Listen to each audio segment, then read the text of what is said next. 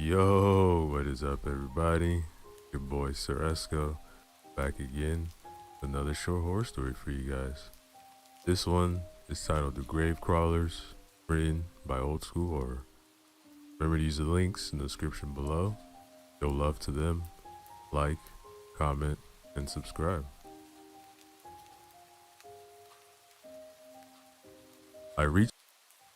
Yo, what is up, everybody? Your boy Ceresco back again with another short horror story for you guys. This one is titled The Grave Crawlers, written by Old School Horror. Remember to use the links in the description below. Show love to them, like, comment, and subscribe. I reached the gates of Whispering Pine Cemetery, but had to stop because my lungs were burning. The hot air outside made my life considerably harder as it dried my mouth and throat mercilessly. My pursuers were not far away, so I had a choice to make. Time was of the essence. I could either continue running or jump the fence to the realm of the dead. Looking to my right, I saw far away the torches of the mob, which was hell-bent on capturing and punishing me. The thievery I had committed was out of the utmost necessity. I still hate myself to this day as I'm writing these pages for that unlawful act. But my punishment had been greater than that which any mob could have inflicted upon me. For what I've experienced that night exceeds the most hellish punishments or nightmares any mind could comprehend.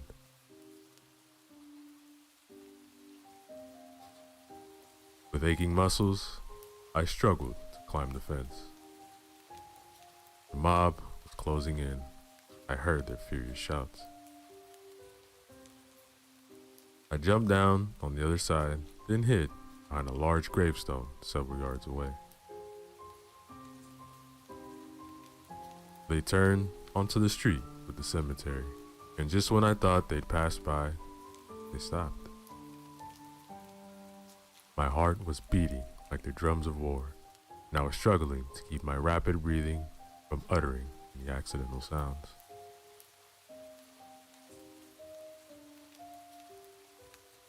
They were arguing outside the fence. Their voices were full of venom, rage. They were eager to capture me. I was praying to God to save me. To my knowledge, nobody had seen my face, so I had a chance to escape. I thought if I could just survive the night without being caught, I could go back to my family. The money I've stolen, I could then help find treatment for my dear daughter, who was in dire need of it.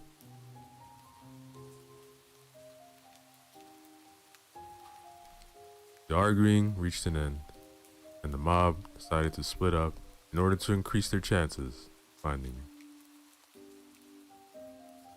I sighed in relief, thanked God for his mercy.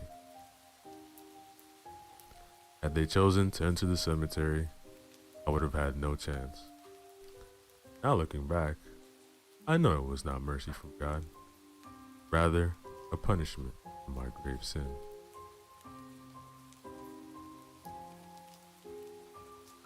I waited until the raging mass of people dispersed and tried to figure out my next steps. One thing was certain, I could not leave this place. Not soon, that is.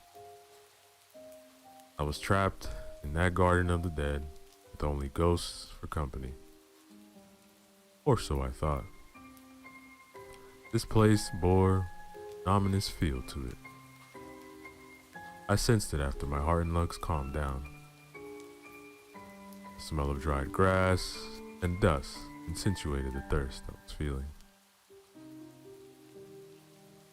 Could have killed for a glass of cold water. Could even drink from a dirty puddle.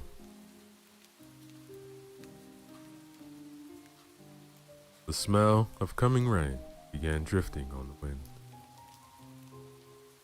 This was welcome at first, as the cooling air brought a much needed relief.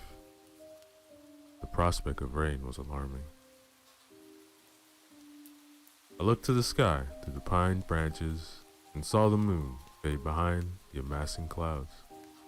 Then turned my gaze to the dark shape, which was looming in the distance like an everlasting curse.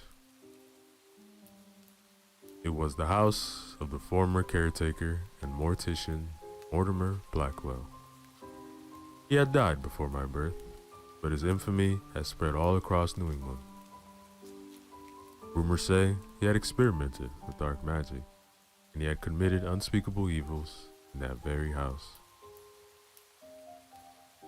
Nobody had the courage to go inside that edifice of conjuring and death. His entire family had perished in the mysterious circumstances after his death.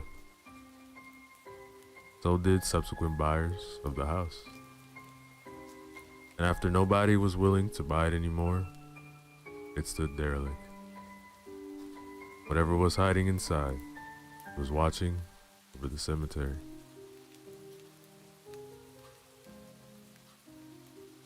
I shuddered as these thoughts ran through my mind.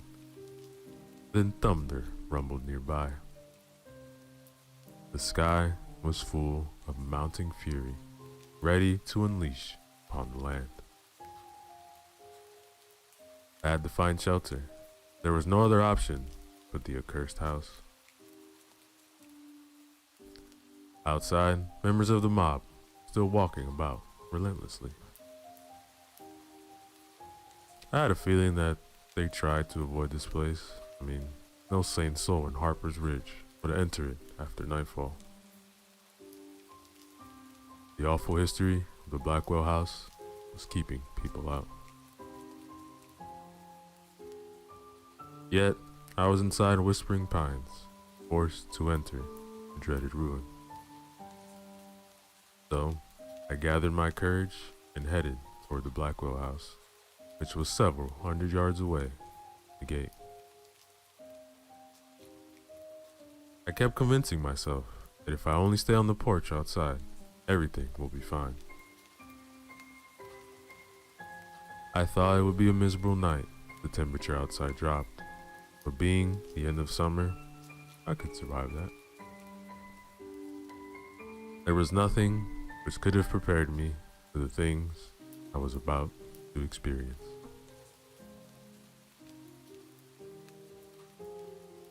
After a cautious walk among tombstones and pines, I reached the rotting corpse of the Blackwell house. The steps leading to the porch were made of stone, just like the stone of the graves in the cemetery. I hesitated to put my foot on the first step leading to this monument of Erebus, the primordial darkness. But as drops of rain began falling, I took the step with trembling feet.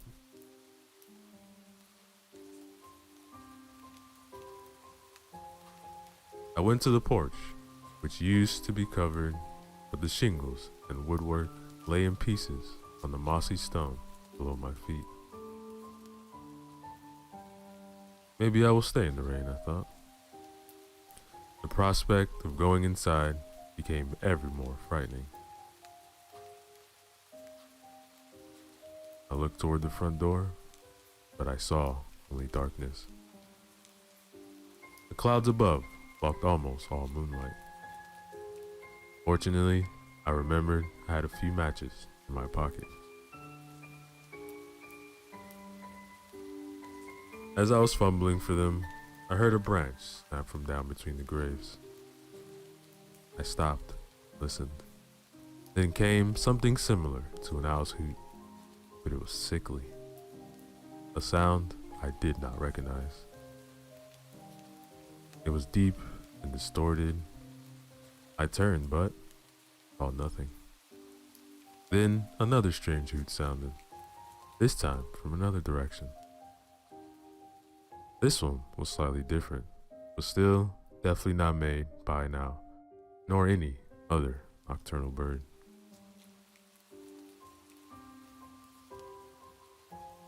A long pause followed. I did not move for several seconds, but then resumed my search for the matches. Finally, I found them. I took the small matchbox in my hand and opened it. I felt I have only a few pieces left in the box. Providence was surely not on my side.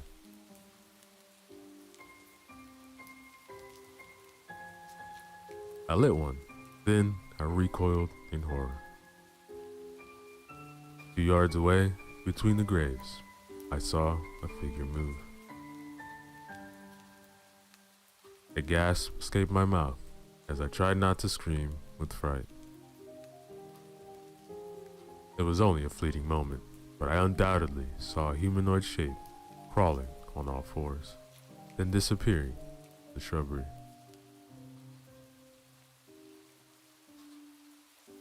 The match was quickly burning down, so I threw it away, took out another one. I lit it and tried to look around. The light was meager. The fire was almost touching my finger when I pointed the match to the grave where I saw a figure hide. A pair of bright yellow eyes disappeared behind the stone as the light fell upon it.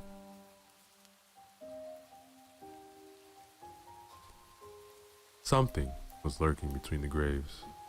There was no doubt in my mind about it. I was trying to convince myself that it was only an animal, but its movements were unlike that of any creature I knew.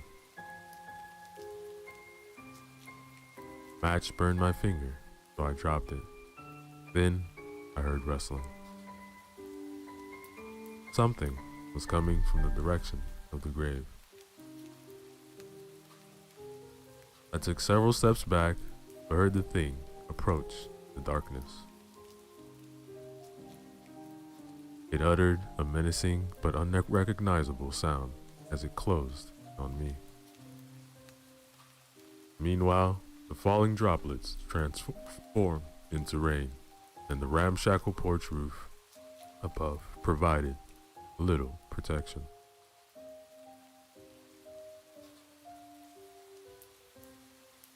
I dreaded the thought of entering the accursed house, but I dreaded more the creature a few steps in front of me.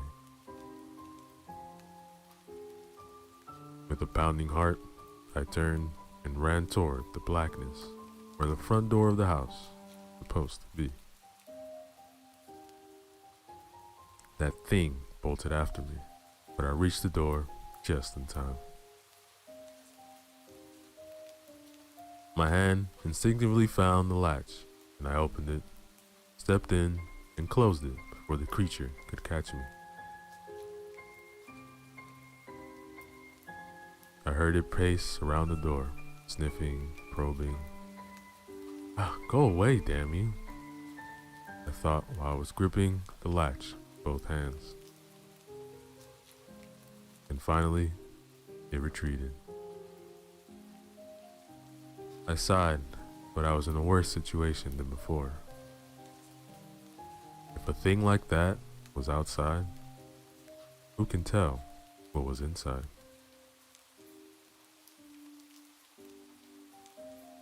The smells drifting in the house were the most unnerving and peculiar. I felt as if I stepped inside a crypt, not the ruins of a house.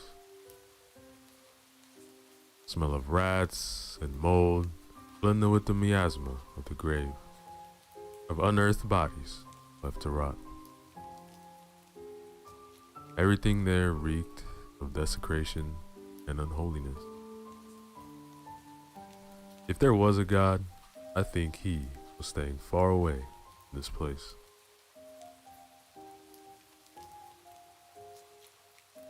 I held the door for some time, anticipating the creature's return, but it did not come back. I was suspecting its intent was to come in through a different entrance to surprise me. After it left, only silence remained. Faint skittering hit my ears.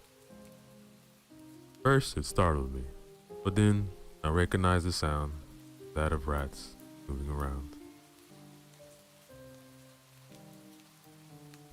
I lit another match and looked around. Lots of debris lay about the house. A few feet away, I noticed a heap of old wood planks. I picked up a thin piece and held it inside the flame.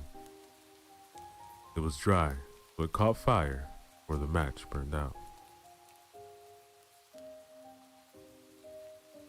By the light of the meager flame, I searched the heap for the plank sturdy enough to prop the door with.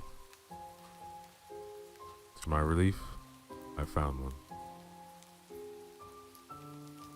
After propping the door, I turned with the intent of exploring my surroundings. It was not the prospect of discovery which was fueling me, but the assurance of security.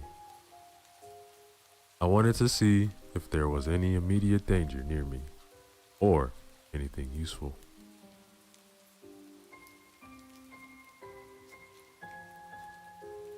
It was clear to me that surviving the night was exceptionally more difficult than I had imagined previously. At least I was sure the mob was not coming after me there. As I walked into the living room, I heard and felt the floorboards creak painfully under my weight. A thick layer of cobwebs and dust covered everything. Rat droppings everywhere. I noticed a large table in the living room, and my heart began pounding after seeing what was on it. An oil lamp enveloped in thick cobwebs lay upon top of it for who knows how long. I paced to the table, took the lamp, and in my hand, I felt right away there was still some oil in it. It was the most welcome find, just like a thirsty man finding water in the desert. Some unfortunate soul who had entered this God-forsaken place must have left it on the table a long time ago.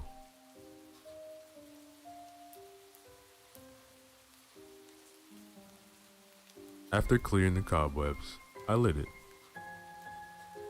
At first, the light it gave out was faint, but the flame got bigger after several seconds and illuminated the place much better.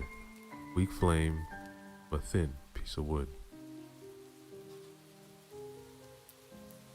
Now, as the inside of the house was illuminated better, I saw my surroundings more clearly. The floor had several holes in it, and I noticed a large rat climb out of one of the holes. The light visibly confused it, and after staring at me with its beady eyes, it walked away nonchalantly to a dark corner while passing close before me.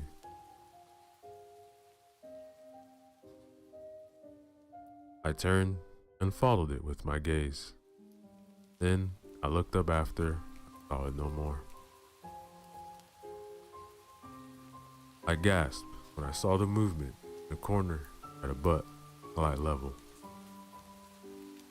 Something was moving there, or maybe my mind was playing tricks on me.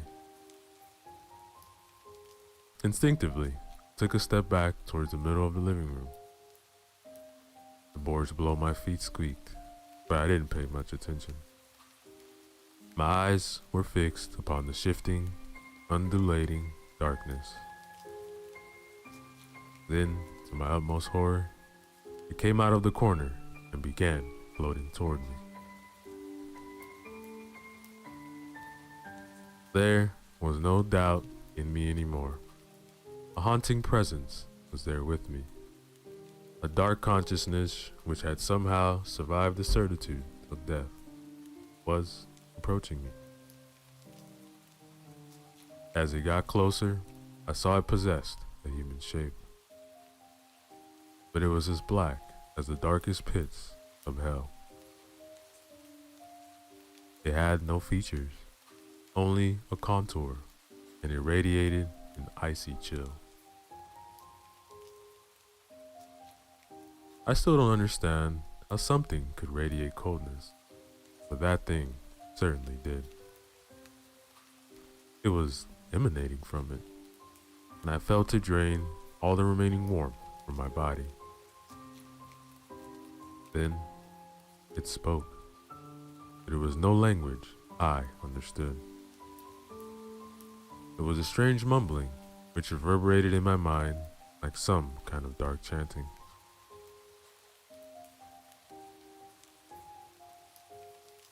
I took several steps back while my skin was crawling from the icy touch of fear. Then, on my last step, I heard a crack, and I was falling backward into the abyss. I screamed, of course, as the fall came as a surprise. I instinctively clutched the oil lamp close to my body to avoid breaking it. The last thing I wanted to do was set myself alight. I was expecting to hurt myself, but to my surprise, I felt on something really soft. The smell which hit me was atrocious. It was like being locked in a coffin with a rotting corpse for company.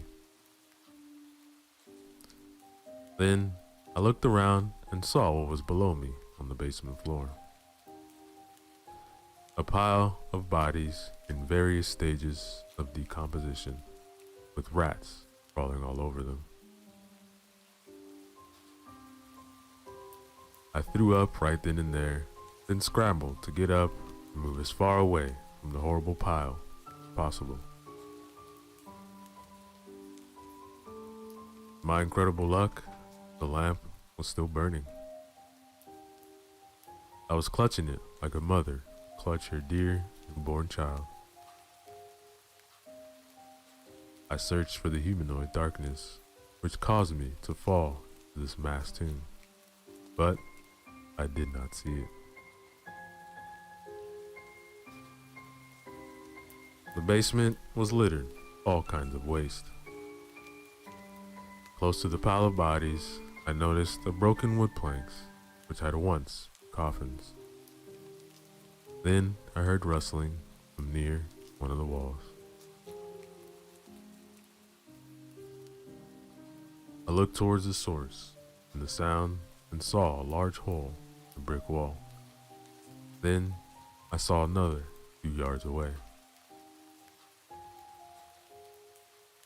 Rustling became louder.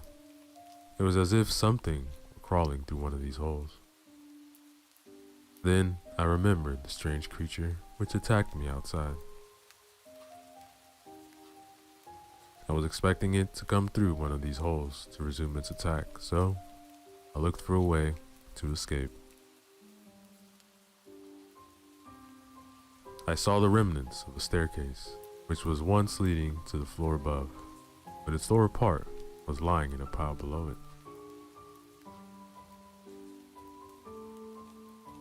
I had looked towards the hole again as the crawling intensified, and I saw the creature. It stuck its head out, its fiery eyes gleaming with otherworldly radiance. In its mouth, a human hand was dangling. Bluish and rotten, it had most likely ripped it off a cadaver somewhere in the cemetery. When I saw the creature with the hand in its mouth, I realized what that place was. An unholy feeding ground for the monstrosities born of the dark magic and necromancy perpetrated in the Blackwell house. I had no time to ponder more on the subject, however, because in the second hole, another creature appeared. This one had no body part in its mouth. It uttered a screech, which I felt inside my bones.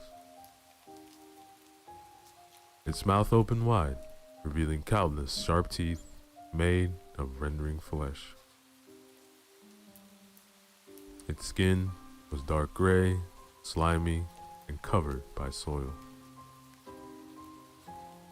The creature had thin, long hands and a large palm, adapted to dig tunnels through hard soil and rip coffins apart.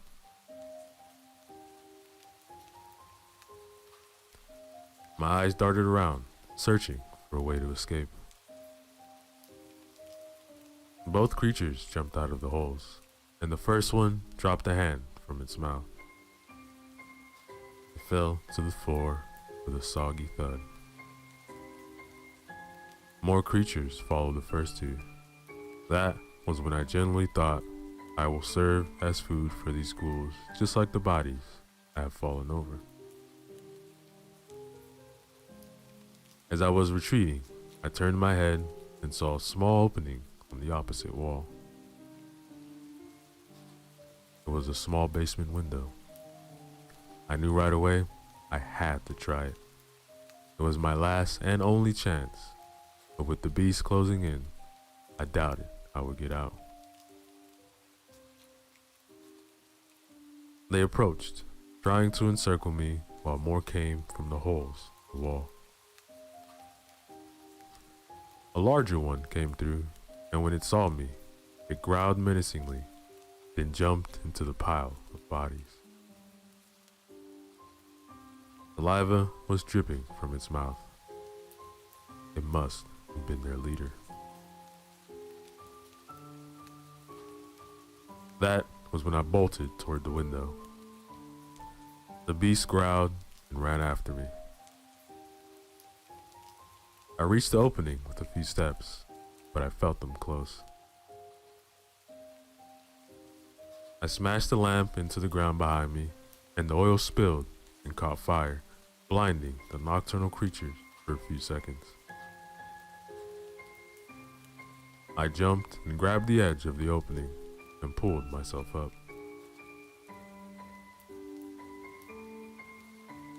Under normal circumstances, I'm not sure I would have done that feat, but panic made me strong for a few seconds. I almost dragged both my feet up when I felt claws dig into my flesh.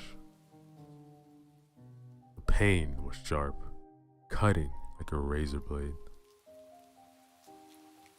I screamed, caring not about who might hear me from the streets outside. At that time, I preferred the people hunting me infinitely more than the ghouls from the abyss. The creature was dragging me down, its claws sunk into my flesh like hooks. I clawed at the stone, trying to overcome the pulling force, but then felt the beast clawing itself up my body. I shrieked as I felt the claws dig into my buttocks and lower back. Then, involuntarily, I struck the window pane, which was already cracked. It broke into several pieces, and I grabbed one shard with my right hand. As the creature made his way up, I stabbed backward behind my ear. It screamed as the shard sunk most likely into its eye. I felt a cold, vicious fluid cover the right side of my face and neck. It reeked of the grave. The monster fell backward, and I no longer felt its weight dragging me down. I then quickly grabbed the rim where the window pane used to be and pulled with all my might.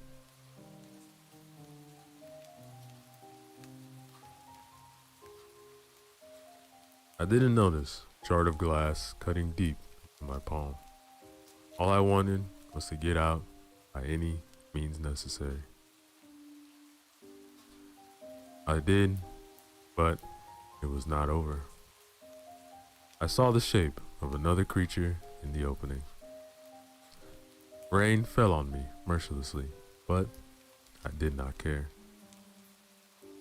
It washed away the putrescent gore, which struck to me when I fell onto the pile in the foul blood of the monster I'd stabbed.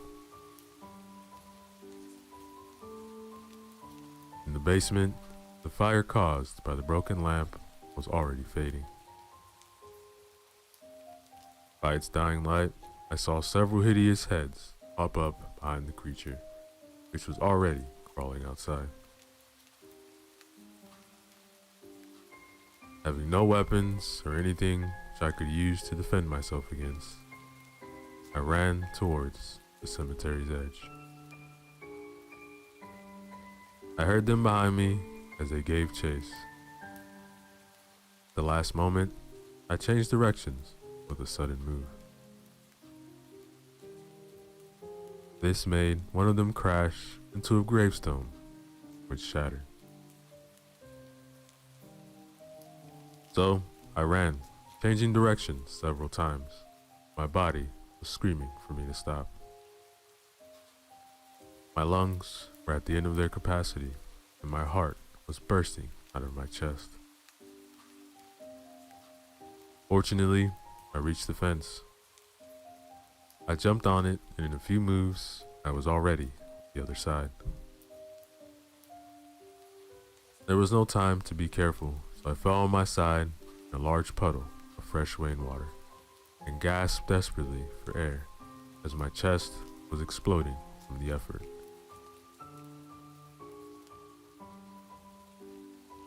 I turned on my back and heard the distant shouts of the people who had been chasing me.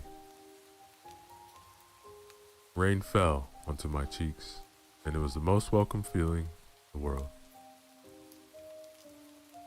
No abysmal monster jumped the fence to kill me.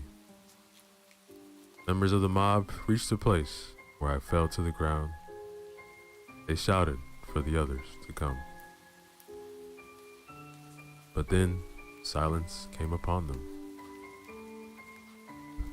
I sat up and looked between the iron bars toward the darkness of the cemetery. The men screamed in fear, abandoned all prospects of capturing me, then ran in all directions. There, the crepuscular domain of the dead, countless grotesque figures were watching with burning hatred and hunger in their long, dead eyes. But whatever ancient curse had awakened them, it also forbade them to step beyond the boundary of their domain. One by one, they faded back into the shadows. They retreated to the house of death, where the frigid ghost, Mortimer Blackwell, was still watching over his children. That, ladies and gentlemen, is the end of our story.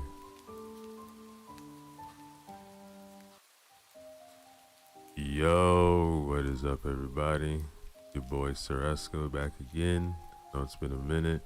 Hopefully y'all been keeping well.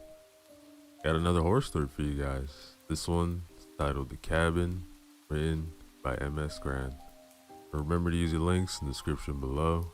Show love to them. Like, comment, subscribe. The Cabin. I'm writing this so that people will know what happened and what drove me to do what I did.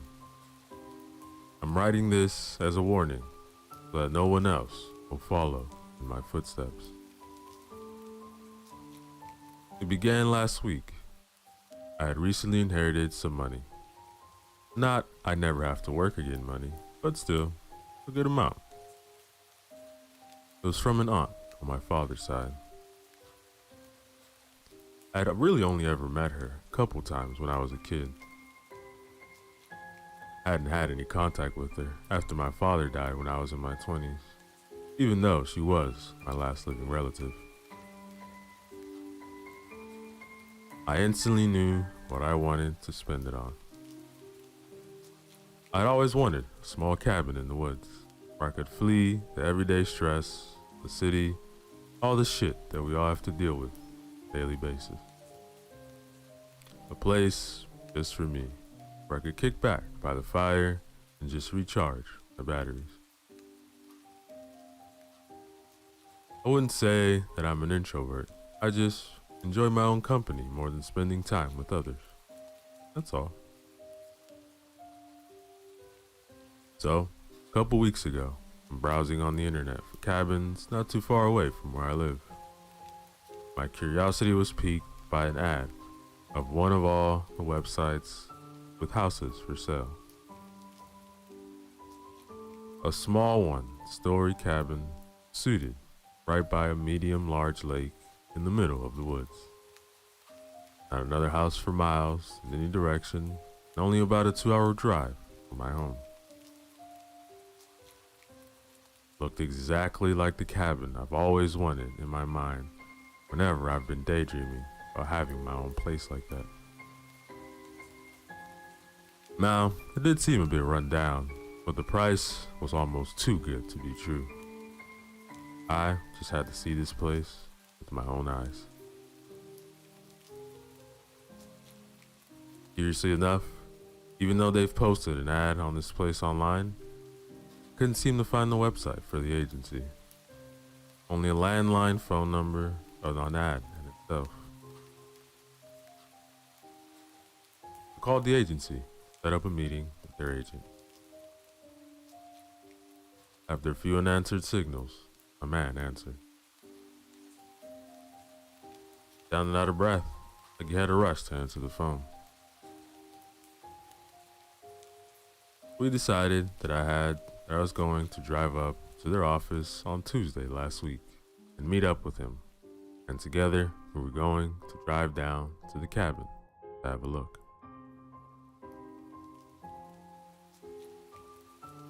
So, come Tuesday, I'm super excited all day and feeling good about this place. 2 minutes after I got off work, I'm in my car, typing in the address to the agency, my GPS. Off I go. The office was located in a small town not too far from the cabin. About 30 minutes by car. The town itself was your typical small community with small shops and stores that looked like they had been owned by the same family for generations. A small church, kids playing in their yards with the fallen autumn leaves. Seemed to be quite a peaceful place to live. Typical, everybody knows everybody place. The not so gentle GPS voice abruptly advised me that I was coming up to my destination in a couple minutes. I took a turn and saw the sign for the agency, the other side of the street. I turned my car around at the next intersection, and when I came up to the place, a man was standing outside with a briefcase, constantly checking his watch, clearly waiting for someone to arrive. I parked my car, got out, to go over to the agency, when the man looked over my way. "Yeah, you're here for the cabin, right?" "Cabin by the lake?" Yes, I am." "All right, well, let's get going." He got into his car that was parked down the street and asked me to follow him in my car.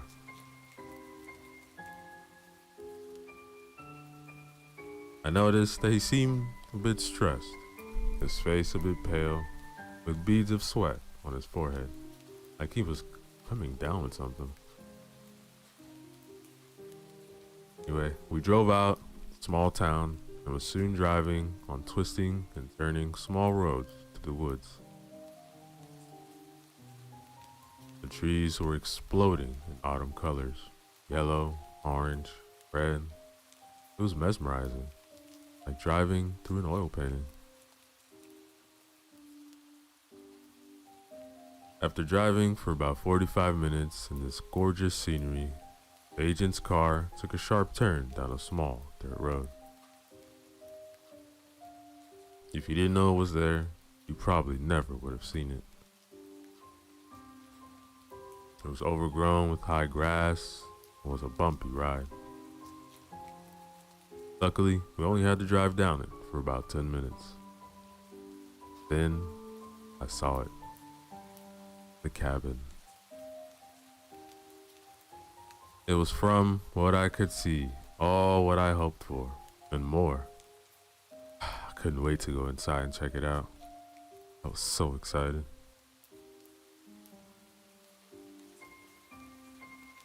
I parked my car next to his and got out. So, here we are. Indeed. God, what a beautiful place, I whispered to myself while looking around. The cabin was just like in the ad. A small, dark wooden house right next to the lake. The lake itself looked a lot bigger than it did in the small photos that I'd seen. The surroundings were all forest. Everywhere you looked, all you saw were giant, ancient, majestic trees reaching for the skies, now full color. The ground was covered with the fallen leaves, some dancing around in circles, and the mild winds blowing. You really smell the fall air. Soon it would be winter, and I could only imagine how beautiful this place would look, covered in snow.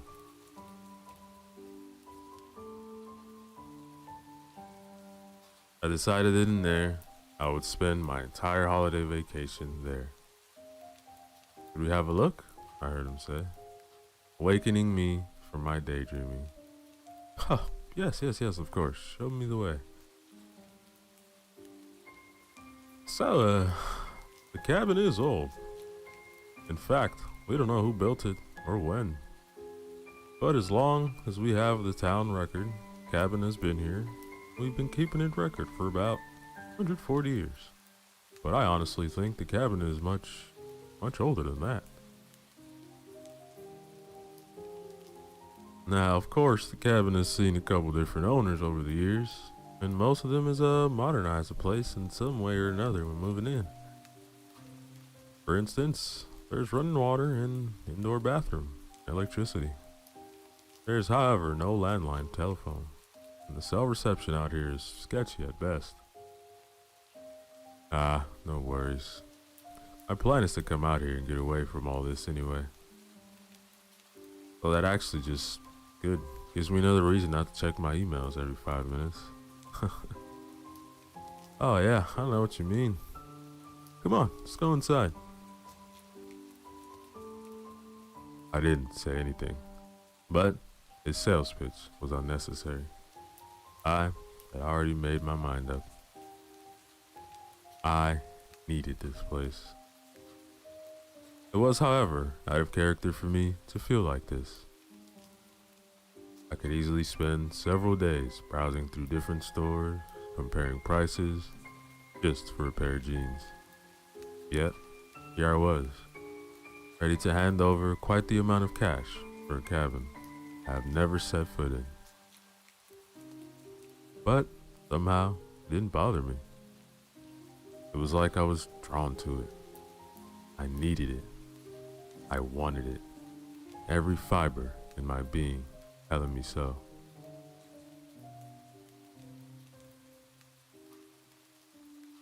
The front door opened straight into a large living room. In the wall to my right, there was a big stone fireplace, beautifully and masterfully built, with large stones, different forms and sizes, carefully placed like a jigsaw puzzle, framing the fireplace. Opposite to my left was a door to the bedroom. Next to that, the door to the bathroom. I immediately fell even more in love with this place. I was so into that, I at first didn't even reflect over the fact that it was furnished.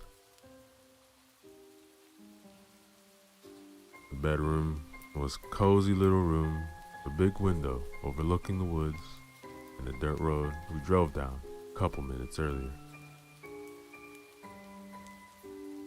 The front window, there hung old see-through once white curtains. You know, the ones grandmas always have for some reason. An old sturdy bed stood in the center of the room, complete with madras and bedspreads. If not for all the dust, it looked like someone had just got up from this morning and left it. Next to the bed, there was a small-sized table with a candle holder, covered in old melted sterric.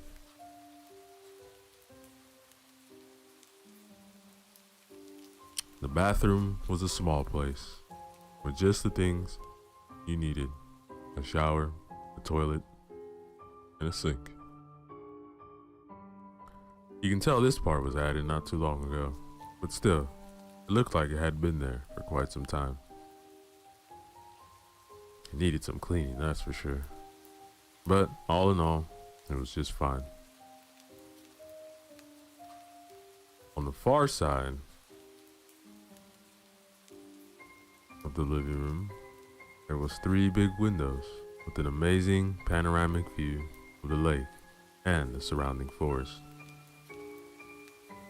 That was about it. The cabin wasn't much more than that, which was perfectly fine by me. I certainly didn't need any more than this. I already see myself sitting in front of the fire, a glass of scotch, and nothing on my mind. This place was perfect. Yeah, the previous owners left everything behind, it seems, the agent suddenly said. Can't for sure tell you what happened to them. I just know we got a letter from them, including the keys to the cabin, saying they had to move and that we should contact them when the place got sold to wire their money. You keep the furniture if you want, or replace it, or whatever. Weird though. I thought, but not unheard of, many people can move in a hurry for any number of reasons.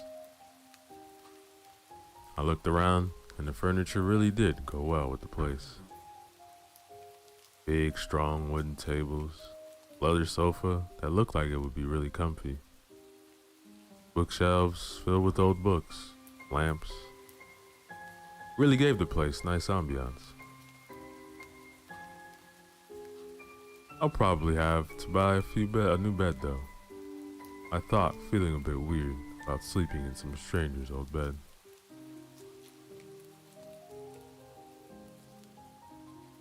I went over to the big windows to take a little look over the amazing view. The last rays of the sun gently kissing the lake and the woods. It was first then that I noticed an opening to my right, on the same side as the fireplace. It led into a small kitchen, which had all the basics. Nothing fancy, but just what you needed. There was also a back door from the kitchen leading out to the backyard, right by the lake. I opened the door and took a step out. I closed my eyes, took a deep breath of the crisp autumn air. It filled my lungs, and I could feel myself growing calm. Slowly, I opened my eyes to the view in front of me, took it all in. It was truly amazing, a little piece of paradise.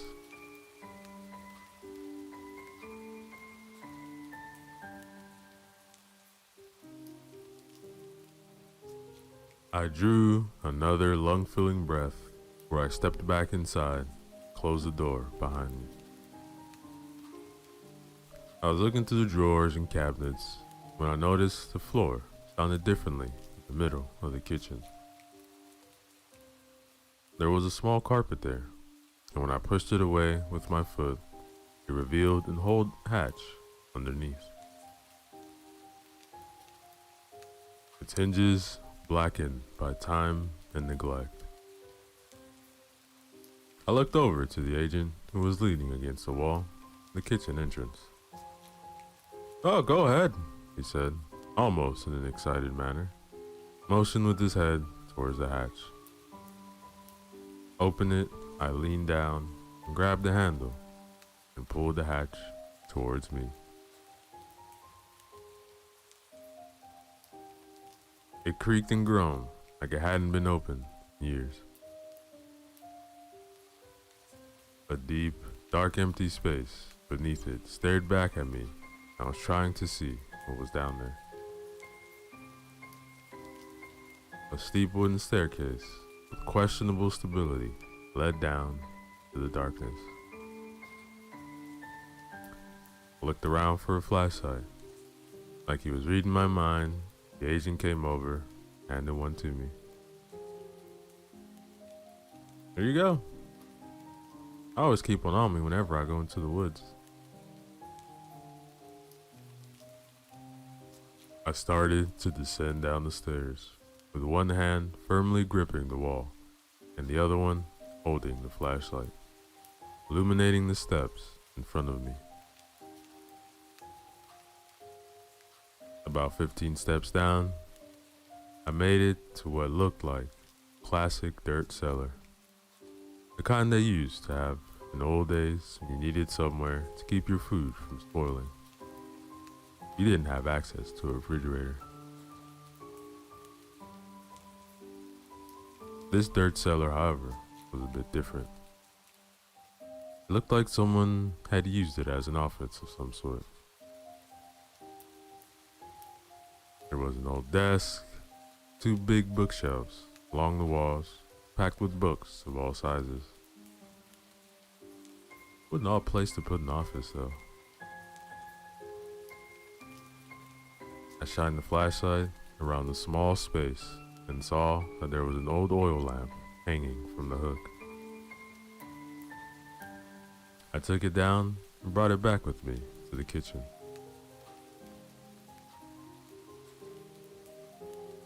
I gotta say, I really love this place. But I gotta ask, why the cheap price? Well, to be honest, we've had this place on the market for quite some time now, without any luck. I really don't know why no one else has come along sooner and swooped this beauty up, because as you've seen for yourself, it's a beautiful and well-maintained place. Hell, if I had the money myself, it really is something. You know what? I'll take it. Where do I sign? I didn't think he could possibly smile any wider than he had done this whole time. But when I said I wanted to buy the place, I swear I thought his face would crack from how wide his smile was. Right here, he said while opening his briefcase that had been holding on to his whole time. Tossed it on the kitchen counter and opened the clasps on either side, pulled out a stack of papers. He had the contract drawn up and ready to be signed. Sign here, there, initials there, and there. He looked almost like someone who had 9 out of the 10 lottery numbers down and just wanted for that jackpot number. I put down my last initials and noticed how he was breathing heavily and started to sweat a little. All right, there you go. You're officially a cabin owner. Congratulations. Thank you very much. But what about the money? Oh, there's an account number in there somewhere. Just wire the money when you can. I trust you. Okay. Yeah, I'll do that as soon as I have access to the internet again. Perfect. Well, I've got to go. I have a long drive home and it really gets dark out here. Yeah, me as well. You mean you're not staying here tonight? Oh, no. I have work tomorrow. I need to get some stuff from home before I can stay the night here. I'll probably drive up this weekend to get settled. Oh, I see. He looked almost disappointed. Alright, well, drive safe and don't hesitate to call if you need anything. And with that, he was out the door, and within minutes, driving up the dirt road again.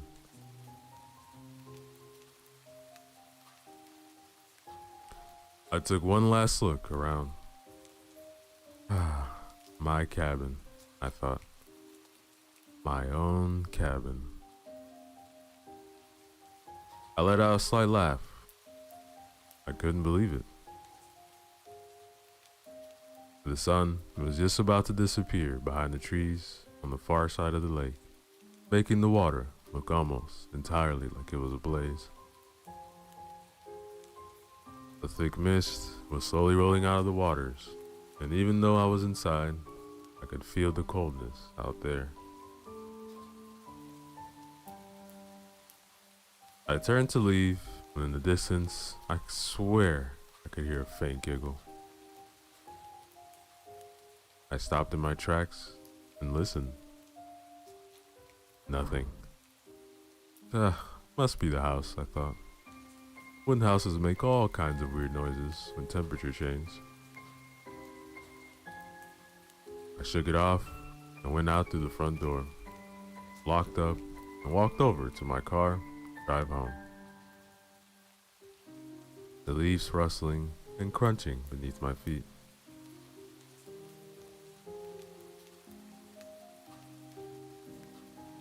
It was completely dark out by now, and I had to take it real easy to find my way out the main road again.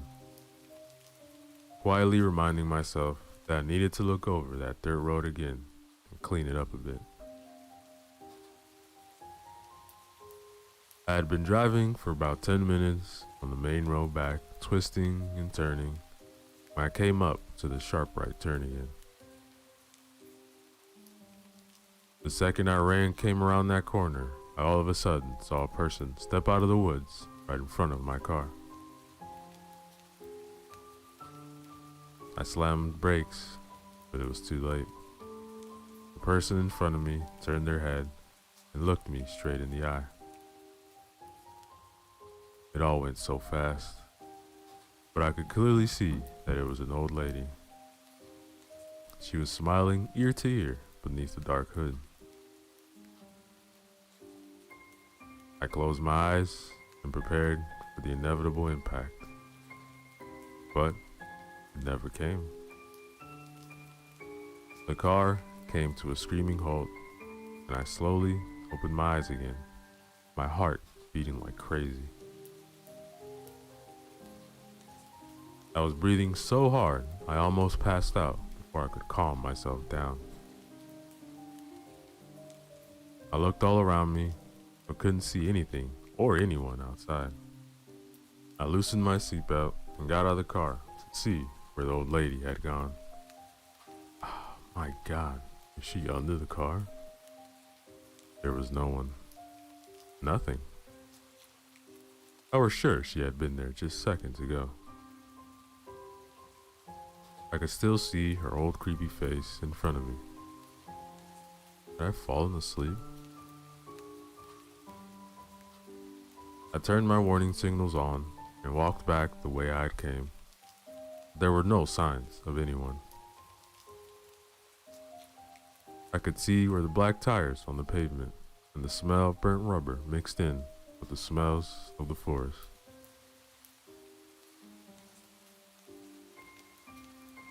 The wind was picking up, thrashing and tarring the huge trees from one side to another. Branches cracking and breaking in the wind. In the distance, I heard a lone owl howl. After looking around for a while, I, without finding any evidence for an old lady, or any other person for that matter, got back into my car, drove all the way home. The rest of the way being uneventful.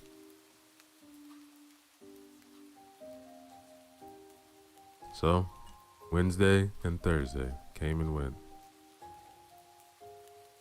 I had put the incident with my car behind me and wrote it down as stress or sleep deprivation, and was so ready to get back to my cabin, spend first of many weekends. My cabin, I thought with a smile. My bags were packed and I already was in the car. I hadn't had time to look for a new bed yet, but figured that I would just throw some blankets over the existing one and make it through the first couple of nights like that.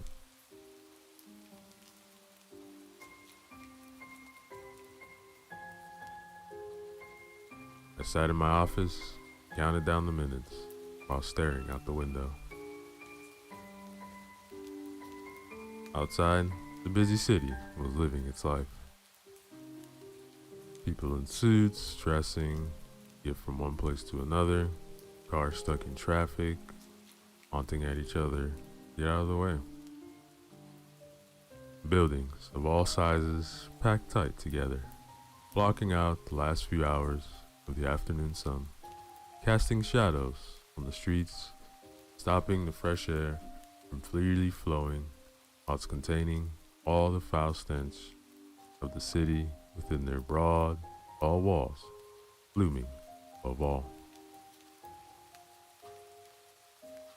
I absolutely couldn't stand it there. I felt claustrophobic among all this. I needed to get back out there, to the cabin. I closed my eyes while listening to the clock on the wall, slowly counting down in seconds.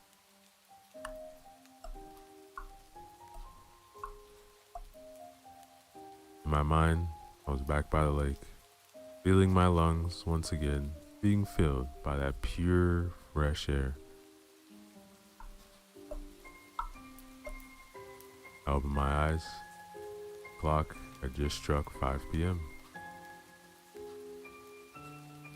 I slammed my laptop together, grabbed my stuff, and took off to the elevator and pressed the button for the garage. The elevator stopped on each floor to let more people in, pushing me further back. I could feel the panic of this containment creep closer. My pulse beating faster and faster. I stood in the corner at the back of the elevator when the doors opened once again. I couldn't see much from my position. A small metal box now packed with people, all wanting to get home as soon as possible.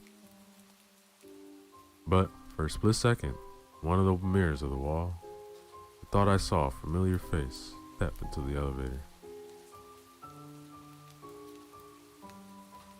I tried to look past all the suits, all the trench coats in front of me, and that's when I saw her. One quick glimpse was all I got, but I saw her. The only one not facing the doors, but staring me straight in the eye. There she stood, the old woman that I thought I had ran over the other day, smiling. I only saw her for a split second, and when the doors finally opened again and people started to exit, she was gone.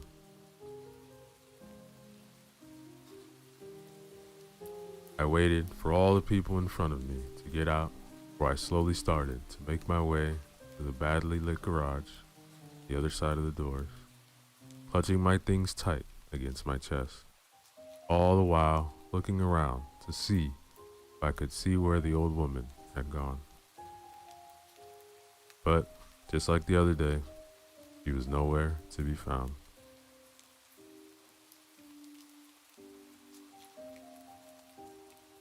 I finally got to the car, sat down, and closed the door behind me. I took a deep breath. You're imagining things. Come on. Another breath, I slapped myself to return to reality. And then finally, I was on my way. I got up to the cabin around 7 p.m. The sun was in vain struggling to illuminate on the oncoming night sky. The trees looked just as beautiful as a couple days ago. Majestic, beautiful, huge. I wondered how old they could be, how long they had stood there, dancing in the wind, their roots digging deeper and deeper to the soil for each coming year. What secrets do they keep? What have they seen during their time?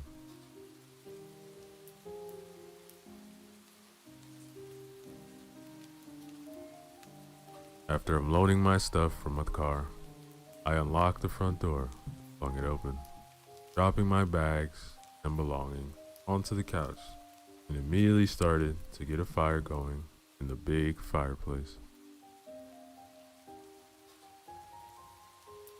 The soothing sound of the wood starting to crackle, catch on fire, soon filled the small living room, along with the calming smell of a warm fire.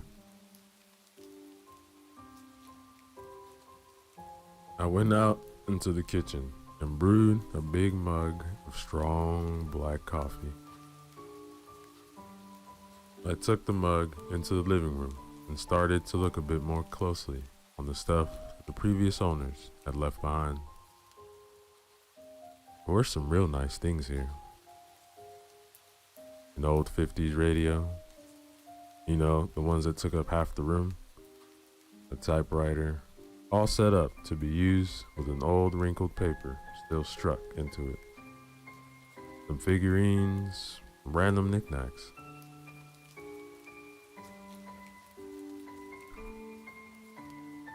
I started to go over the books on the bookshelf, but noticed that they all had the same theme. They were really old books, like really old antiques, about spirituality, religions, dark magic, crystals, stuff like that. I'd never really been interested in things like that, but I got intrigued.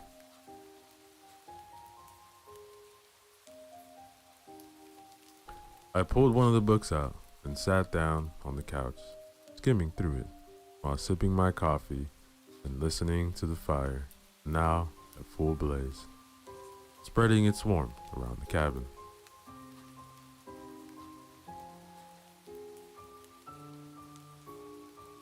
I can't understand how people still believe in this stuff, thought to myself, while flipping through the pages. I went to put the book back up on the shelf when I noticed a painting hanging over the fireplace. How have I not noticed this before? It was a big oil painting with a thick hand carved dark wooden frame.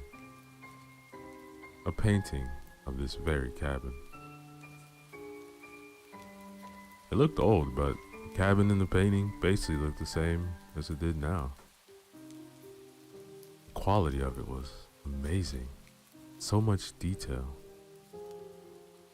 All the small differences in the colors of the wood, the hundreds, if not thousands of leaves on the trees, each carefully painted.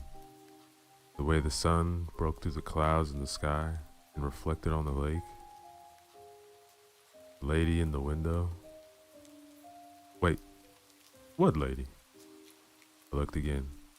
There was no one in the window. I had to rub my eyes, but I swear I saw someone there just now. Must just be getting tired and hungry. I could hear my stomach growl, and I hadn't eaten since lunch. I brushed away the unsettling feeling of the painting and went back into the small kitchen. Ah, damn! I was supposed to stop and buy groceries on my way up. I had totally forgotten. I had literally nothing to eat. Well, I better drive into the small town and get some food. I downed my last coffee and placed the mug on the mantelpiece, and then stepped through the front door.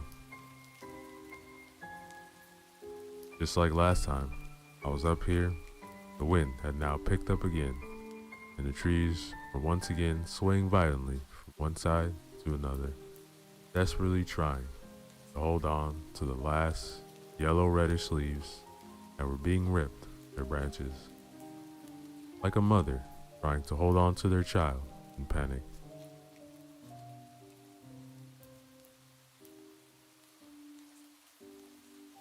I got out to my car and started to drive away when I took a quick look in my rearview mirror and saw the exact spot that the painter must have stood while creating a painting above the fireplace.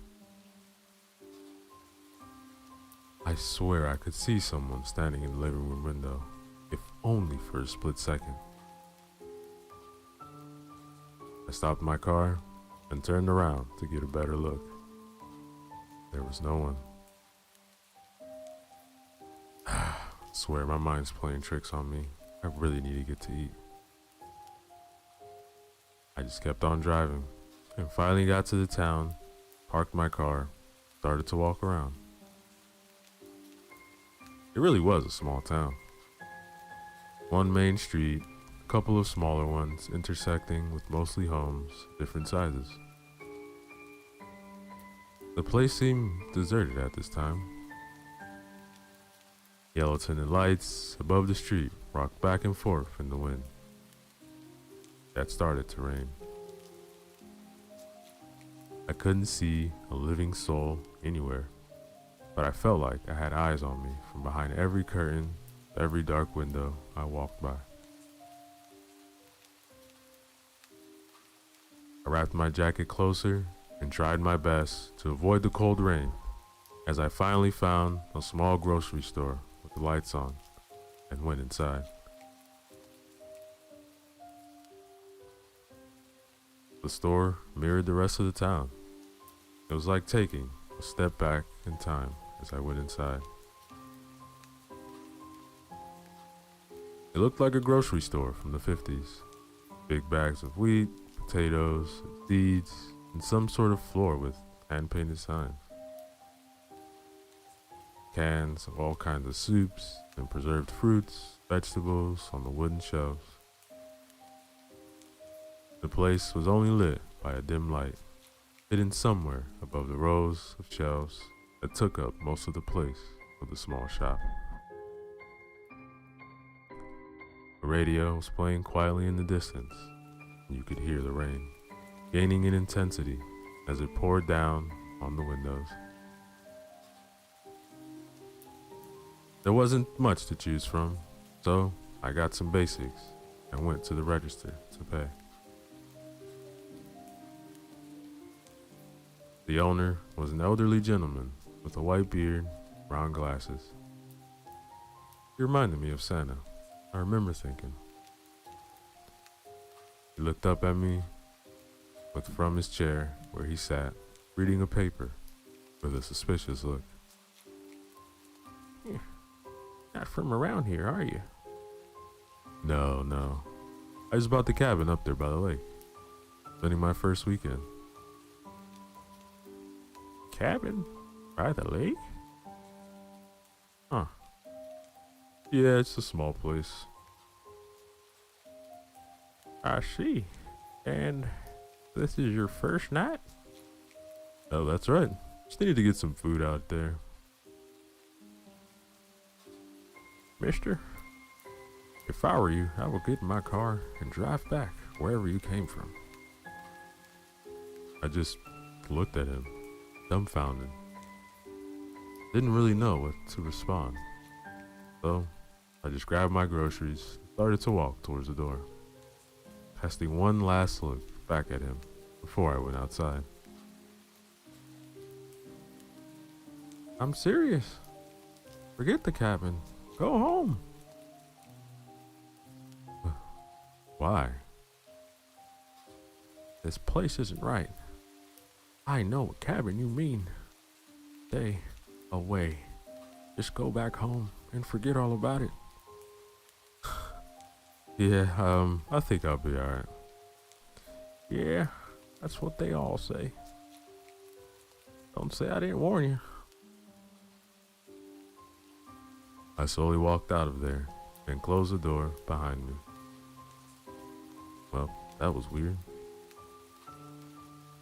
I started to walk down the street, the rain now absolutely pouring down seemingly from all directions.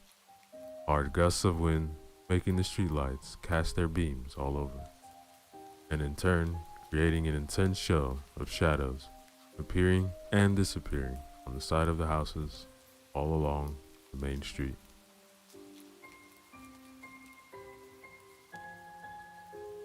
I realized I was close to the agency, where I had met the agent on Tuesday. But when I came up to the spot where we met, the place was all boarded up. And oddly enough, it looked like it had been like that for some time. The wood on the boards looked old and weathered, rusty nails protruding from the sides, like it had been nailed to the wall for ages. There was no sign of having any kind of business for years, let alone 3 days before. I tried to peek inside between the moldy, smelling boards, but couldn't see much. It seemed completely empty and abandoned.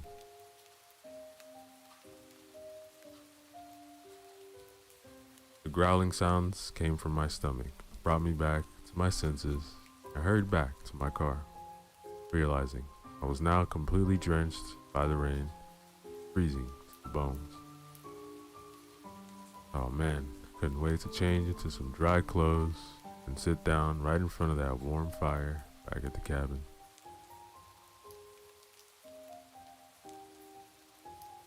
On the way back, I remembered that I still had the agent's number in my list of recently called numbers on my phone. He did say I could call if I had any questions. So I called him up to check what had happened to their office.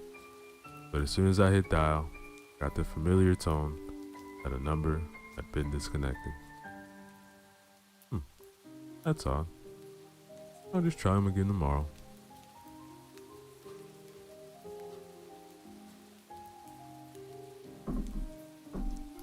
The whole drive back, I couldn't shake the comments from the old man at the grocery store.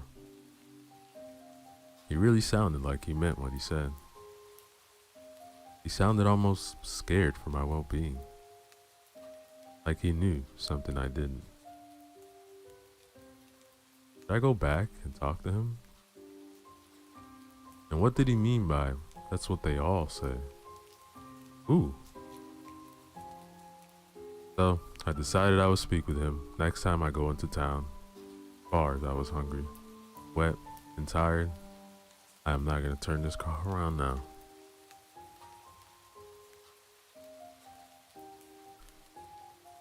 When I got back to the cabin, I parked the car and quickly went inside. So hungry, I was about to pass out. So, I went into the kitchen, found the saucepan. It didn't look too nasty.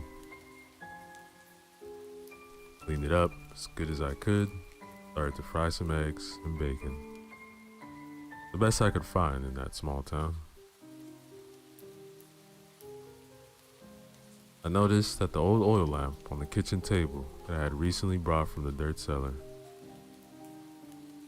I wonder if the old owners had left any lamp oil laying around, and I started to look. After moving some stuff, I found a bottle with some fluid left and filled it up and lit it. It really gave a cozy light and a nice smell. I left it on the kitchen table while finishing making my late dinner.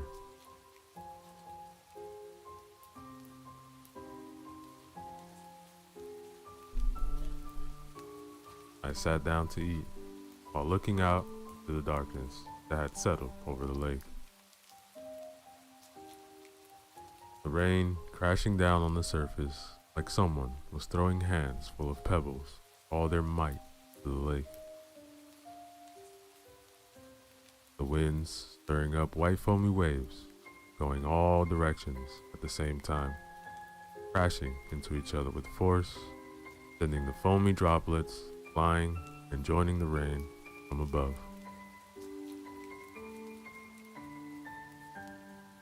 The cabin was moaning and creaking in the wind, and the rain was hitting the window so hard I almost started to worry it could break the thin glass panes by the sheer impact.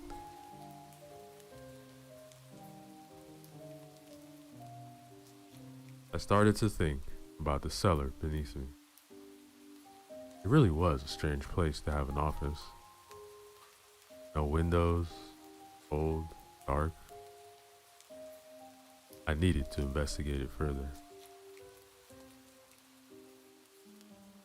I finished my dinner and placed the dishes in the sink.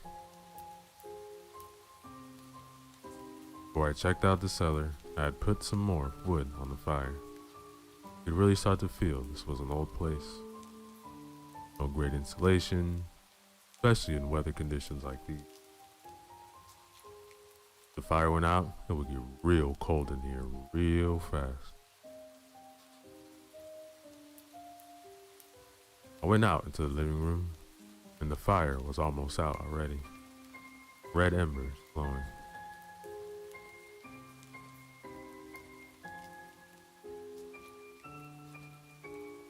It was dark. In the window by the front door, the same window that you could see the painting over, was an old ugly lamp with a dark orange lampshade. I went over and turned it on. It flicked a bit, but it lit up after a while. It didn't do much to illuminate the room though.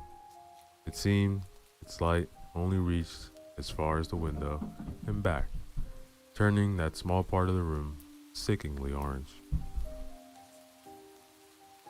I went over to the fireplace and found two big logs. I went over next to it, turned it on. These would do fine. As I turned to go back to the kitchen and down the cellar, I saw out of the corner of my eye a painting. There's a light in the window.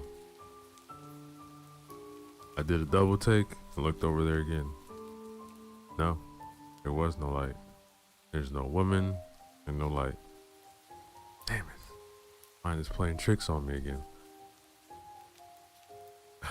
Must be all this fresh air or internet absent or something.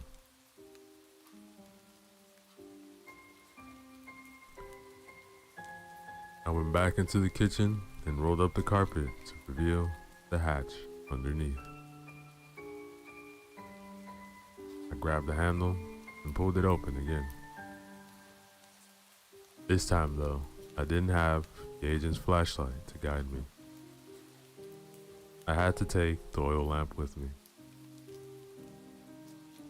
It didn't light up anywhere near as well as the flashlight, but it was better than nothing. I got down and started to look around. The desk was an old, massive wooden desk. Oak, I think. How on earth did they get it down through that narrow hatch? The floor was basically just packed dirt. The walls were made of wood and the same kind that the rest of the cabin was. You could smell the rain from outside being soaked up by the wet ground on the other side of the walls. Two big bookshelves stood to my right, both packed with books. They were all in the same category as the books upstairs. Crystals, demons, witches, stuff like that. Some of them looked extremely old with cracked spines, all leather bound.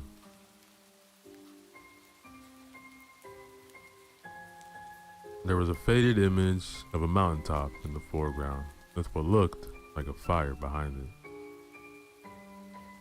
I flipped through the pages, but it was written from foreign language that I couldn't understand. It looked like nothing I had ever seen before.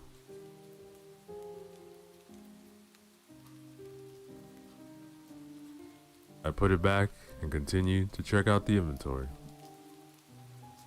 I swear, I thought I could see something stood out against the old spines, tucked away in the back. I removed them and held the oil lamp to get a better look. And there in the back of the shelf was another book. But this one seemed a bit newer than the others. It had no title, no image on the front. In fact, it looked more like a diary than a book. I got intrigued. It was too dark to read down there, so I went to bring the book with me upstairs again. I turned around and towards the staircase. The second I stepped foot on the first step, the hatch above me slammed shut with such a force that it shook the ceiling. I got so startled, I dropped the book, damn near dropped the lamp as well. I rushed up the stairs and tried to open it, but it wouldn't give way. It lifted a few inches before it slammed shut again, almost like someone was standing above it. I swear I heard a giggle like before, only closer.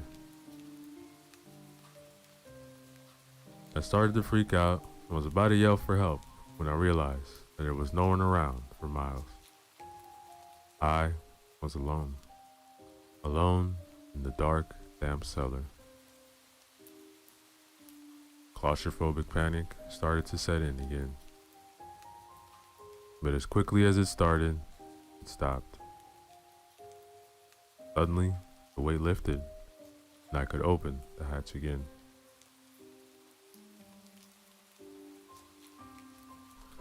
I flung it open and quickly went down to get the book back up from the floor, rushed back up the stairs again, where I just threw myself on the kitchen floor and laid there, breathing for a while, wondering what the hell just happened.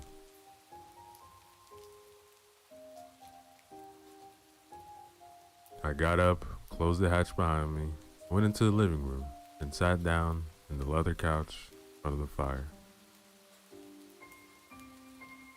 Outside, the weather had not started to settle. It seemed to only get worse. So, I placed the book on the table, got up from the couch, walked over to the big windows overseeing the lake, trying to shake the sudden rush of adrenaline out of my system while watching the storm rip through the surrounding forest outside. I worried a bit if the huge trees near the cabin could withstand such brute force. What if one of the trees would fall over in the wind? It would turn this cabin into tinder in the blink of an eye.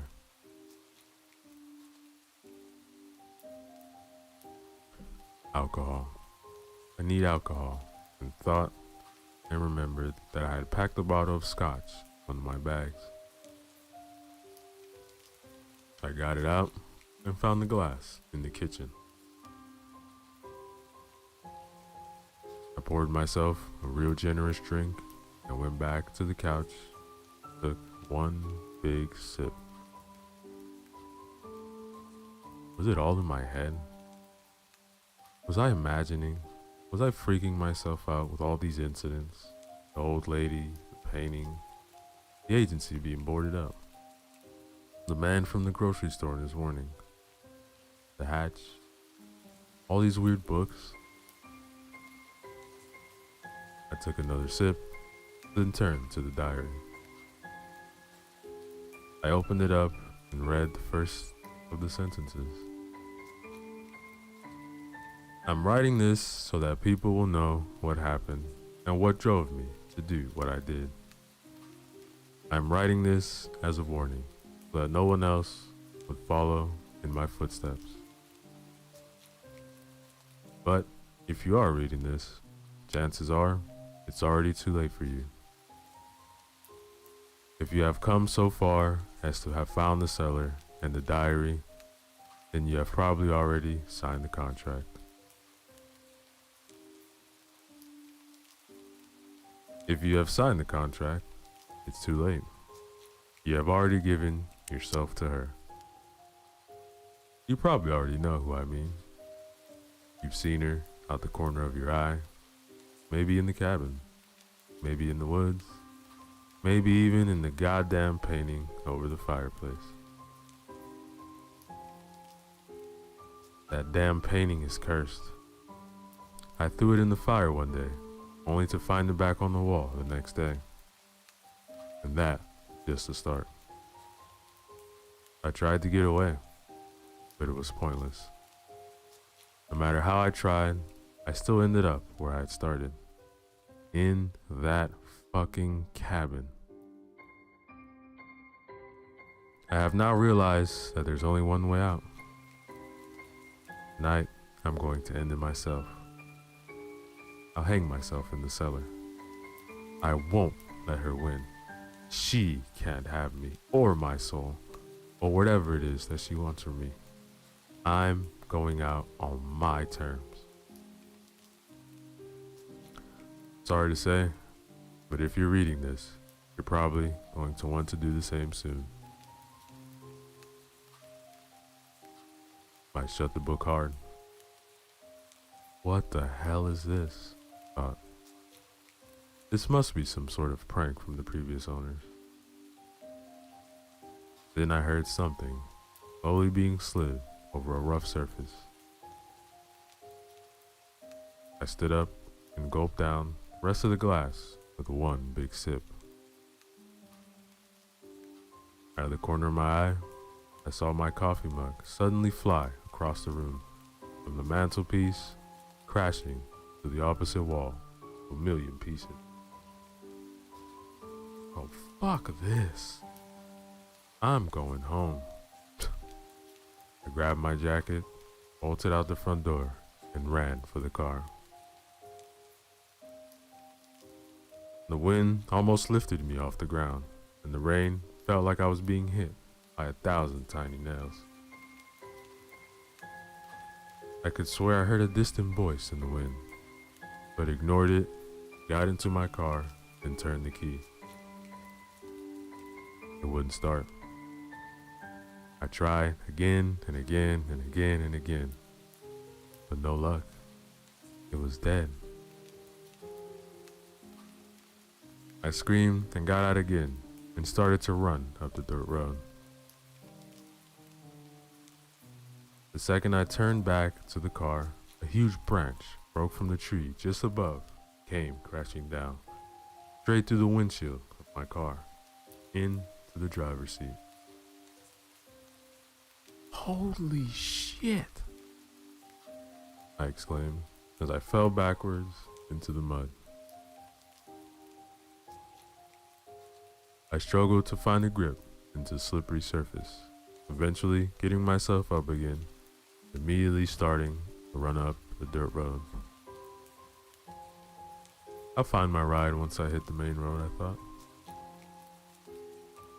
But in a weird sense, it felt like everything around me was trying to stop me from leaving.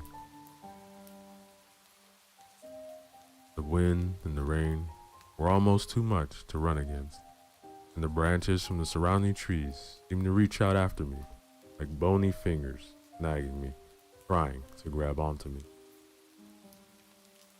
I ran, and ran. Man, was this road always this long? After running for at least 15 minutes in a straight line, I saw a light ahead. Oh, finally. Maybe it's a car. I ran faster. I gave everything I had. Then, in disbelief, I fell to my knees. The light in front of me wasn't from my car. The light was coming from the old ugly lamp in the window. The window of the cabin? Ow, I hadn't made a single turn. How could I be back? I looked behind me to get my bearings. There in the distance, I thought I saw someone standing in the middle of the road. But as soon as I tried to focus and look closer, It seemed like the person disintegrated, blew away like leaves in the wind.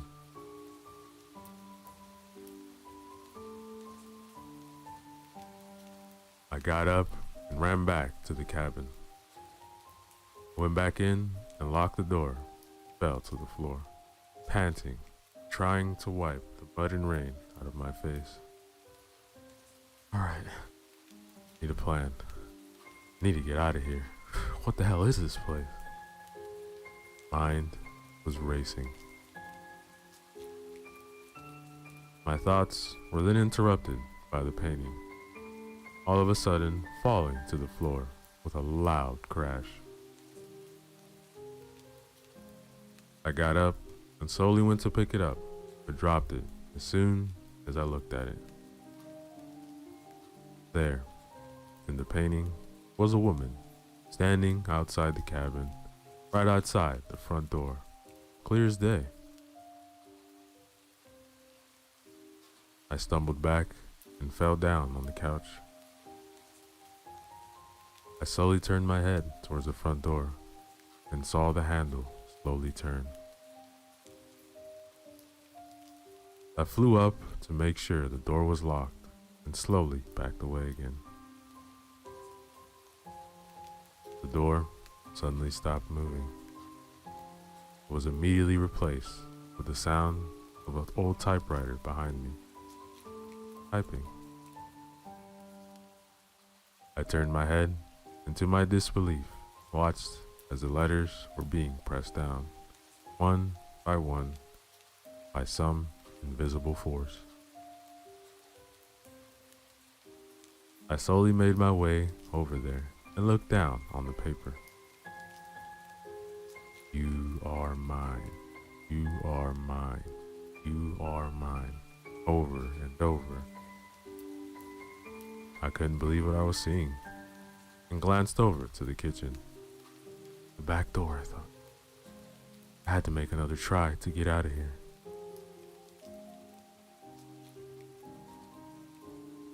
I took off into the kitchen and out the door. Once again, I slid down into the mud and got myself back up again and took off my left into the woods alongside the shore of the lake. There's bound to be a house somewhere along the shore. I tripped and fell. Got branches in my face or my jacket. I didn't care. I was not going to stop. After about 20 minutes, I saw a clearing up to my left. It looked like a camping spot.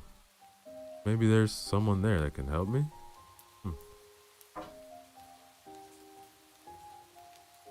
I tried to move as quiet and quick as I could while doing my best to keep the rain out of my face.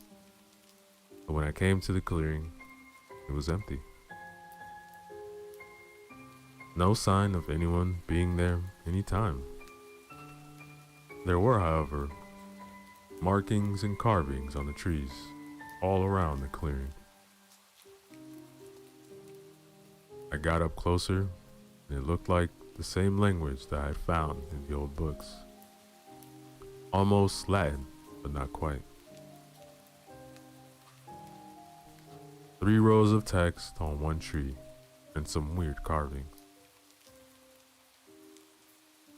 It was hard to make it out in the darkness, but it looked like a crescent moon and something else.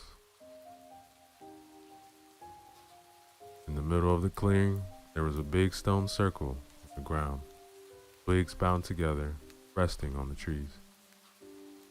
What the hell is this?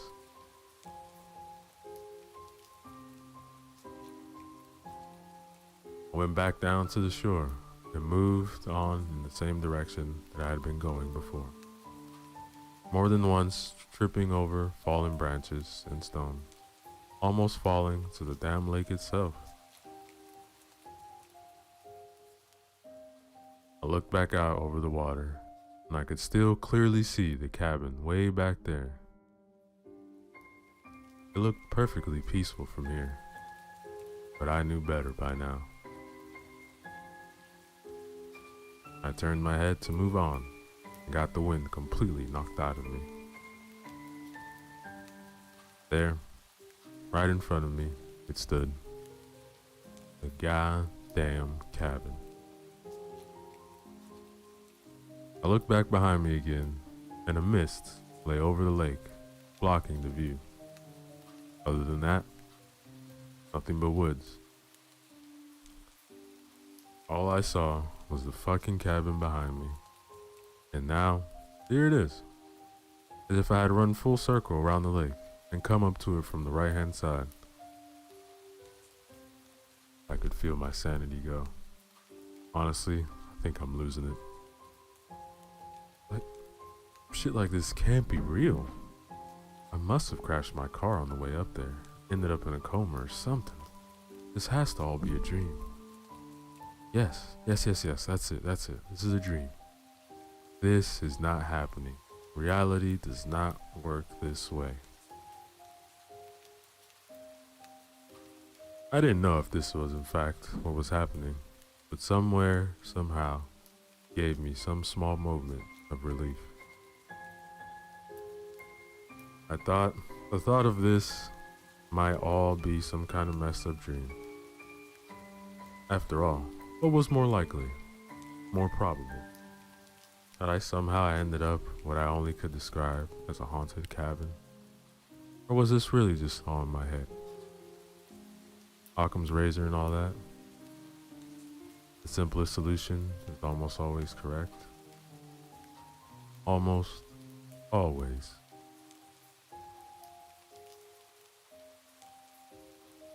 I had no choice to go back into the cabin for a second time since the world turned absolute. I was so cold. My teeth hammering against each other like a jackhammer trying to reach the center of the earth.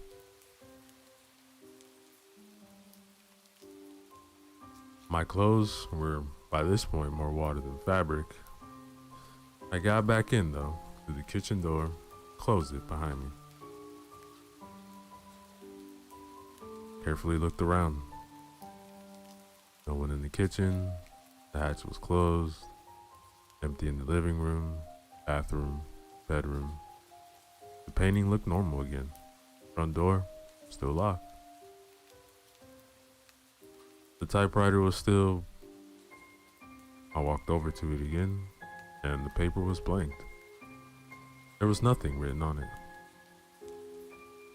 Coma, dream. I must be. Either that or I'm truly losing my mind. I sat down in the couch once again.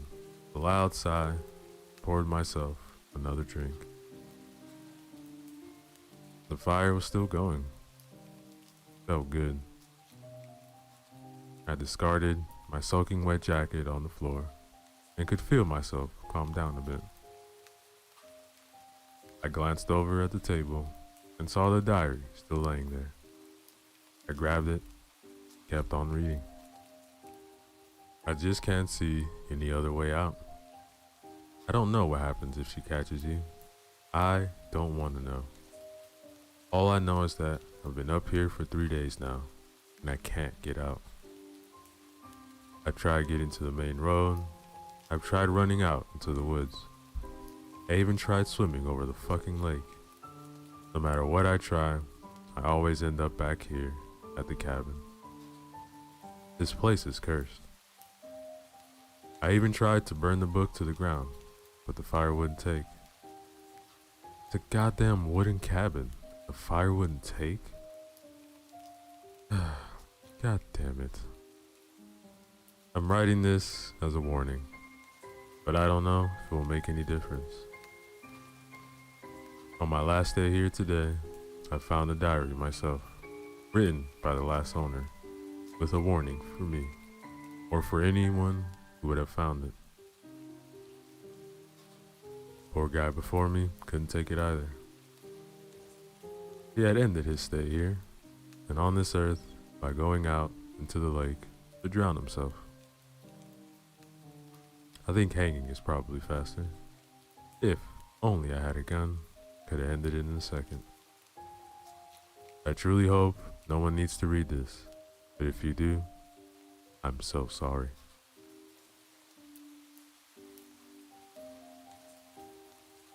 I lay the book down and stared into the fire. If this really is a dream, a coma, maybe I need to die here to wake up in the hospital? Either way, I can't take any more of this. The panic slowly starting to return. I could feel tears rolling down my cheeks. I mean, it's not like I would be missed. Sure, they would have a moment at work, say a few things about me, but that's it. I don't have any family, no girlfriend or wife, no kids.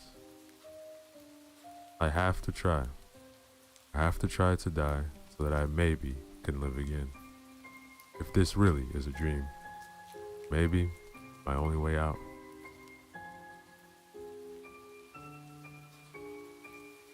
As soon as I had made up my mind, the old radio started to crackle. The dial lit up in a sickeningly yellow light.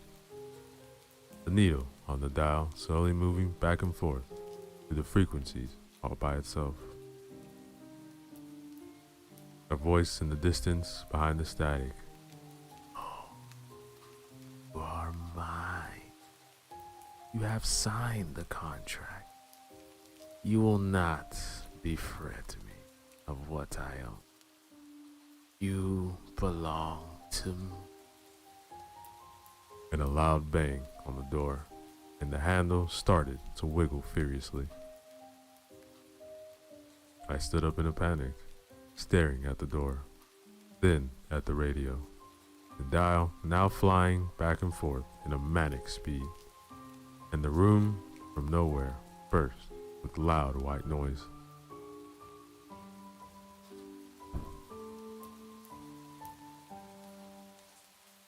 I ran into the kitchen, grabbed the oil lamp, opened the hatch, and went down. I tried to barricade it so that you couldn't open it from the other side. All I found was some rope. I tied it to the hatch and secured it to the staircase, went down. Started to look around. I didn't know for what, but I glanced back up at the rope. Was it enough? I stopped and looked. There was a sturdy beam in the ceiling. Yes, I will follow the last guy here. But first, I went through the drawers. After a while, found this book, this empty diary. I had to write this down. This is my warning to you, whoever you are. This is my goodbye. Maybe I'll wake up somewhere in a hospital bed with tubes coming out of me and machines all around. Maybe not. I just can't take it anymore. I have the chances. As I'm writing this, I can hear screaming from the white noise upstairs. I can hear furniture being thrown. I need to end this now, before she gets to me. I'm using the rope from the hatch, and I'm hanging myself on that beam. I hope you never have to read this, but I'm leaving the book plain sight on the desk down there. Goodbye.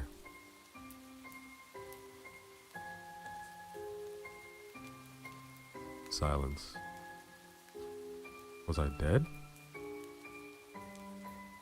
I opened my eyes. I was lying on the dirt floor, rope around my neck. My head hurt. Blood was dripping into my eye. What had happened? I tried to get up, but I was pinned down. I tried to hang myself, but the beam had broken, knocked me out. It looked like the back of the room was about to cave in. I managed to get out from under the beam and sat on my knees. Couldn't breathe. I loosened the noose around my neck and tossed it to the floor. breathing hard and deep. The beam had knocked over one of the bookshelves. There was something behind it. What was that? A room? I managed to stand up and limp over the bookshelf, still standing up, and leaned against it. The oil lamp was still burning on the desk. I took it and moved closer to the opening. I had to push the heavy shelf to the side to be able to slide in behind it. I entered the hidden space and held up the lamp to illuminate my surroundings.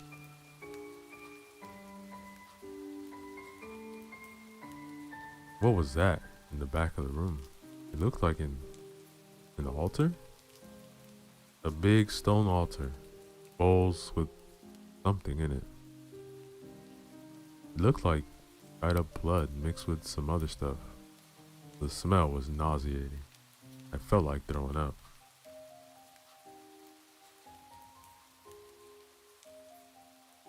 The walls were covered in weird symbols and sigils. In the center of the altar, there was another book. It looked like it was bound by small patches of leather. Was it leather? It almost felt like skin.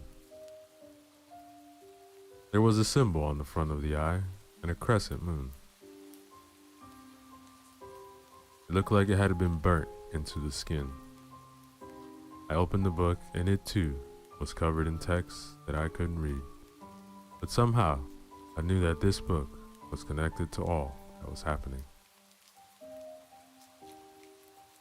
Maybe if I destroyed it? I grabbed it and limped back out of the dirt cellar and up the staircase. There were still no sounds coming from up there. I tried to move as quiet as I could up the stairs and through the hatch. As soon as I had come up, I started to feel sick. I wanted to throw up. Everything was spinning. Suddenly, the white noise came back with a vengeance. It was deafening. It was like it was in my head.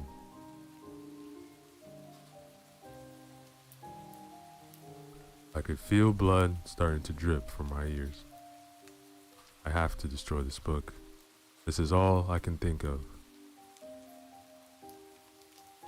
I got sick in the sink and fell to the ground. Something flew by my head and crashed in the wall behind me. Plate? I looked up and the entire shelf on the wall was shaking, glasses flying right to me. I caught one right in the eyebrow, blood starting to pour down on my face. I mustered all the strength I had left and started to crawl towards the living room. Honestly, it felt like I was crawling up a steep hill, like gravity had shifted. I grabbed a hold of the wall by the opening and pulled myself closer.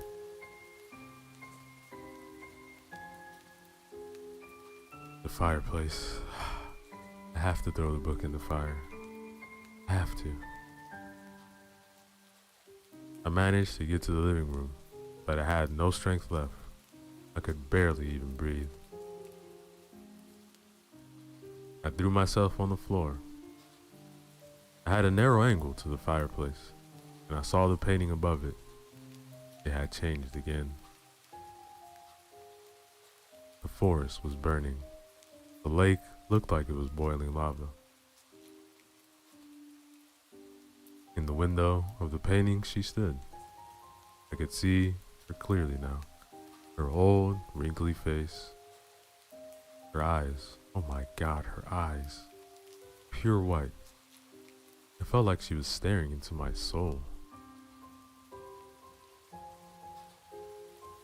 I turned my head and looked over to the actual window. There she stood. She slowly turned her head towards me. This was it. I had one chance, or I would be hers to do as she pleased. I aimed, still lying down with the very last of my strength, threw the book towards the fire. Time seemed to slow down. It seemed like everything was happening in full motion. In the blink of an eye, she was over me, hovering in horizontal position, her eyes just inches from mine. She smelled like death and carnage. Her dark, wet, greasy hair covering my face, her ice-cold hand firmly gripping my wrist. I could feel her long, yellow nails bury themselves into my skin. I could feel myself dying from the inside when the corner of my eye, I saw the book disappear into the flames. An ear-piercing screech followed. It felt like the whole cabin imploded. A bright white light, and then nothing.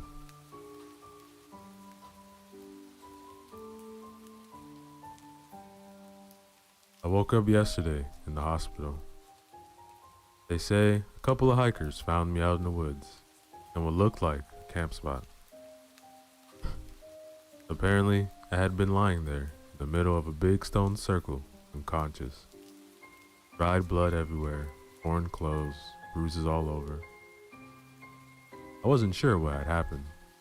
I remembered everything, but couldn't even believe it myself. It had just to have been a dream, I thought. That was until they came to change my bandages. There, on the wrist, were two barely visible scars. A crescent moon and an eye. I don't think I'm out of the woods yet. And that, ladies and gentlemen, is the end of our story. Yo, what is up, everybody? Resco back again. Another short horror story for you guys. This one is a one-shot written by Old School Horror titled Something's Out There. So remember to use the links in the description below. Show love to them. Like, comment, subscribe.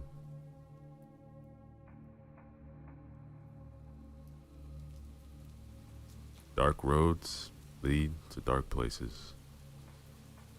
These were the words which went through Jake Harris's mind as he was driving on the lonely country road.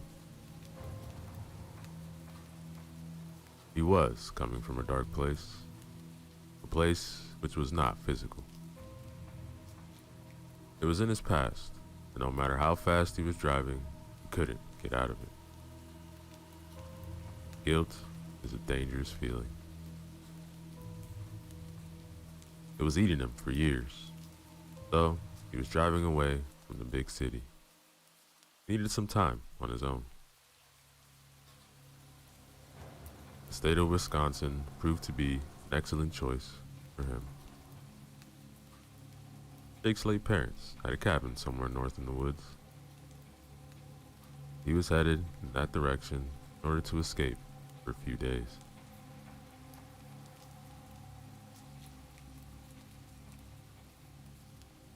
Sleepiness crawled over him, and he had a hard time concentrating on the road. He was driving for many hours now. But driving was also a thing which he loved. Long roads were his favorite. Since his wife and son had died, he was often on the road. Sometimes Jake just got into the car and drove off to nowhere.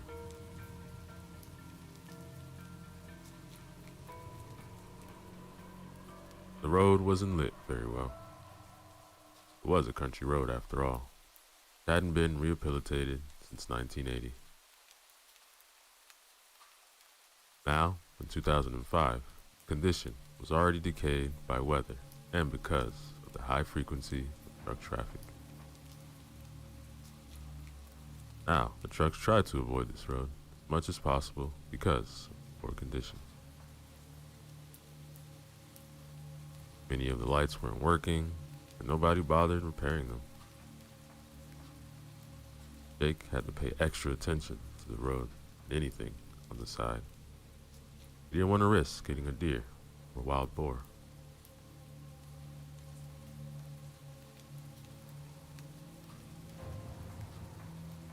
He reached a wooded area. I must be close, he thought. Pressed the gas pedal a little harder. After passing a dangerous curve, Jake spotted one of the light poles. Right behind the light pole, there was a sign which stated that there's a gas station about 1 mile down the road. He glanced at the instrument panel. It showed that there's still some gas in the tank.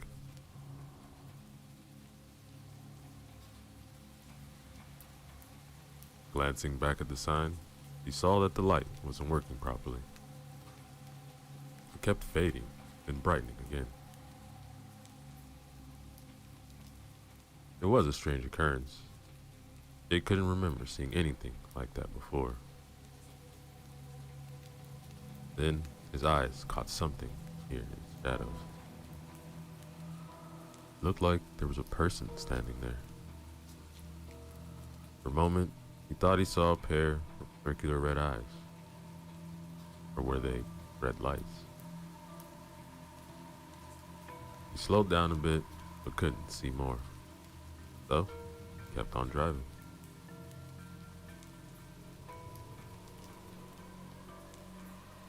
The front lights of his car flickered erratically, and he was in line of sight. They were even out for a few seconds. Radio went crazy, switching channels in a chaotic manner, until he got past the sign. After about 30 yards or so, everything went back to normal.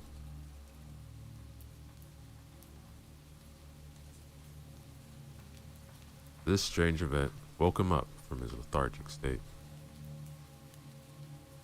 Jake thought that his battery might not be working properly. Faulty wiring combined with some interference might explain both of the phenomena. It was weird, however, that they happened at the same time. Coincidence like this had a tiny chance of happening. God, I'm tired, he thought, and sped up some more in order to reach the gas station as soon as possible. A few minutes of rest, he'll be on his way. Maybe a cup of coffee would be a good idea. Jake hoped to find a vending machine there, and if strange events won't repeat themselves, then it will be alright. Continue.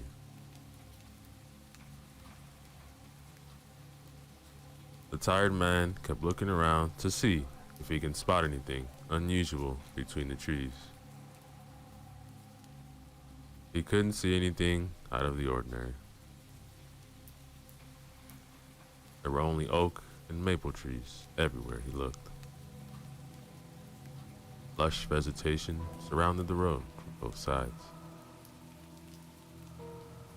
The dark parts, though, made him feel uneasy. He had to slow down and drive with extra care when going through those parts where the lights were out.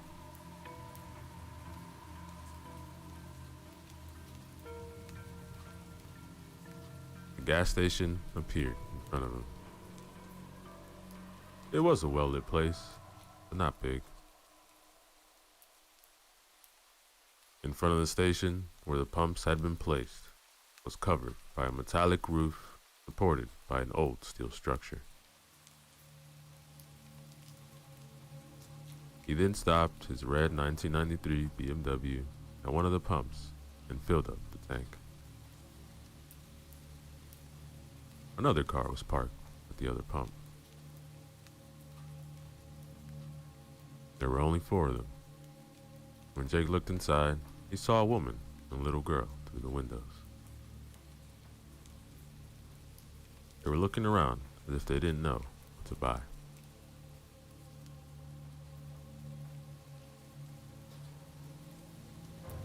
He looked around again, but couldn't see anything. Lights were all bright around the place, so he wasn't able to discern much of anything far away. What he had seen earlier left an uneasy feeling inside of him. A shadow with a strange shape.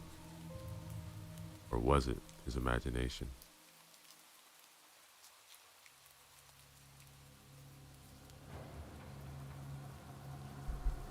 He got out of the car and pulled up the zipper of his leather jacket. It was a little windy around here. Autumn had already arrived, so the weather kept getting colder each day. His legs had a hard time walking. He had spent a considerable time in a seated position, so his joints felt heavy and rusty. Jake wasn't too old. In fact, he was only 44, and still as healthy as a man can be at that age. The stubble on his face already turned into a beard. He hadn't shaved for a few days. His sunken cheeks and droopy eyes betrayed tiredness and past heavy encounters with the bottle.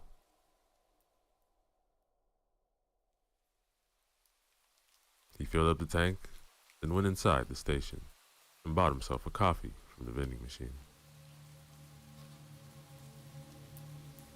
He waited for the clerk while listening to the pleasant music which was playing in the background.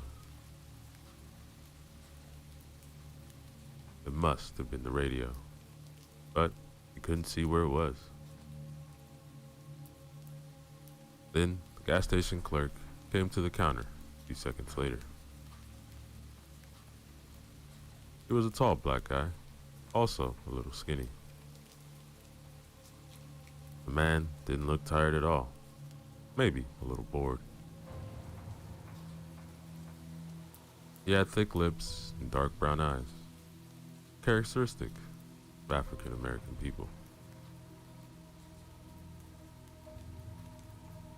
Jake paid for the gas, and before he could leave, an agitated man rushed inside. He was in his 50s and sported an enormous belly. The blue baseball cap on his head was dirty and soaked in sweat. The man's hairy chest was heaving. They could see that because of the partially unbuttoned striped shirt the man was wearing. Hey, something's out there. What? There's something out there I saw.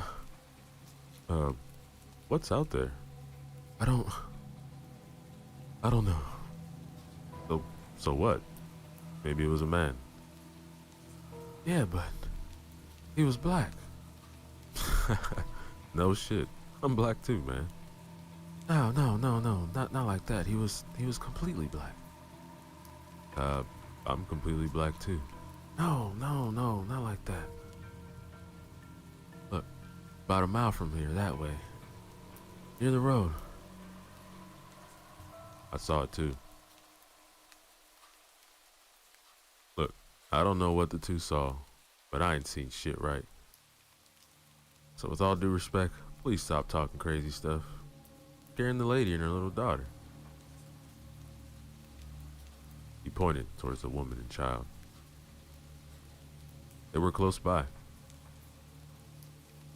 The woman was nice-looking brunette with long curly hair and had a decent physique. He was talking to her daughter, who also had brown hair and an angelic face. The little girl looked about 10 years old. Look, man, I think that what we've seen was just a trick. No, it wasn't. Look, I saw it moving. the lights in my car went out. I barely got here, man. Couldn't see a damn thing. Come on, man. Cut the bullshit. We're all trying to get through the night. So please, calm your ass down. Just after the clerk finished the sentence, the lights on the road went out. They all threw concerned looks towards the road. See what I mean? Are you people satisfied now? Oh, come on. Them lights weren't repaired in 100 years. Damn it. Alright, then I'm out of here. Whatever that thing was, it's coming. Hey, was it beside the big road sign? Sort of. It was further down the road, by the light post, not far away from the sign. The light wasn't on. Probably wasn't working. Anyway, I'm not sticking around much. Crept the fuck out of me. The guy is crazy. But deep down inside, Jake knew that the other man was right. Yeah, man, but haven't you said you seen it too? Look, honestly, I don't know what I've seen. Jake didn't like this. There was one more person who had seen the strange apparition, and there might have been something there after all. He didn't see it well, and didn't want to draw a conclusion. Might have just been a prank by local kids. He remembered a story from the teens. What he saw earlier was eerily similar to that. A long time ago, he and a few friends cut a piece of cardboard in order to resemble an evil face. Then they folded it up to look like a cylinder. After that, they glued a piece of cardboard to the top and one to the bottom. It resembled a jack-o'-lantern in the end. They cut a hole in the back, put a candle inside. Then they stuck the thing on a tree in the park, their hometown. After nightfall, a young boy and girl came to have some fun, where nobody could see them. When they noticed it, they got scared and ran away screaming. Jake smiled at the thought. He still saw their scared faces. It sure looked like one of those pranks. The woman and the girl just arrived at the counter, and the woman wanted to pay. Jake looked at the woman and her child. They both looked back at him, smiled. He did the same, and headed to the door.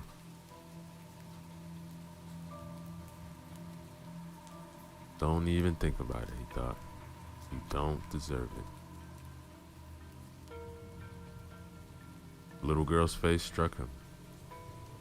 He resembled his late son, Clark. The girl had the same cheeks, very similar nose, and the look in her eyes, just like Clark's. She was smiling with her eyes too. She was beautiful. Her smile brought back some painful memories.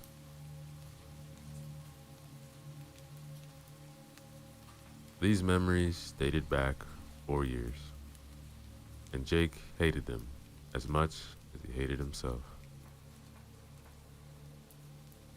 His wife and his son were no more because of him. Only death could save him, the guilt he was feeling.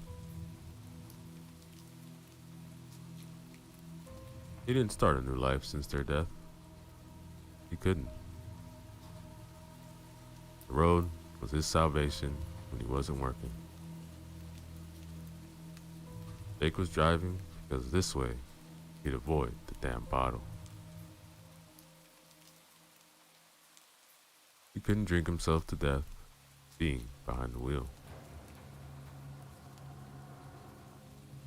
His life mattered little to him, and he didn't want to kill anybody else. Sometimes he was fantasizing about saving somebody else at the expense of his own life in order to die, at least, half at peace.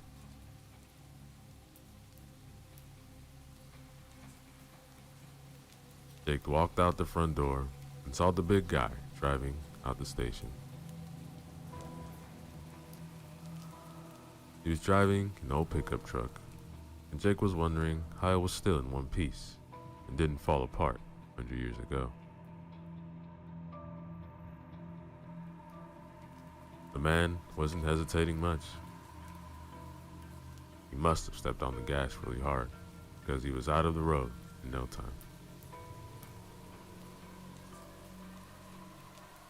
The fat man was speeding away, his decrepit excuse of a car, no working lights, and he disappeared behind the trees.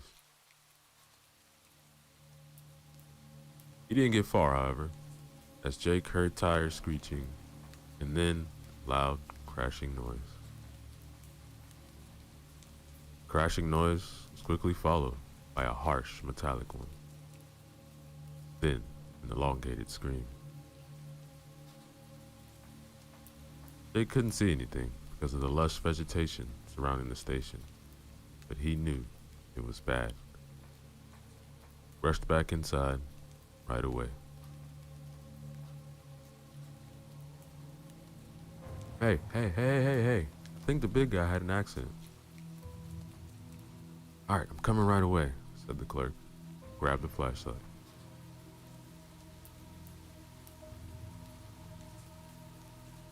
He then ran outside, right behind Jake. The woman and the child remained inside. The woman didn't want her daughter to see anything related to an accident.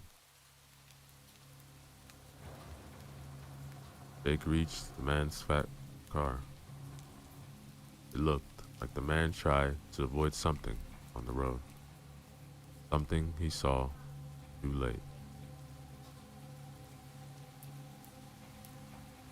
The car hit an enormous tree and now lay on the side of the road, smoking.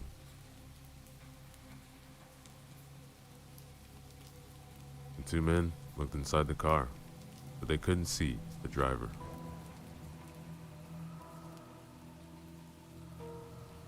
They saw right away that the steering wheel was bloody. It was an old car, so it most likely didn't have an airbag.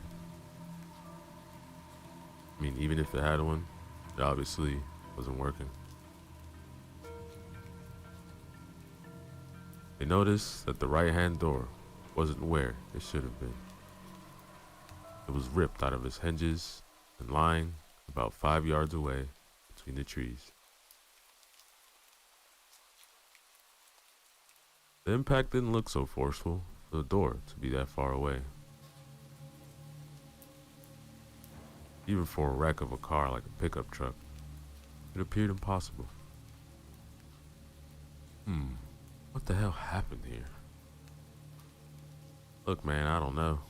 No sign of the fat dude. Both men then looked around the car and under it. The men even searched their surroundings, but they found nothing.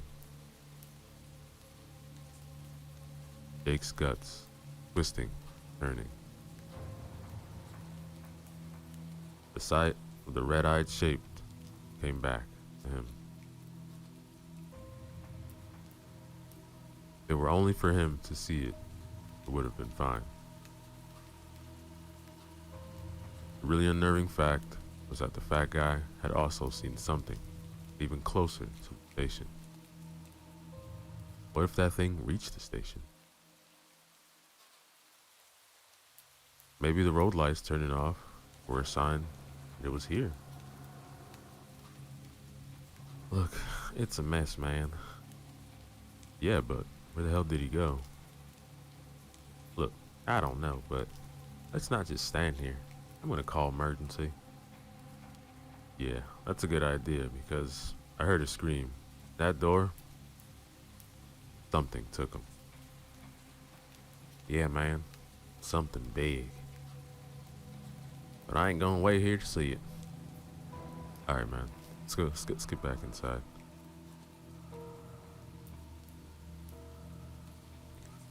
The men were heading back towards the station. Right before turning from the main road onto the driveway, they met the woman and her daughter. Hey, what are you doing? Not safe here. But Jake saw that they were both trembling. Mister, the lights went out. Yeah, thought it was strange, so we came outside. We didn't feel safe inside. We heard something. Yeah, there were sounds coming from the back.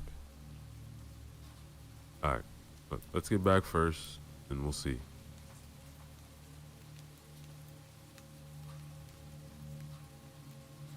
They all went back to the station.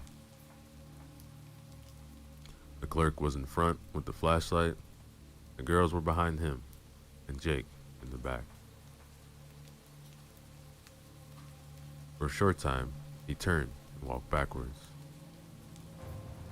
He kept his eyes on the road, but couldn't see a thing.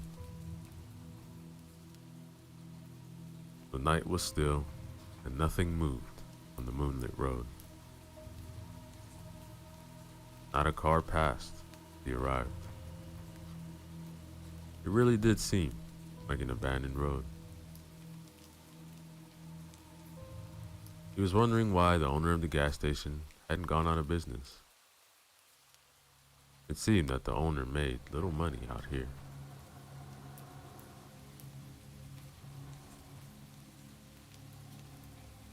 Jake turned, found himself staring at the woman's hips. He liked how they swayed. She wore tight jeans, which accentuated her curves. A thin jacket, made of some material which resembled leather, covered her upper body. Beautiful woman, thought Jake again, then looked away, distaste. The distaste was for him because he began fantasizing about some woman or people dying. In the end, he thought, primal urges always win.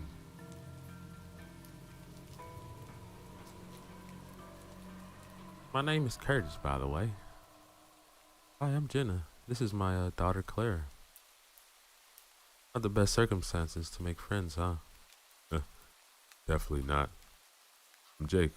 Nice to meet you. Alright, I'm gonna check the brake panel out back. Alright, Curtis. I'm staying here with the ladies. Curtis went around the building, and Jake remained with Jenna and Claire.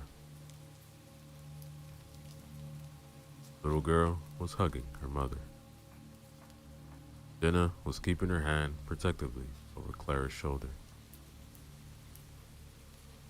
Jake then crouched in front of the girl, smiled comfortably at her. She smiled back. How old are you, Claire? I'm 10. Well, Claire, me and Curtis are gonna find out what's happening, and then...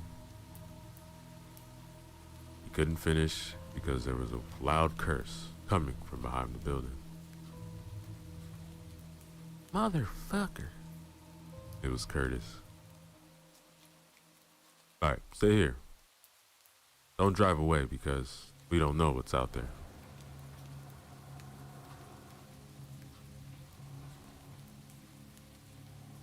Jake ran after Curtis and found him frozen, a blank stare on his face. When he turned toward the breaker panel, he saw what frightened the clerk. Blood and brains covered the panel surrounding wall. That guy's body was on the ground near the panel. His face was gone, along with about half of his head. Now they understood why there was no light at the station. The thing that took the man from his pickup truck brought him here, bashed his head to a bloody pulp on the breaker panel, which got damaged. What the hell? Asked Jake. He couldn't really say anything else. Look, this is why we got no electricity. Panel's broken. I'm calling 911. Jake and Curtis then ran back to the girls. They could see right away that something was wrong. What's wrong? Nothing. Come on, come inside, said Jake as calmly as possible. Oh, wait. What happened back there? Look, let's just go inside, please. The girls obeyed, and after they entered, they saw Curtis frantically buttoning his phone. Could somebody please tell me what's wrong? Jake then took her by the hand and pulled her away from Claire, and quickly told her about the body. She gasped in fright, but tried to muffle it with her hand. Jake told her they would try to call the authorities, solve the problem without Claire knowing much of it. Protecting the little girl was imperative. He didn't want her to be traumatized at such an early age. Damn, my signal is bad. Here, let me try the landline. He picked up the phone, dialed 911, then waited. Somebody picked it up, then the line went dead. After a few more times, it worked again. The line didn't go dead right away, so he could speak to some extent, but then it went dead again. Did it work? I don't know. I talked to an operator, but I'm not sure she could hear me right. Let's hope they received at least where we are. So what now? We wait. For what? Can't even be sure if help is on the way or not. Because the thing that did, Jake began, didn't realize it is a mistake and stopped mid-sentence. What thing? Nothing, honey. Could you please help Curtis find what he was looking for? Yeah, sure. Look, sorry for scaring your daughter, but going away is risky. We don't know what's out there. Then why is waiting here a better option? That thing could be anywhere, even inside. Yeah, I know. But I saw the fat guy drive away. Now he's dead, alright? Looks like we don't have a right option. No, not really. The only sure thing is that being outside is deadly. Also, there has to be something with the lights. Yo, what do you mean? The road outside is not well lit.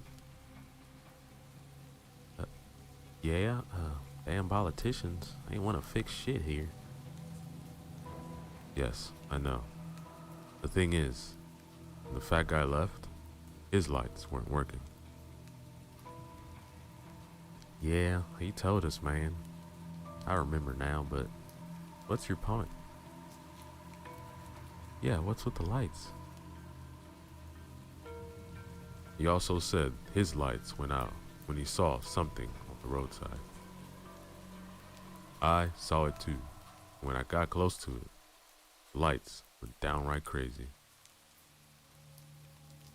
You mean like in the horror movies? I don't like horror movies. Yeah, something like that. And that thing, it was not human.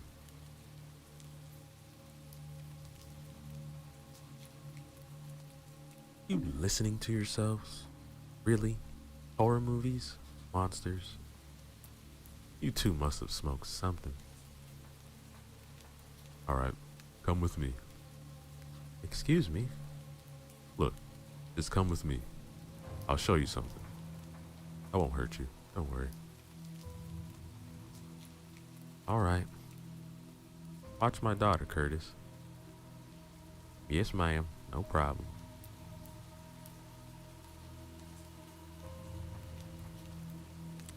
Jake took a flashlight from Curtis and led the way outside. He knew it wasn't a good idea at all, but he also wanted to make sure that Jenna understood the situation they were in.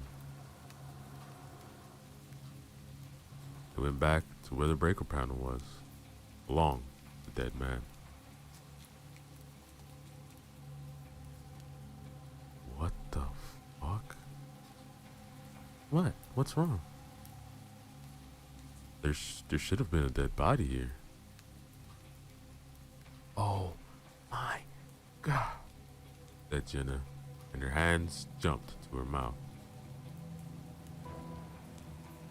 The bloodstains were still there.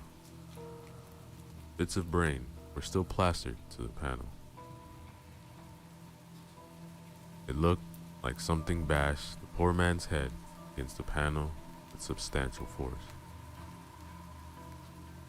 Oh my God, is that? Looks like a tongue? They stared for a second at the fat man's tongue, which laid in the small puddle of blood a few yards from the panel.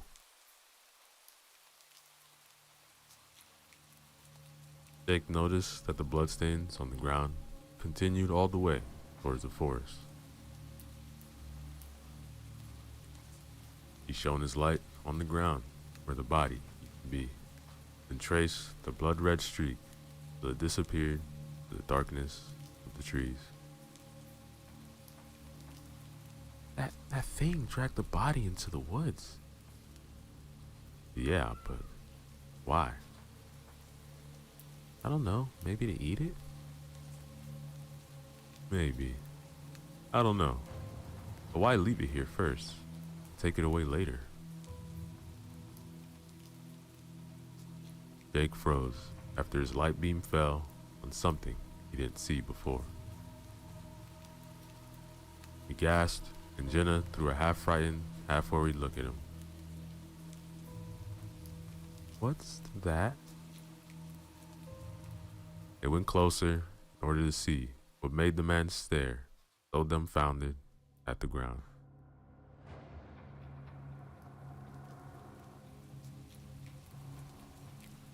There, on the decades of old asphalt, near the bloody drag marks, a name was painted on the ground. Jake couldn't believe his eyes. The moment he saw the bloody name on the ground, he knew that tonight's events aren't random. They have something to do with him.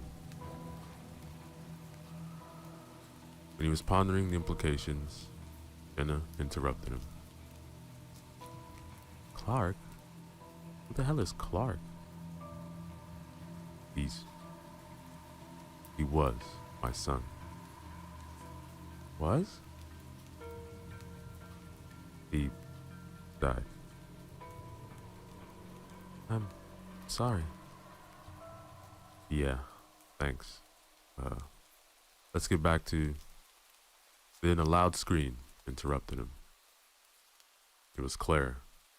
Couldn't have been anybody else. Oh no, Clara! Shouted Jenna, and ran back towards the front of the station. Jake followed.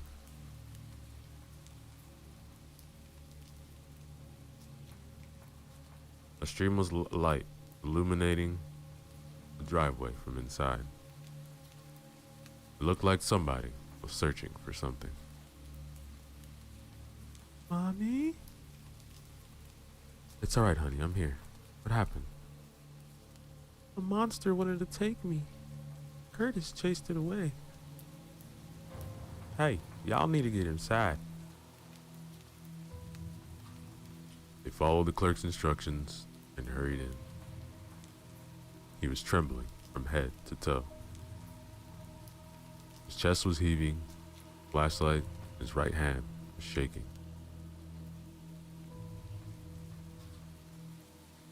What happened? He said she wanted some candy, you know. So I let her search for candy. She wandered away, then I heard the scream, so I ran to her. She was by the big glass wall in the front. I pointed the light to her, then I saw the thing we were talking about behind her. Jenna held her hands to her chest like she was having a heart attack. She felt relieved because Clara was still alive, but she also knew that her daughter's life had almost been ended. Alright, then what happened next? It disappeared. It dissolved into thin air. I can't explain it. I couldn't see much, but it was big, man. The light made it go away like you've said before. Will the monster come back, Mommy? I don't know, honey. All I know is that we will not let it hurt you, alright? The girl just nodded and buried her head into her mother's shirt. He didn't want to let her go. Jenna really wanted to protect her daughter. What kind of mother wouldn't? The problem was, he didn't know how. He had to rely on the two men who were as lost as she was. Yeah, doesn't like light. That's why he took out the breaker panel. And that's why it could scare the fat guy. His lights weren't working. Yo, the fat dude said his lights were out when he passed the thing on the road. You passed it too, but your lights are working, right? Yeah, I think so. When I passed the thing the first time, my lights flickered, my radio went nuts. It all returned to normal though, after I got further down the road. How come your lights were still working? I don't have the vaguest idea. Your lights were okay when you were on the road, right? Yes, but I came from the opposite direction. Okay. So, we don't know what the hell this thing is. So we better make sure that we are surrounded by light all the time. How many flashlights do we have? We have 4. One is mine, the other's yours, and we still have 2 extra. Jake took one of the lights and gave it to Jenna. He took it and looked in his eyes with compassion, but also some hope. Jake seemed to her like a man who could save her, Clara. Not that Curtis seemed less capable to her, but she saw something in Jake. She didn't know for sure what it was. Maybe she saw in his eyes that he wouldn't hesitate a second to save him. Hey Curtis, have you seen anything unusual here lately? Anything which might explain all this? Yo, look, I'm working here for a month or so. Not sure as hell ain't seen anything crazy going on. It round here and get weird until your ass showed up last night. Jake lowered his head. He was thinking. Maybe these events are truly tied to him somehow. But he couldn't understand how. I don't know, Curtis. Let's just get through the night, okay? Let's do it, man. Hopefully our batteries are gonna last. Aren't you selling flashlights here? Jenna asked, perplexed. No, ma'am. This was the same question I asked the boss when I'm coming here to work. He said that he plans to sell them in the future, but not yet. Business strategies, you know. Or lack of them. Shit, Jake exclaimed after their flashlights went out. Darkness enveloped them, and they felt icy fingers crawling up their backs. Clara hugged her mother more tightly. The two men tried desperate moves to restart the lights, but it was futile. Just when they thought it was all over, they heard sirens.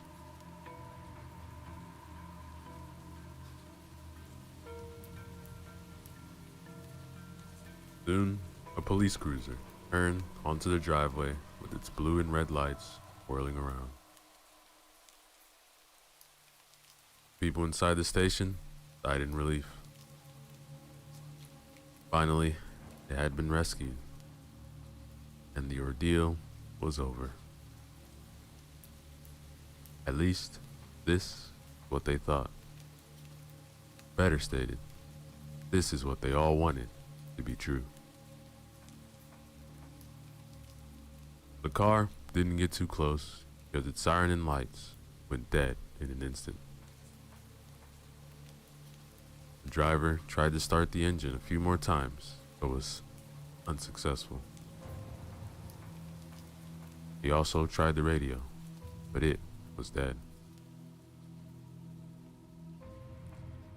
Jake opened the front door and was heading out to meet the police officers, but then halted in his tracks. To his right, between the tall bushes, he saw something moving. At first, he thought it was something in the wind. But no, it had an abnormal form. A tall, dark shape emerged onto the driveway. It had no visible features, only an outline. Otherwise, it was complete blackness. Outside was dark, but the visibility was still acceptable because the sky wasn't clouded. The faint moonlight somewhat illuminated the surroundings. Other than that, there was nothing else. No lights were working, but the sheer blackness of the creature was still obvious.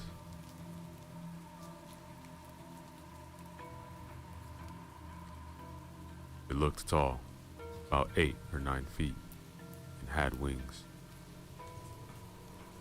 They resembled the wings of a bat, only much larger, and they were only retracted.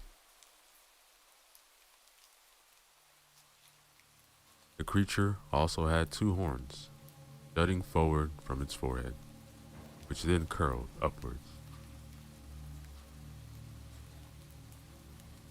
They couldn't see any facial features. Its hands were long and ended in thin fingers, pointy claws. The creature's legs were like that of a bird or a bat. Digitigrade, but with long fingers and claws.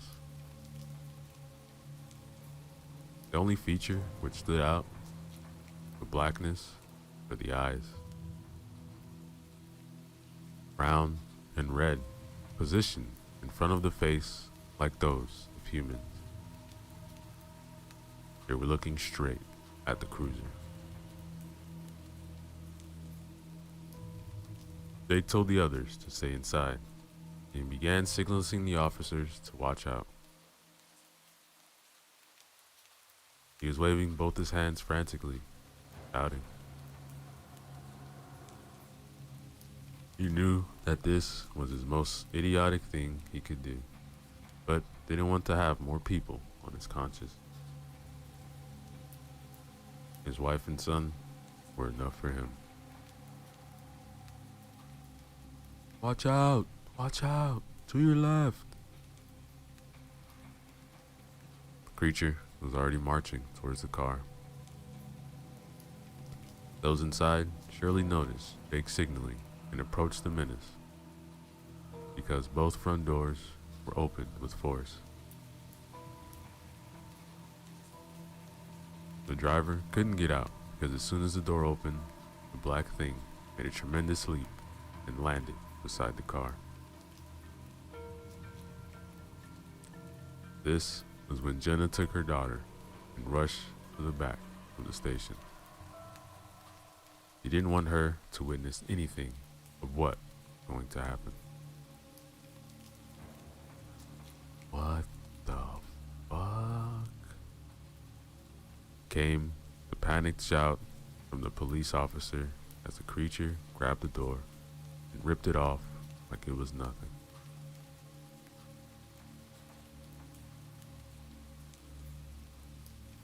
The passenger side female officer jumped out and fell on her butt while screaming terror. Her colleague, the driver, managed to somehow pull out his sidearm and began firing. Didn't matter. The thing was not even flinching as the bullets went right through it.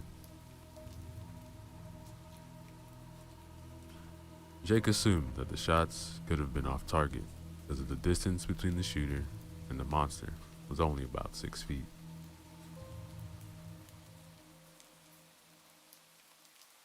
Jake was standing there, transfixed, as the black thing, with raging red eyes, got hold of the police officer and yanked him out of the car.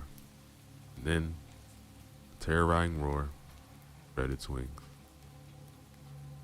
It was one hell of a sight. The creature's wingspan was at least 10 yards, maybe even more. The police officer was alive and screaming, but he couldn't do much against the winged darkness. It jumped in the air, then, with a mighty flap of its wings, it got even higher. Then, each consecutive flap got further and further till it disappeared in the night sky with its prey.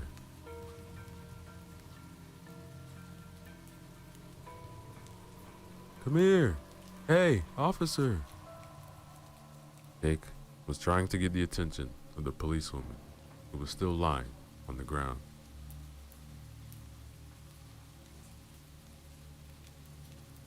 She looked at him, and Jake saw with fear in her eyes. Maybe she's in shock, thought Jake. He was right. The officer's look was lost and confused. Her eyes showed panic.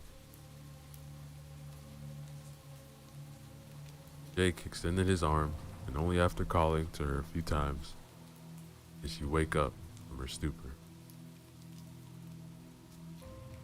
Hey, come with me. It's not safe here. All right. He helped her get inside the station. And when Jake opened the front door, a beam of light hit his face. What's that? Oh, sorry. Looks like the flashlights are working again. What the hell is that thing, man? I can't believe this shit. Yeah, me either. But I don't know what it is. Looks like a bat straight out of hell. are we going to survive this night? Jenna asked as she glanced at Jake. He only sighed. He didn't have an answer for that. After witnessing the formidable abilities of whatever the winged thing was, he wasn't sure at all if they survived.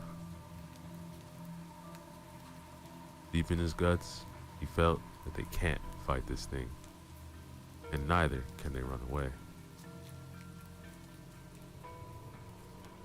Jake put these thoughts aside and wanted to do something.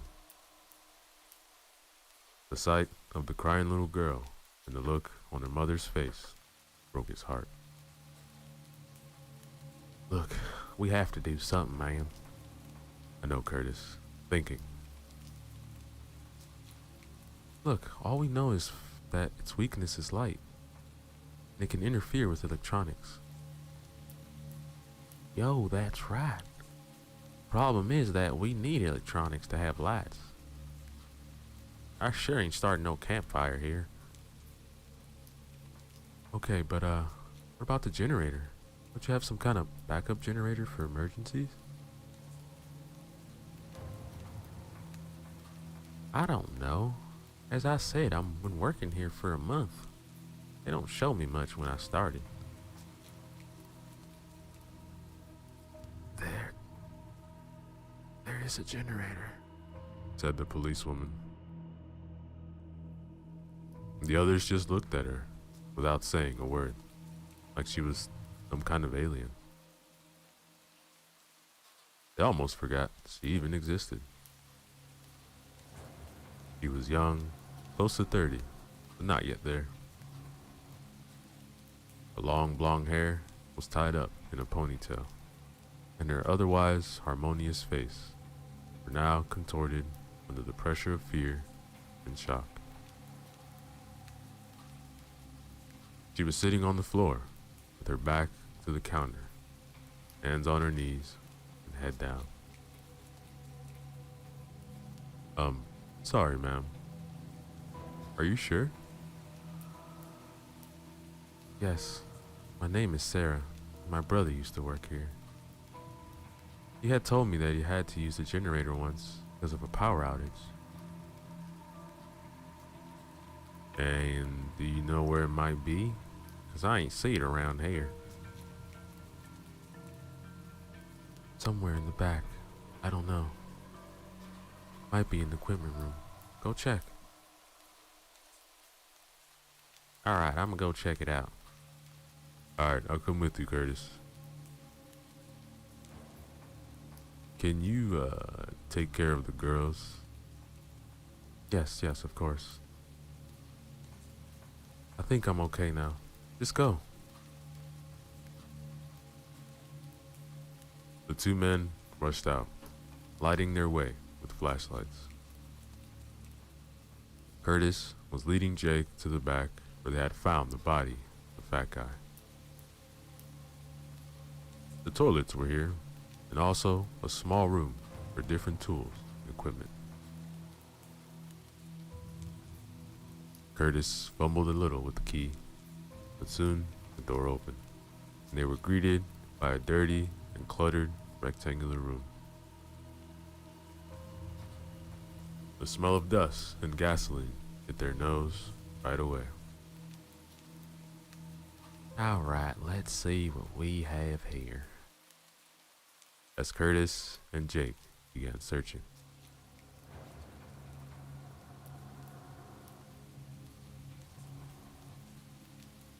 After a few minutes, they found it.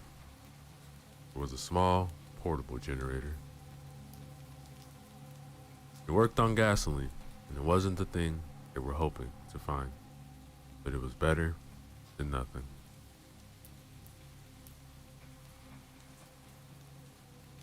Look, I have to find some gas to fill this baby up, but we'll see if it's working or not. I really hope it's gonna work. Yeah, Jake, we'll see about that. Look at this, man. A searchlight. We could use this, baby.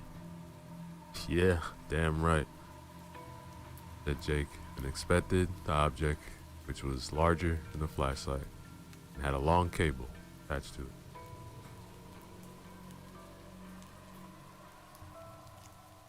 Their flashlights flickered wildly, switched off. 3 screams erupted from the front, and the lights switched back on. They both got startled by the sounds, and Curtis darted for the door with a panther's agility. "No," said Jake. "We'll need light as soon as possible." "All right, man, go," Curtis replied, and his hands were already shaking. Jake ran to the front to see what had happened. When he reached the entrance and looked to the glass wall, he almost screamed himself. The upper torso of a man was crawling towards him, fixed eyes on Jake. Sarah was standing in the doorway without a clue about what he should do. Jenna was inside. She was cradling her daughter, so she doesn't see horrible events.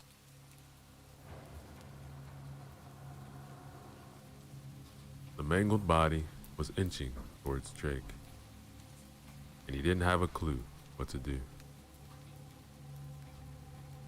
He recognized him by the uniform. He was the taken police officer. More correctly, the remaining half of him.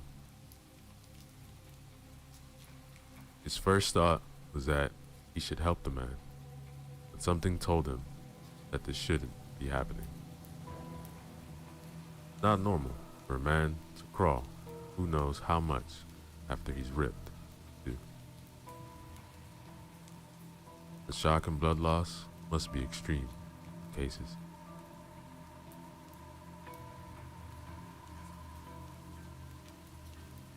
He remembered an event which he witnessed as younger. It taught him for life that he should not play the speed limits. Years ago, a young man was racing like crazy in his new motorbike. Parents just bought him the bike because it was his birthday. The guy lost control of the bike, side of a car, and flew sideways straight to a pole. His body cut in 2 pieces. Poor bastard was still alive for a few seconds because of the adrenaline. He tried to crawl to his lower body, somehow put it back. The paramedics lifted him up. All his insides had fallen onto the ground. Jake saw his eyes was crawling to gather up his guts. They didn't look like the eyes of this man. These were evil, resolute. His suspicions became reality. The crawling torso spoke in an almost feminine voice. "Why did you let us die?"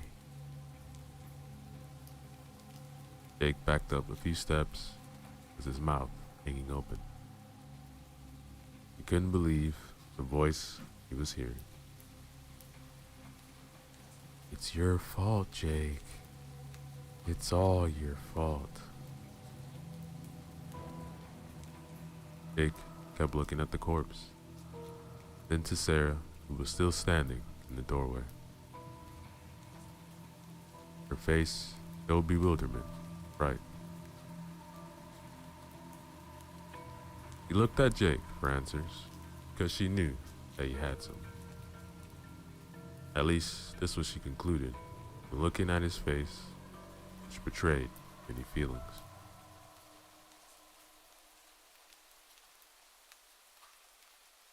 "Hey, come inside." Jake couldn't say a word. Old feelings rushed back to him like a torrent. The floodgates had been opened. That which was just slowly flowing through recently healed cracks came down on him again, bathing him in a shower of sorrow. He crashed to the ground and hid his face in his hands. Sarah hurried to him, bent down to the grieving man, put her hand over his shoulder. Come on, don't do this. We need you. I killed them. You didn't kill anybody. Now come inside, will you? The man woke up from his stupor, got up.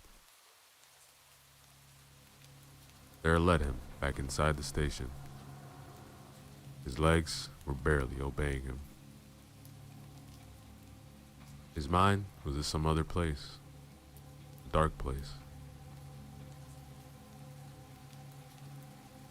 After Sarah brought Jake back inside, Sarah and Jenna looked at him, questioning him.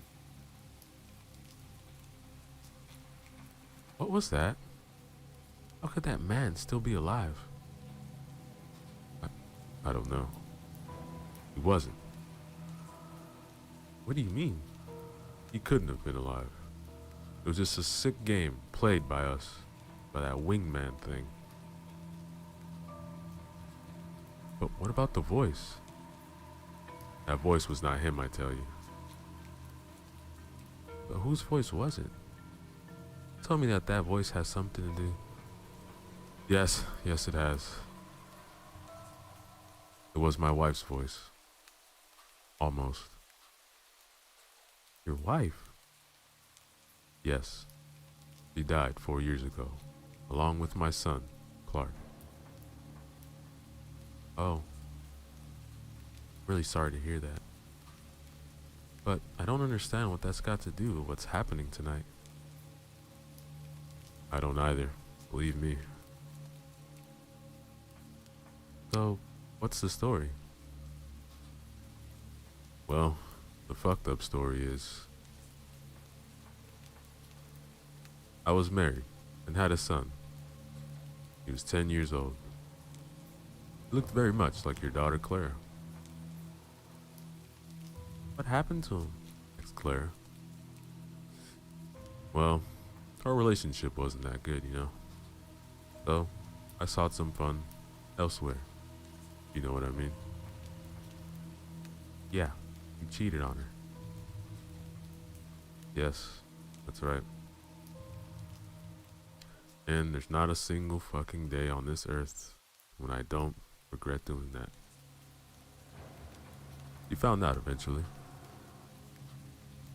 We had those unavoidable arguments, then filed for divorce.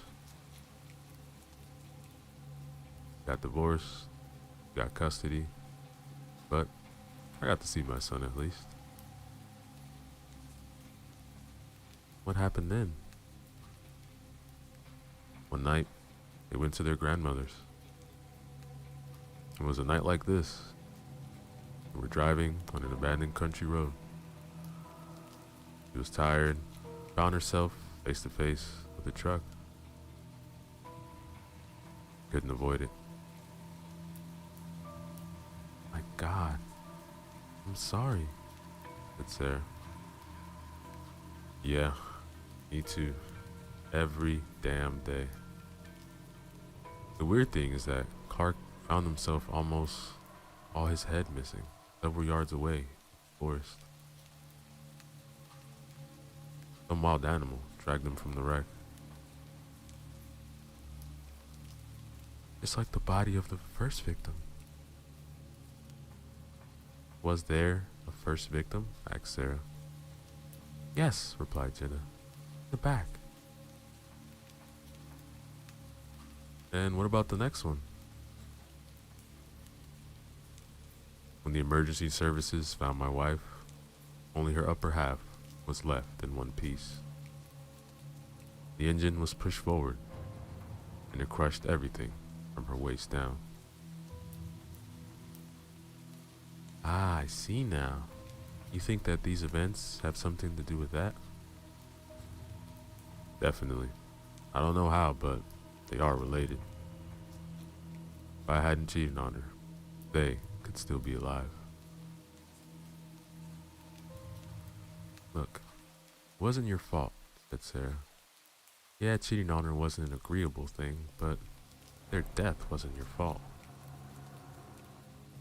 Yeah, my mind keeps telling me that. But what is burning in here, telling me otherwise. Hey, where's Curtis? Oh, damn it. I left him in the back. Alright, look, stay here. When he reached the equipment room, he saw that the door is ajar, but there was no sign of Curtis. The generator and the reflector had been pulled into the doorway. It looked like he was trying to get it to the front, but then something happened. Damn it. Damn it, damn it, Jake shouted, and he began searching the surroundings for Curtis.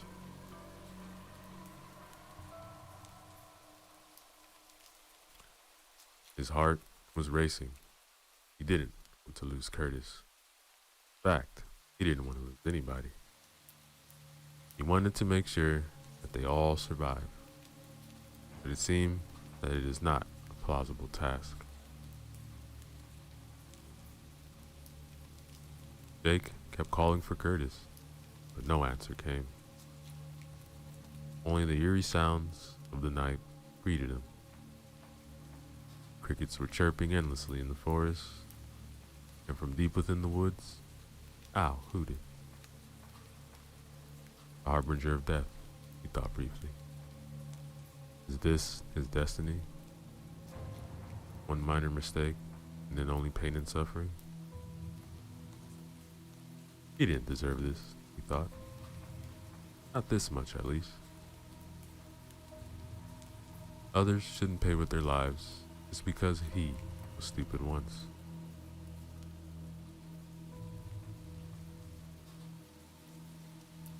Having had no success in finding Curtis, he took the generator and the searchlight, took them to the front. When he reached the front door, the woman already knew that Curtis was gone. Did you find him? No, there wasn't a single sign of him. Oh no, are we going to die one by one?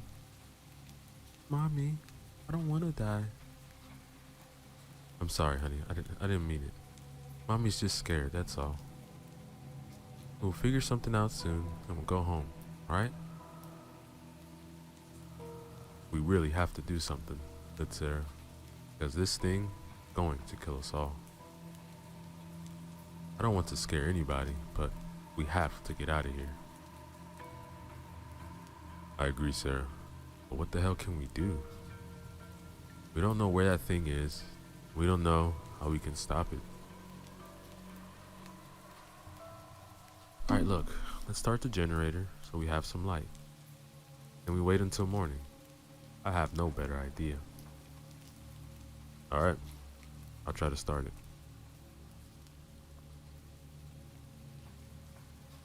He took the generator further inside and switched it on. It was working fine. He then connected the searchlight to the generator. After switching it on, bright light filled the place. It was much more powerful than their flashlights.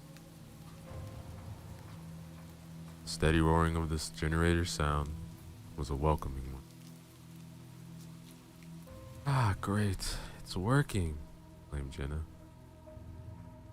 Yeah, let's hope the gas is gonna last. Alright, Sarah, so now what?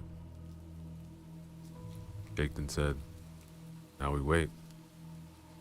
We'll have a few more hours till sunrise.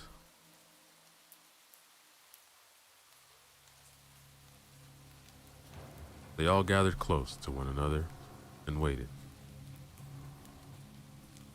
The light was comforting.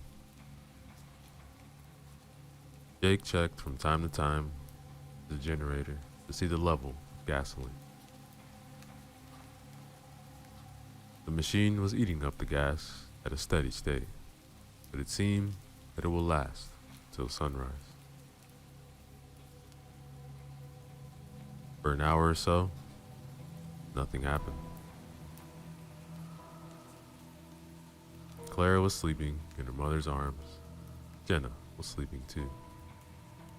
Sarah and Jake were awake. They sipped from the bottle from time to time. Not too much though, so they won't get drunk. The two of them talking in a low voice about many things. After some uneasy shuffling, Clara woke up and began waking up her mother. Mommy, need to pee. Yeah, all right. I need to pee too. Hey, you two shouldn't go alone, said Sarah. Don't worry, I'll go with them. Look, I'm coming too. I also have to use the bathroom, and it's better if we all go together. Damn whiskey.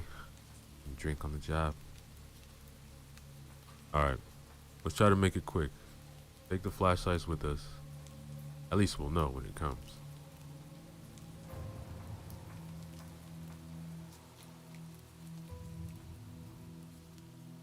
They took the flashlights, switched them on. They were working fine. The trip to the back to the station was uneventful. After all of them finished what they had to do, Jake started leading them back inside. Then the light from inside went out, and they heard a few clattering sounds. The flashlights flickered again. Sign of something bad happening. Something not natural. Sarah unholstered her sidearm, and Jake could hear sighing deeply.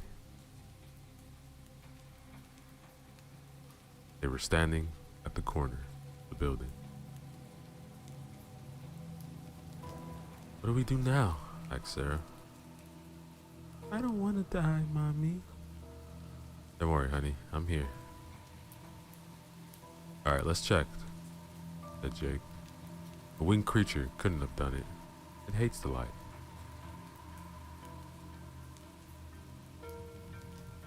They all inched their way around the corner.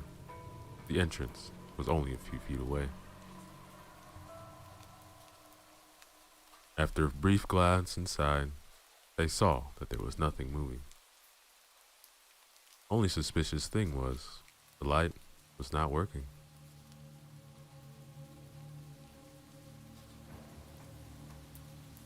Sarah opened the door, then went inside.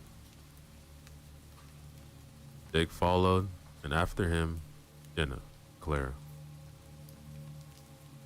They waited here for some seconds and listened. Nothing moved. Everything was still.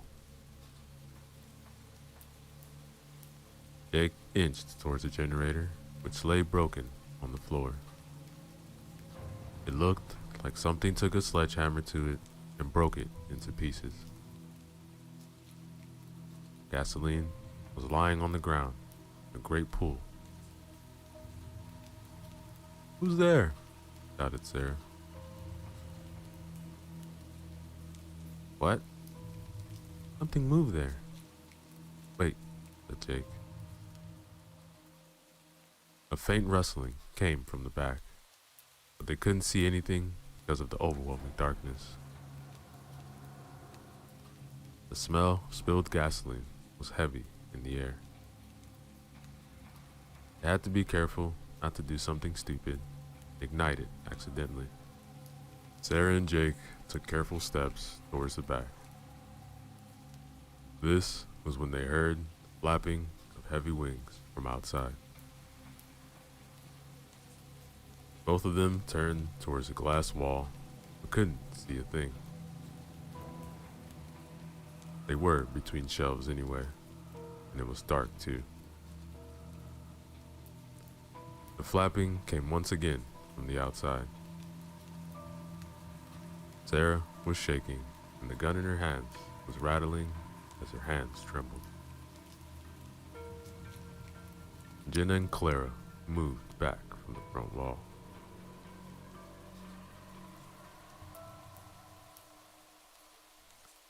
The next moment, Jake heard Sarah scream. He turned and saw her being grabbed by something. She screamed again as a black figure bit into her neck. Jake jumped to help her. That was when he saw that the black figure was Curtis. Or was he? It looked up and growled. Blood was gushing from Sarah's neck. It bit through the jugular. Jake knew in an instant what that had meant. He only had about half a minute to live.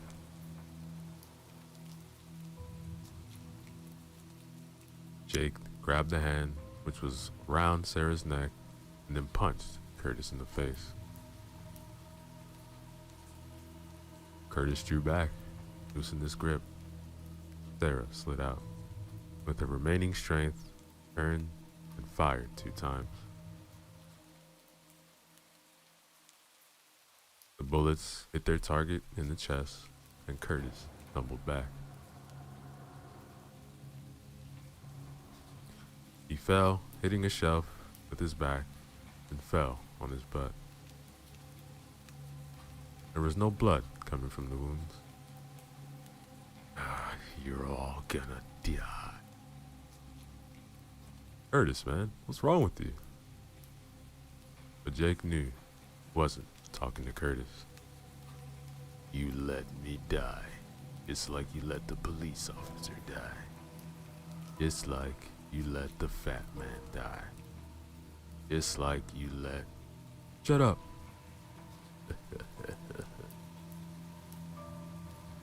This is what you're telling your demons, and they won't be silenced. Your demons have come alive, Jake. They will not stop till you are dead. Don't you see? Everything is your fault. Do everybody a favor and just fucking die, you pathetic shit. Curtis's head lolled, and he didn't move anywhere. Jake was looking at him, stunned. The bad part was that he believed Curtis.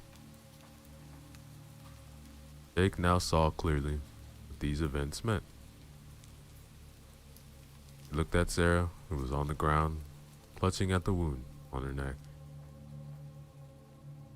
Quickly tore off his piece of shirt, folded it up, and pressed it on her wound. He was determined not to let Sarah die.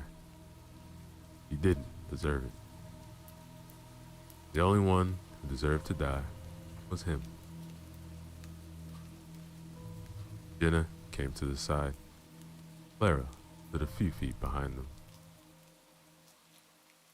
Oh my God, you going to make it? I don't know. What happened to Curtis? Why did he attack Sarah? I don't know. Somehow that creature can control people after they die. I can't believe this. Me neither. But I have to end it. Sarah gasped, and she grabbed Jake by the sleeve of his jacket. Save. I won't make it. Save them, please. No, you won't die. You can't die. It didn't matter. Sarah was already drifting away. Some seconds later, she didn't breathe anymore. The wound on her neck, too big, and the blood seeped out anyway. Jake was furious and grief-stricken. Is this all really his fault? How can that be? All this because of a past mistake?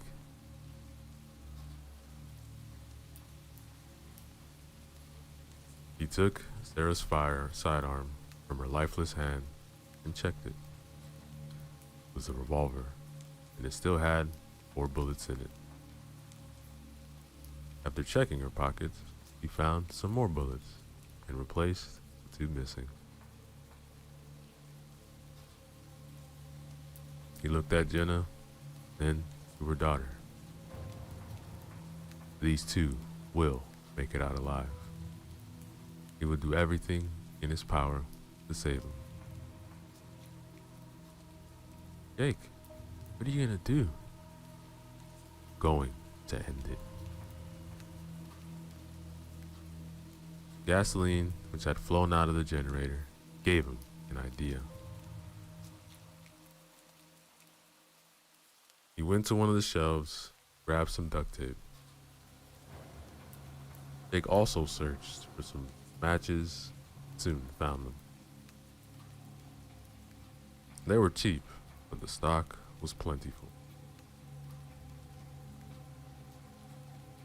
He took one of the hoses and began sprinkling gasoline all over the place, except the entrance.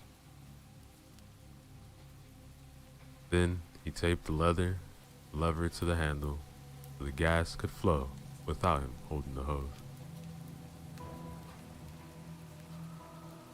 He threw the thing to the ground, then went to Jenna. Look, that thing will come eventually. I think it wants to finish what it started. And what are you gonna do? I prepared a surprise for it. Look, when it comes, you 2 run as fast as you can. And what about you? Look, that thing won't stop until I'm dead. I have to face it before it hurts you or your daughter. Even if I kill myself, I can't be sure that I won't transform into a monster like Curtis did.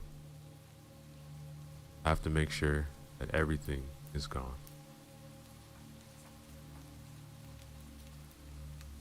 All right.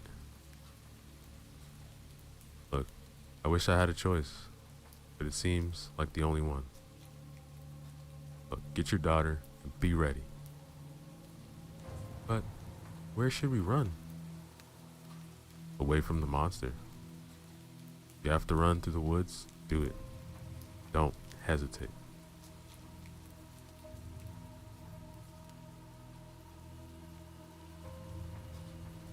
The flapping of wings came again. Jake braced himself near the pumps and readied the gun along with the matches. The creature came down top of the building. It let out a terrifying screech. Then you could hear its steps along the roof. All right, girls, be ready. They just nodded and waited beside the front door. The creature was taking its time. The steps sounded carefully, calculated. Jake's heart was beating and wanted to jump out of his chest. The girls were terrified, but eager to get the hell out of there.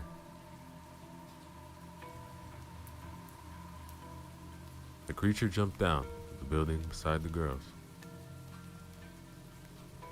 They both screamed and ran. But when the creature wanted to dart after them, Jake pointed a pistol at it and began firing. Hey, here I am. Come on, come and take me, you ugly bastard. The monster turned and stared at Jake with its red eyes. This was when Jake really understood what had happened. Not only had it had something to do with him, it was him. All the grief and pain he had felt since the death of his wife and his son came to life somehow. The monster had wanted him here. This is why the lights were still working when he had arrived. It was playing with Jake. It was feeding on his guilt. Jake didn't understand how this was possible, but it had happened, and it killed more people.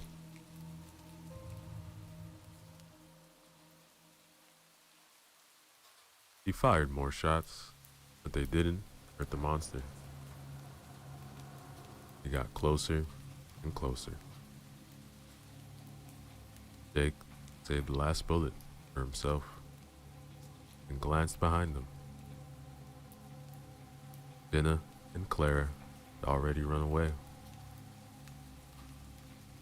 Monster closed in. Jake took out the matches and lit one. You're coming to hell with me. And when it got closer, he threw the match at its feet. The gas lit up with an infernal roar. The creature cried in pain as the light hit and fire hurt it. When the fire reached Jake's legs and began engulfing him, he pointed the pistol to his head and pulled the trigger.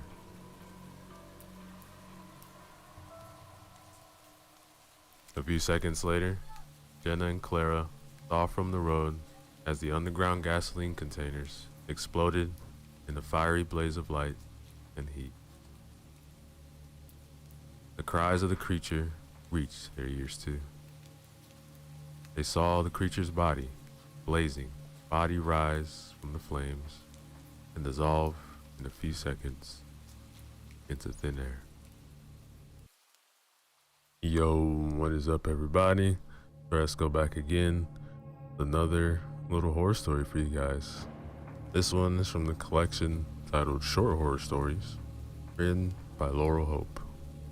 Remember to use the links in the description below. Show love to them. Like, comment, and subscribe.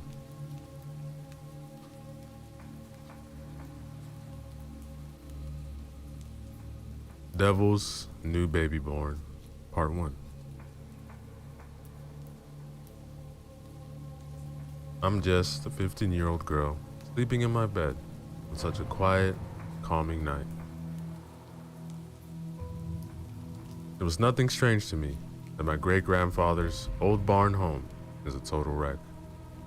But for now, it is all my parents could ever possibly afford to live. This world is expensive. I was deep into sleep when I heard some strange footsteps outside the barn door. I was shocked at first. And then I realized it could just probably be a wild animal. My granddad's old horse, alone, got loose again.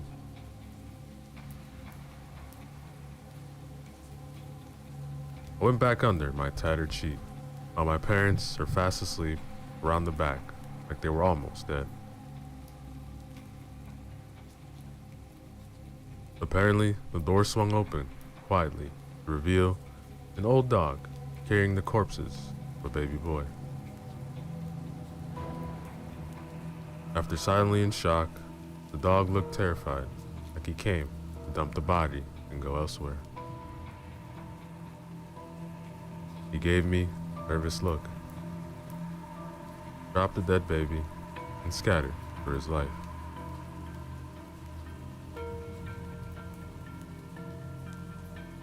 Which was deeply strange now that I think about it. I didn't want to wake up my parents, so I went to go check out if I could help the poor little thing. Maybe it wasn't even dead after all. As I took a step forward, I felt a strange negativity blocks my innermost passion inside. The more I walk towards the body, the more I see darkness surrounds me. I finally arrived at the body, and I am most definitely disgusted by what I was on.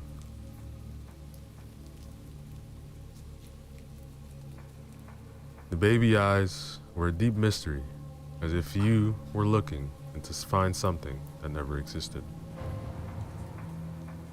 Its tears of blood was as if it was suffering on the inside more than out.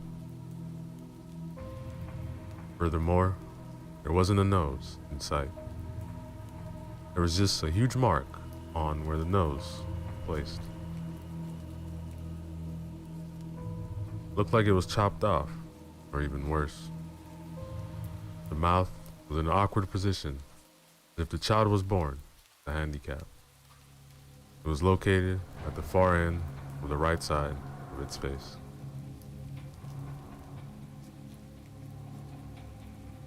It was dressed in a very dark and mysterious type of outfit, with a symbol I have never seen before. The more I started to look at the baby, I felt a sharp pain inside my heart, like someone got a hold of it, was trying their utmost best to kill me.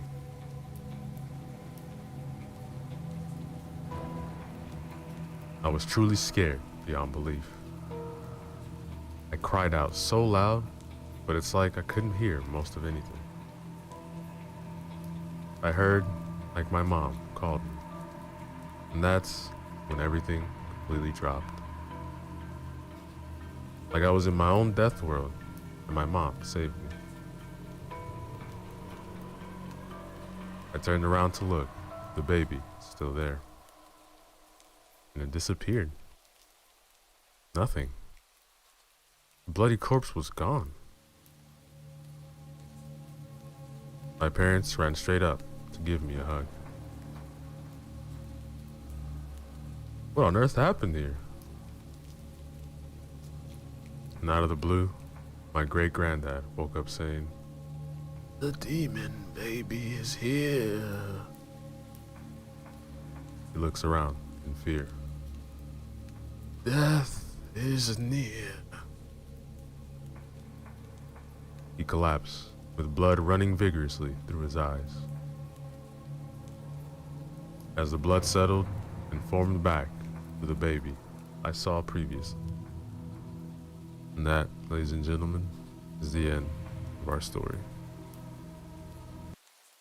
Yo, what is up, everybody? Rasco here. Some more short horror stories for you guys. This one is titled Short Horror Stories, written by Laurel Hope. Remember to use the links in the description below. Show love to her. Like, comment, and subscribe.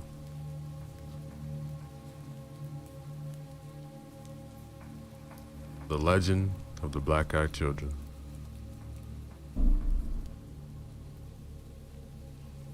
I've been a fan of YouTube ever since I was so young. I was always obsessed with legends and make-believe. But out of all the legends that I've heard so far, the Boogeyman, the Candyman, Freddy, Jason, Bloody Mary, etc., those just never captured my attention. Like a story I saw on YouTube about the legends of the Black-Eyed Children. I didn't believe a word anyone said until I did my research. I captured a great location where all the reports the Black-Eyed Children had been spotted recently.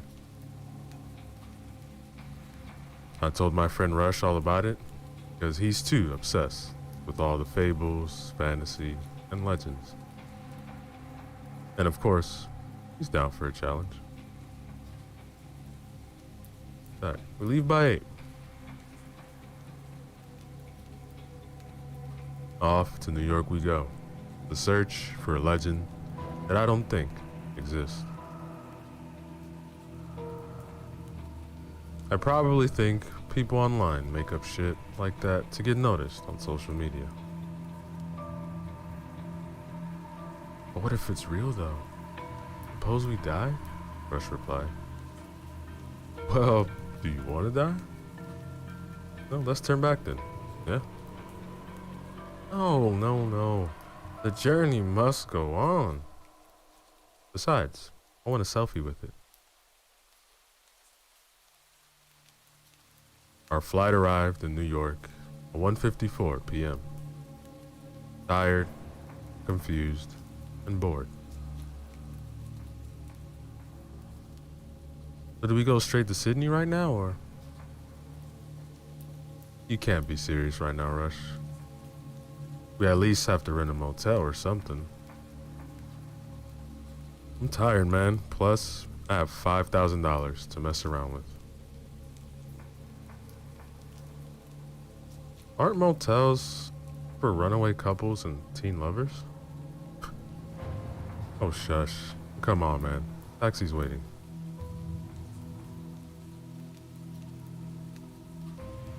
We took a cab straight to a motel in Sydney.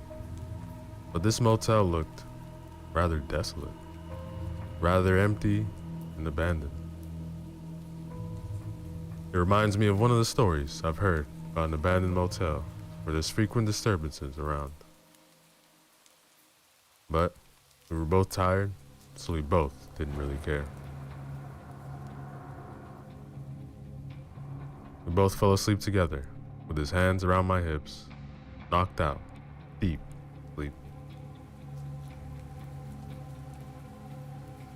For some reason, I find this so hard to fall asleep. I shut my eyes, and I keep smelling, in horrific order, coming straight around the bathroom.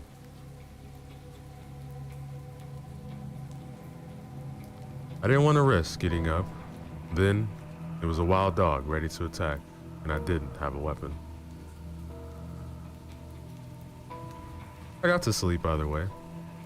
A couple hours in, we both heard a knock on the door.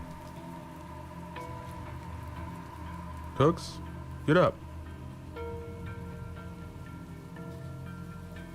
He got up and headed for the door to look at the people to see who it might be. Can I come in? Go away. I don't need cookies. Who is it, Rush? Some stupid kids want to sell cookies. They knocked a bit harder. Let us in. I started to get suspicious and attempted to go look through the peephole when I noticed something strange. I noticed that they were children. There was a pretty tall, skinny-looking male, a girl looking like she was 7, and a baby boy looking like he was around 5. What was also weird was their clothing. No, we're in August, and they're in heavy, cloaked, tattered sweaters and sweatpants, and no shoes, with very dark sunglasses. I got even more suspicious when I looked at their skin. They looked sunburnt and patchy, like they've been walking in the treacherous sun for days.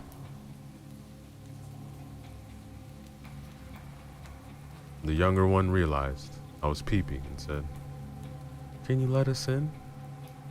I need to call my mommy. No one wants to buy our cupcakes." I froze, and I whispered, "Rush, come here for a sec. Look at what they're selling. Aren't they selling cookies? How come you said cupcakes?" They started to knock harder. "Let us in now. Let us in now." It took me a while to realize that they were not just regular children. But as soon as they took their glasses off, "Cook, no, Cook, don't look." He ran straight up at me. As I fainted in his arms, knocked out cold, I hear, "You son of a..." Just when I'm about to ask her out.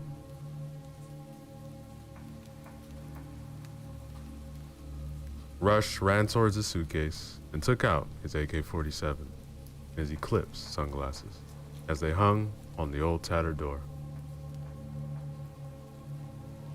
He opened the door and said, "Bitches, say hello to my little friend." He shot all three children straight in their eyes. As their eyes fell straight through their head, rolling down the old stairs, blood lingered down their faces as they fell in slow motion. Slid down the stairs with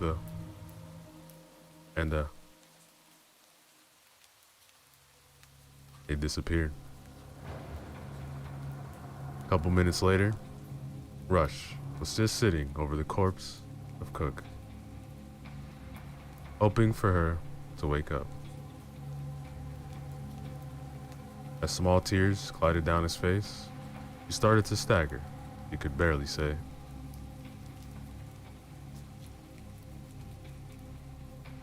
His tears turned into joy as he got down on his knees and eloped Cook with a tender hug, embracing with a tender kiss on the cheek, saying, "I miss you, girl."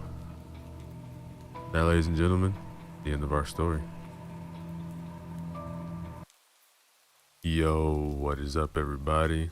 So let's go back again with a couple horror stories for you guys. This one is titled Horror Tales, written by Corey.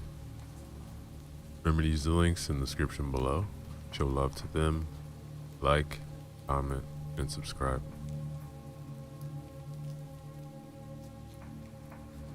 Creatures who smile.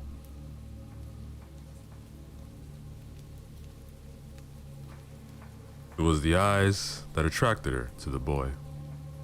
Yes, the eyes. The eyes held the mysterious of the ancients. She and her husband have been searching for such a thing for a long time, no success. So, it was here all this while. She looked at her husband, and he looked back at her. There was understanding. It was sort of telepathic understanding. The one people couldn't see, but it existed in their minds. It was transcendental. This bond between them was born on the day they first celebrated the passing of souls together.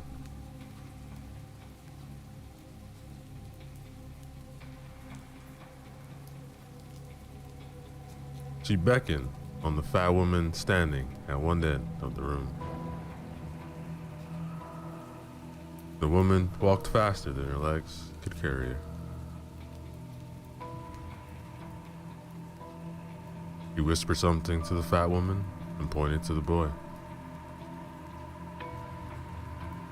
The smile on the fat woman's face vanished as she laid her eyes on the boy.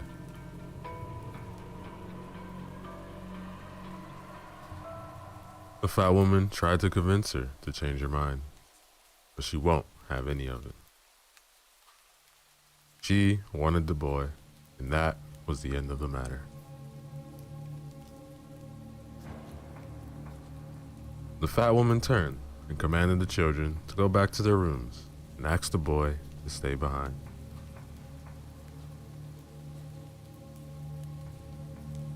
There was a short gasp of surprise from some of the children when they realized the couple were interested in the boy and not them. Well-mannered and cultured children they were.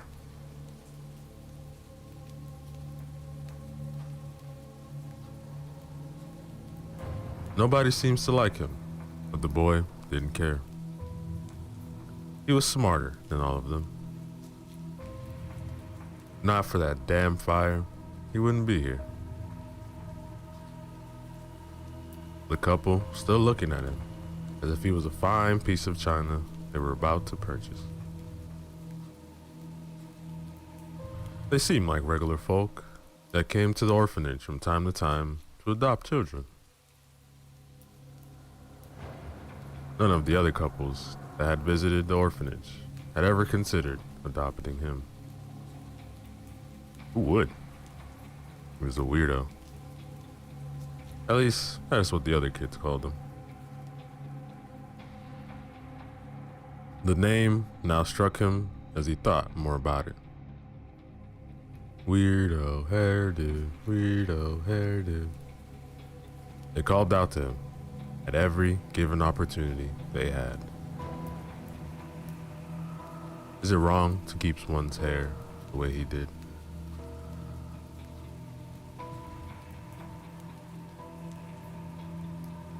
People will always hate what they don't understand. The voice said. He looked up at the man. He was the person that just spoke. Isn't that right? The boy nodded.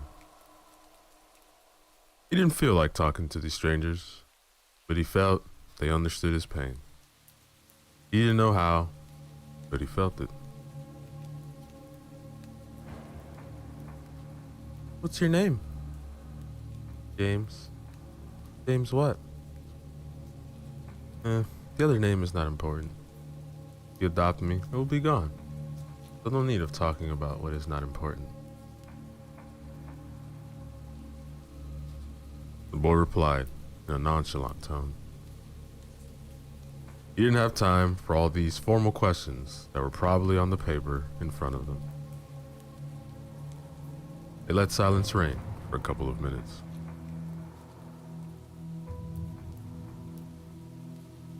The man picked up the paper and read it for a few minutes.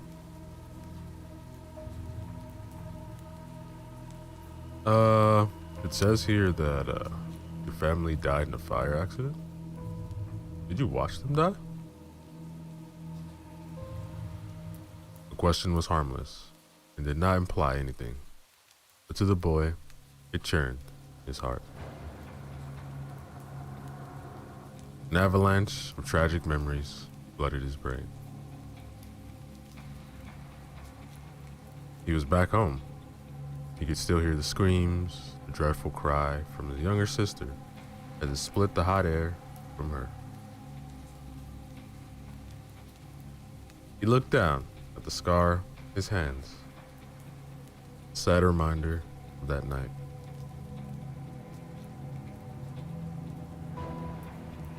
The tears were about to unleash themselves, but he held them back at bay by biting his lips. The pain from it brought him back to his senses.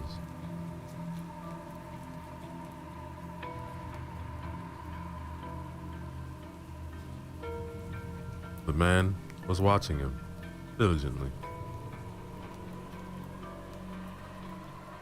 The boy handled himself well. He was lost, and with the right guidance, he will find his way. The man vowed in his heart that he and his wife will help the boy discover his true potential.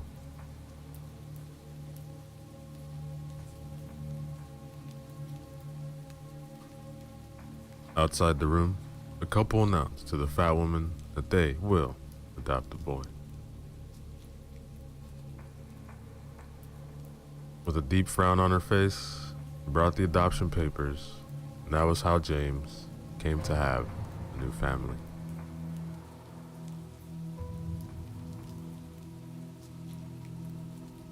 She showed him to his room and advised him to rest. I'll give you a tour of the house later. James went straight to the mattress and jumped on it. The mattress was way better than the one he was conditioned to sleep in at the orphanage. He lay there face up, looking at the ceiling. There were strange markings on it.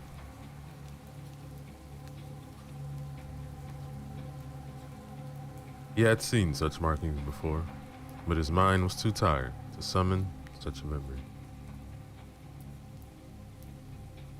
Better to think of other things, he said to himself. His new surname surfaced to his mind. He tried pronouncing it. Agua? James Augusta. Name isn't bad.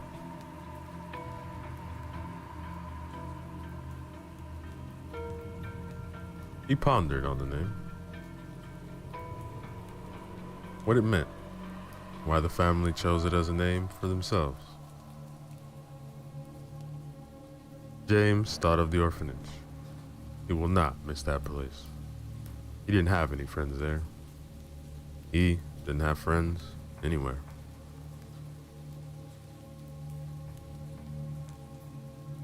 A few hours later, he heard Miss Augusta, or Augusta, call his name. At first, he didn't answer her calls, but thought better of it, went downstairs to meet her. He smiled and she watched him climb the stairs. She put her hand around his shoulder and said, "Hope you slept well? Food's ready. Come to the table. Let us have our first meal as a family."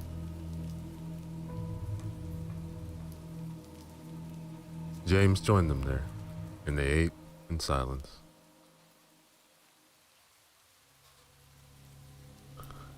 He was starting to like his new family. They knew when to talk and when to keep their mouths closed.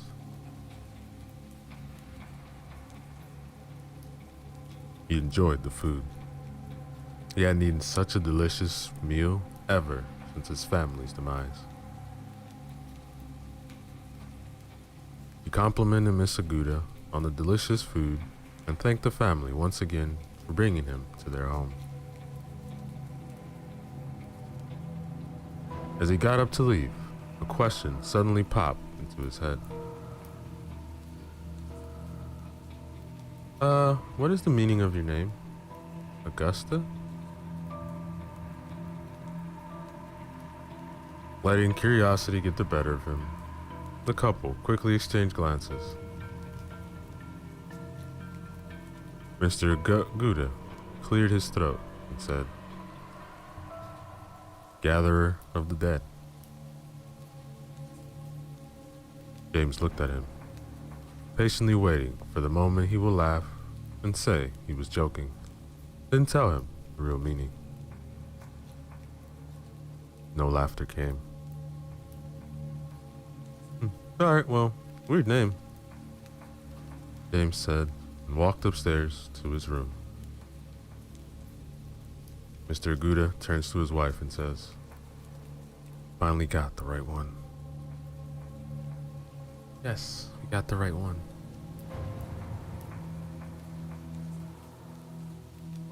As weeks rolled into months, James started going to the public school, but he still didn't make many friends. He was a lonely 11-year-old boy. Even the weirdest group at the school avoided him. He was very tall for his age, but no bully dared look his way. He and Mr. Gouda now talked more, especially during dinners.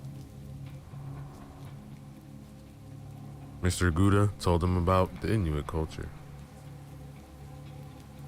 His eyes lit up and his smile grew wider each time he talked about the ancient traditions.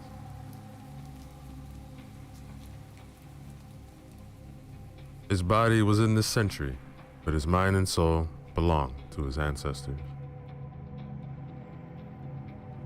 He was angry that the tradition was slowly dying off and only a few people knew about the old ways.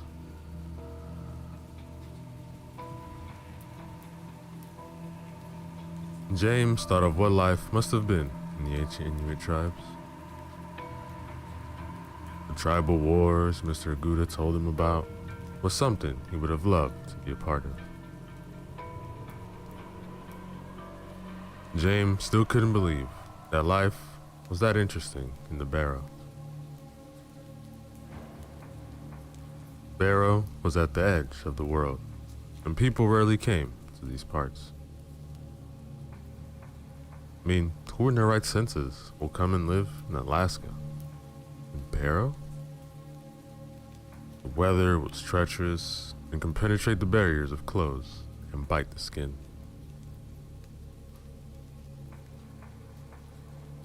James had lived in Barrow all his life, and he is still not used to the cold.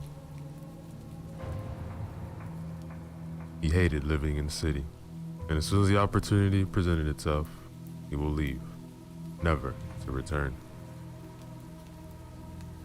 There's so much out there for him to see.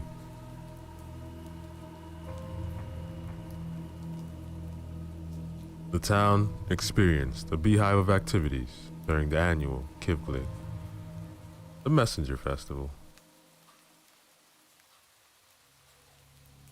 Though the festival had lost its importance, you could still find free booze and have fun. The festival also attracted people from other places. Barrow would come alive again, Saguda said one day during dinner. Her husband and James nodded in agreement. This was something everybody agreed on.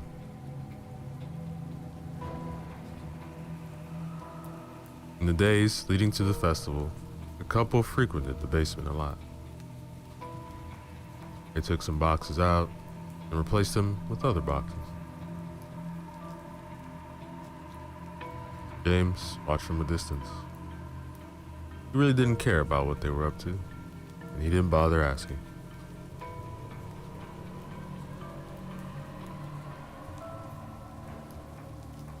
One cold winter night, on the eve of Kivgig, James felt hands on his shoulders.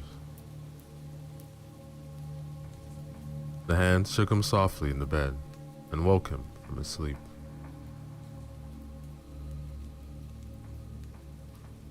He opened his eyes and saw Mrs. Aguda standing over him with a wolfish smile on her face. "Follow me." James was used to such commands, so he followed her without objection.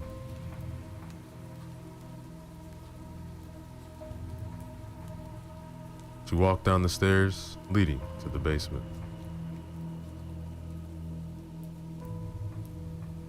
James wondered what they were doing here at this time of night. Mr. Aguda usually took him to places during the night to teach him the ways of the ancient tribes that used to occupy these lands. But none of these teachings occurred this late, and not with Miss Aguda involved.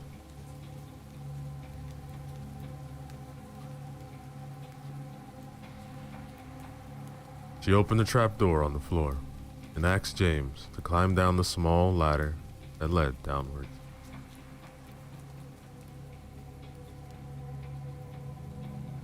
He didn't know there was a trap door in the basement. Guess there are a lot of things I don't know about this house, huh? James climbed down and waited for her at the bottom.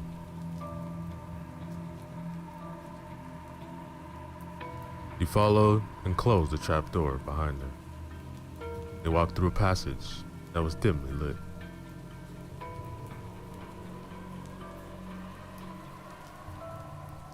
He had to walk carefully, not to trip and fall. Miss Aguda obviously knew her way.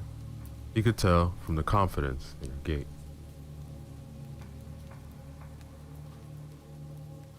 They arrived at a small room at the end of the passage. Mr. Aguda was standing there. He dressed differently.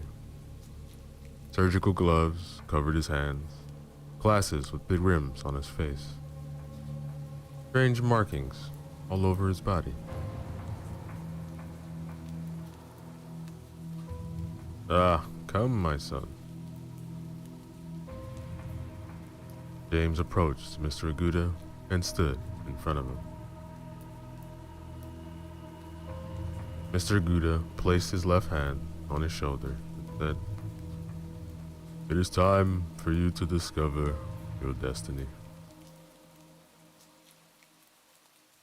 He then moved out of the way to review a woman strapped to a surgical table.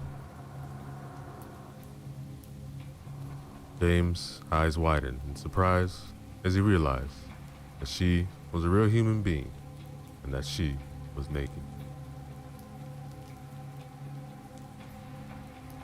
He looked up at Mr. Aguda, then back at Mrs. Aguda. They both smiling.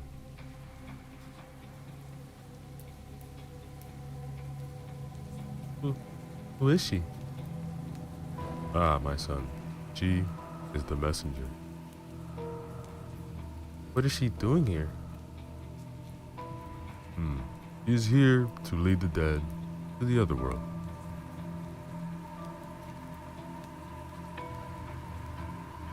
Now, realization dawned on him. The Augustas, or Agudas, had told him stories of what happened in the night of the cake lick. A messenger will be sent forth into the spirit world to open the door for the spirits of the dead trapped in this world. The messenger must be a virgin. Virgins are pure and cannot be harmed by the dead. It all made sense to him now. But how were they going to send the messenger to the spirit world?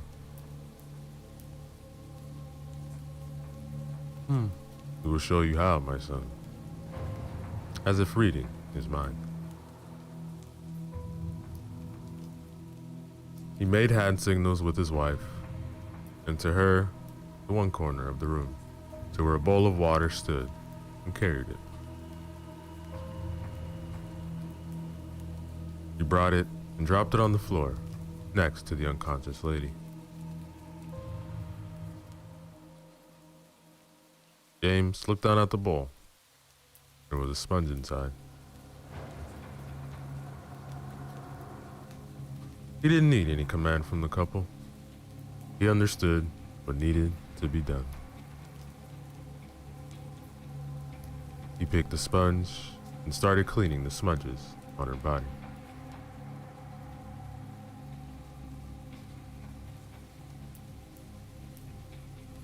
The next day, Mrs. Aguda led him to the basement and down the trapdoor, the little room.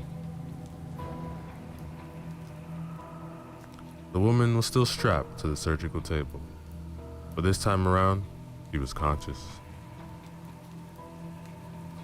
James could see the fear in her eyes. He frantically looked at the people standing above her. He pleaded with their eyes as they met with the boys. She could have pleaded with her mouth, but it was muffled with duct tape.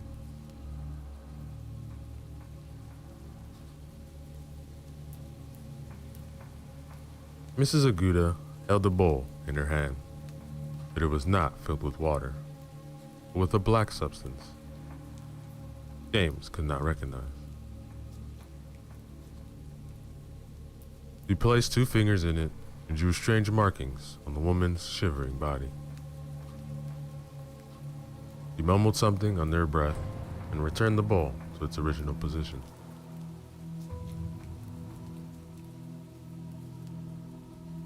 Mr. Aguda brought a toolbox and started bringing out different tools from the box. James watched as he brought out a surgical blade and examined it. He then made an incision just below the woman's breast. He continued making cuts until he finally opened her chest to reveal the organs that lay beneath it. James remembered this part of the ritual. The heart is taken from the messenger, so she will not be influenced by the evil spirits in the spirit world.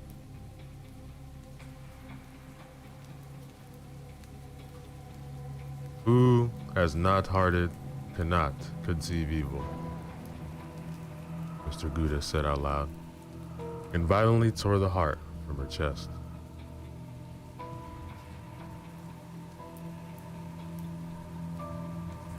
Her body became stiff, and she was finally gone.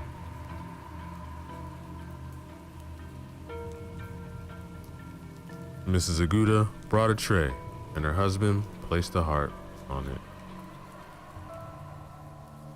James knew what to do next. He had been instructed on what role he would play in the ritual. His eyes searched around the room, and he found what he was looking for. He reached for a cup, which had strange markings on it, and gave it to Mr. Aguda.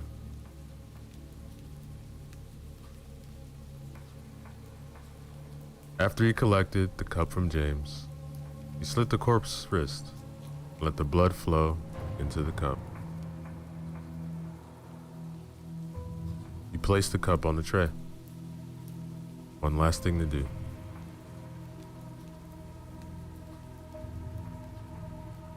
So you mean you all eat from the victim's heart and drink the blood? Yes.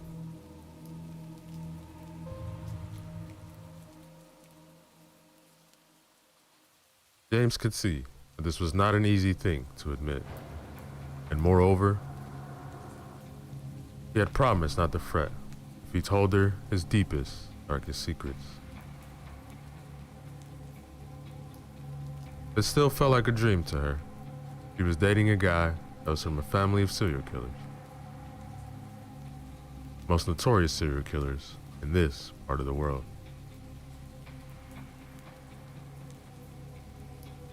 Ever since she had enough sense to think of for herself, she had become aware of the tale of the creatures who smile. The serial killers who, after taking the heart of their victim and draining them of their blood, then used a knife to draw a smiling face on the corpse.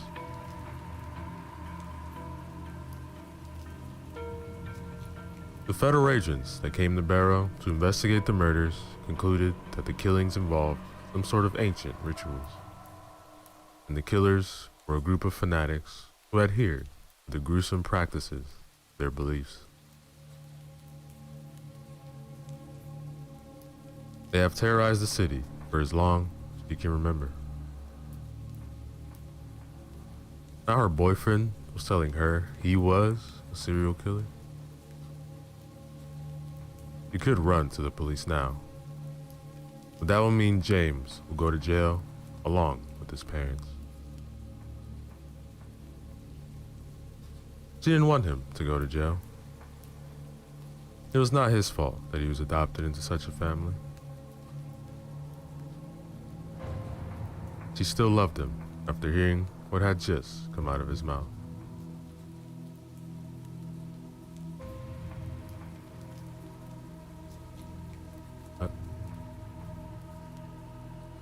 I don't know. He finally said, "You could run away." He looked at her in the eyes. Yes, he could run away, but to where? Where would he get the money for the trip? It's not like he could just drive out of town. The only way out of Barrow was from sea or the air, and the ticket was expensive. He couldn't think straight now. He needed time to come up with a plan. I'm not feeling well. Can we talk about this some other time? Sure. She understood what must be going through his mind now. James had a hard exterior, but if you get to know him, you'd find he was as soft can go. That is why she loved him anyway. He gave her a kiss and walked out of the park, heading home.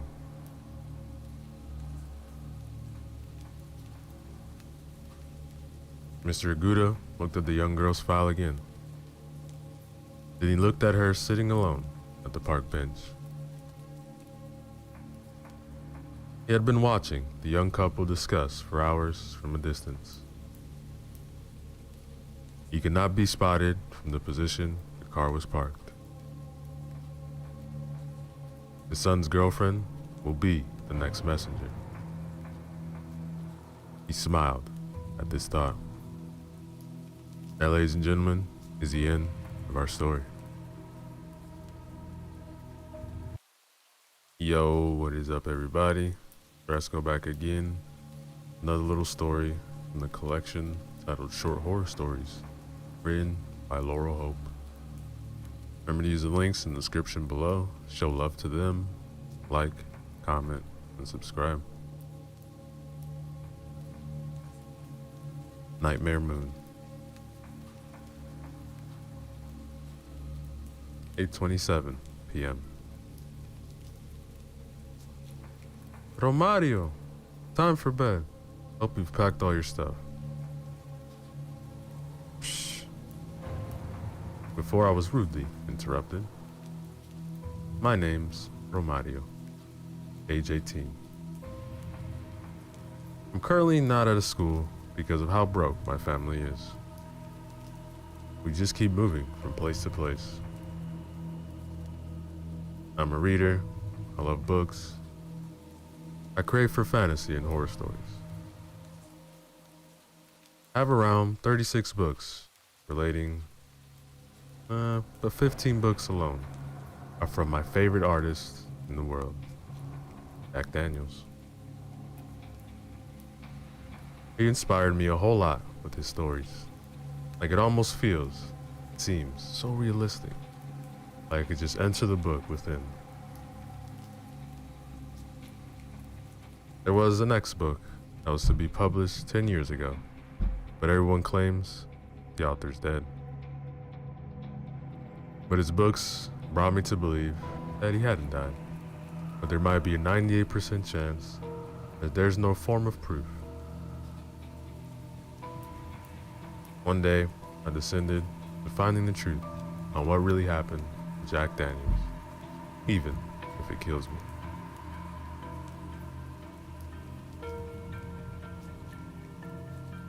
Close his diary.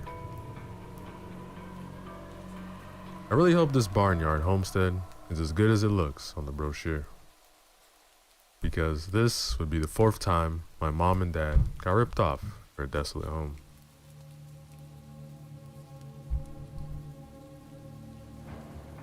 I close my eyes and remember the part in his book. Deadly moonlight.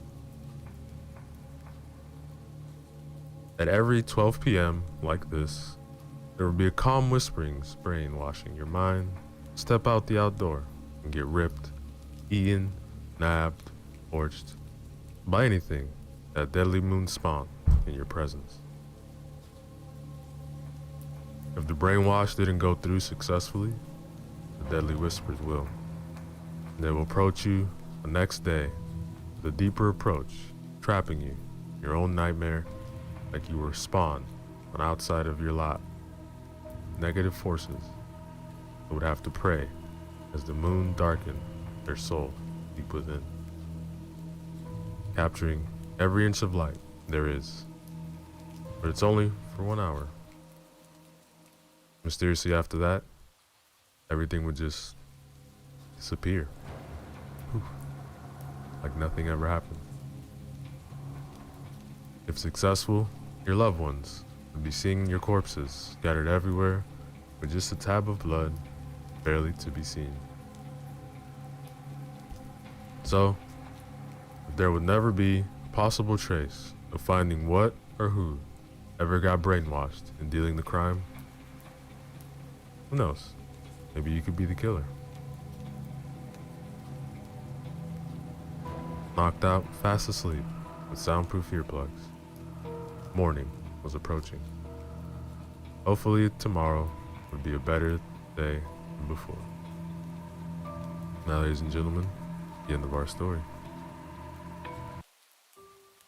Yo, what is up everybody? Sir Esco back again. Another chapter from the story titled The Stalking, written by Rory Borsell. Remember to use the links in the description below. Show love to them. Like, comment, and subscribe. Chapter 3. The world returned to Fawn through a haze of pain. Head reeling in the darkness, lungs wheezing through the aching ribs. Her first instinct was to touch her face, fingers aching to trail gingerly over her skin for signs of trauma.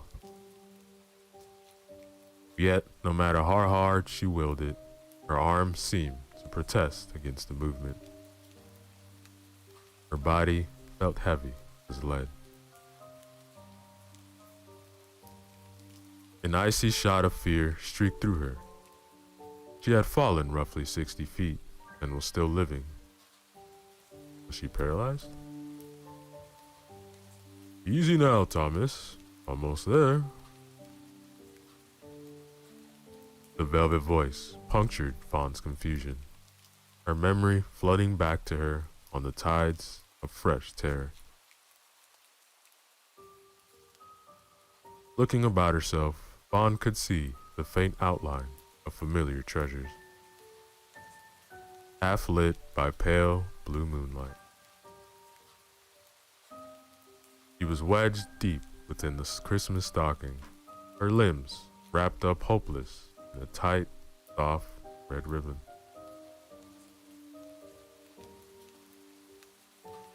Oh, no, she whimpered, her body straining against the pull of her binding. Overcome with panic, she began to thrash wildly till the thunder of the master's voice fell upon her like a blow, immobilizing her on the spot. Thank you, Walker. You're a fine man, a gentleman. A low laugh rumbled outside the stocking, sending tremors breaking through. How could such a harmless sound be so threatening? Yes, all right, Thomas. Easy now. Just lay down.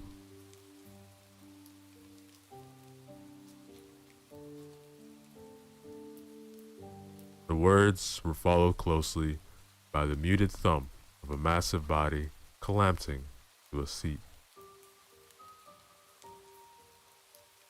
And perhaps a little easier on the brandy next time.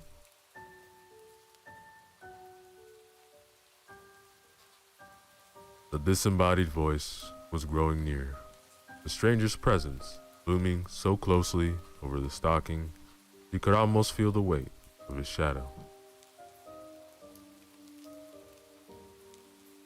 Fawn smothered a wail as the living walls of her prison shifted suddenly around her, sending her sliding deep into the pit below. A hand casually inspecting the stocking before letting it swing back into place. You do worry me sometimes, you know.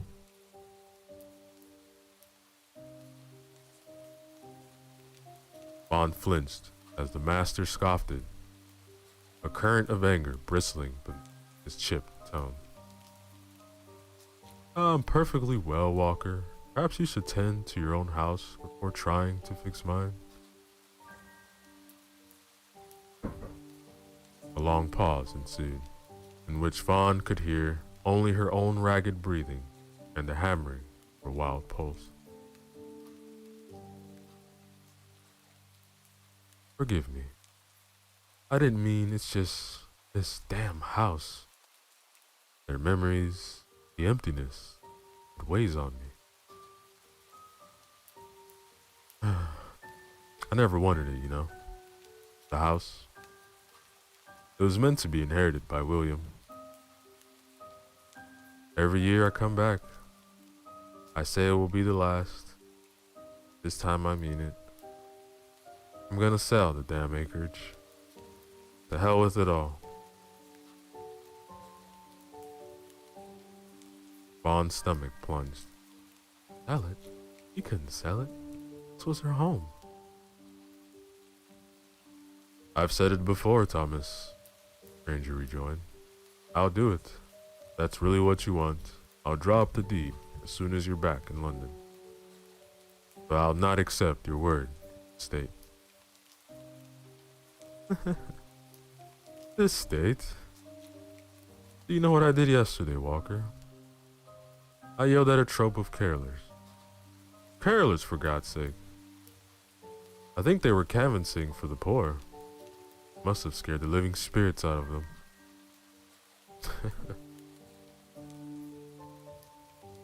It's this goddamn season. But it's all good tidings to you and all your kin indeed. I can't look anywhere without some blasted reminder of their deaths. Vaughn's heart jolted, mind racing to parse out, eavesdrop the conversation. Deaths? What deaths? Whose? I missed him too, Thomas. We all do.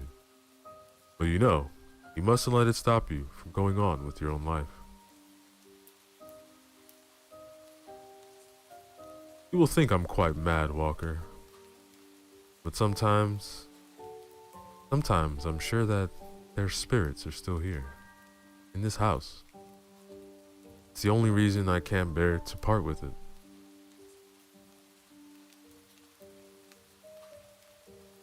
Thomas. No, listen to me, Walker. Things go missing all the time. Small items are moved.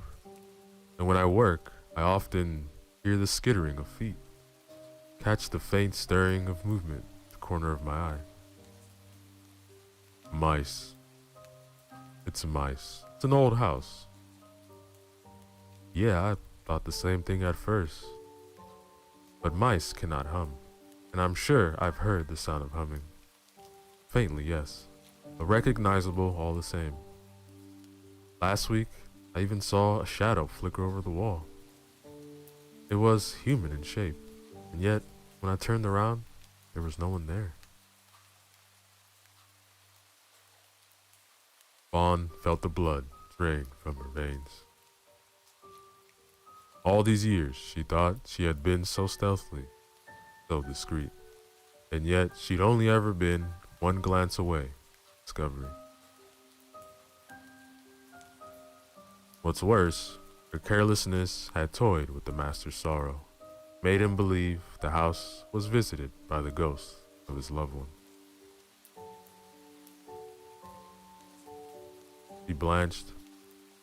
What would he think tomorrow when he found the mantelpiece dressed in Yuletide cheer? The Christmas stocking strung up inexplicably?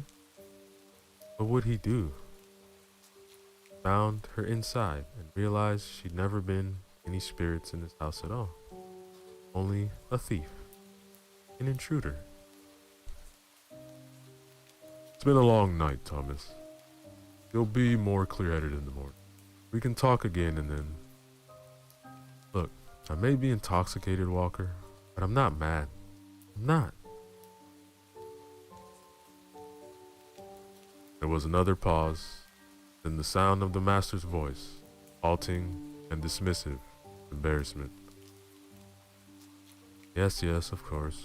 Forgive me.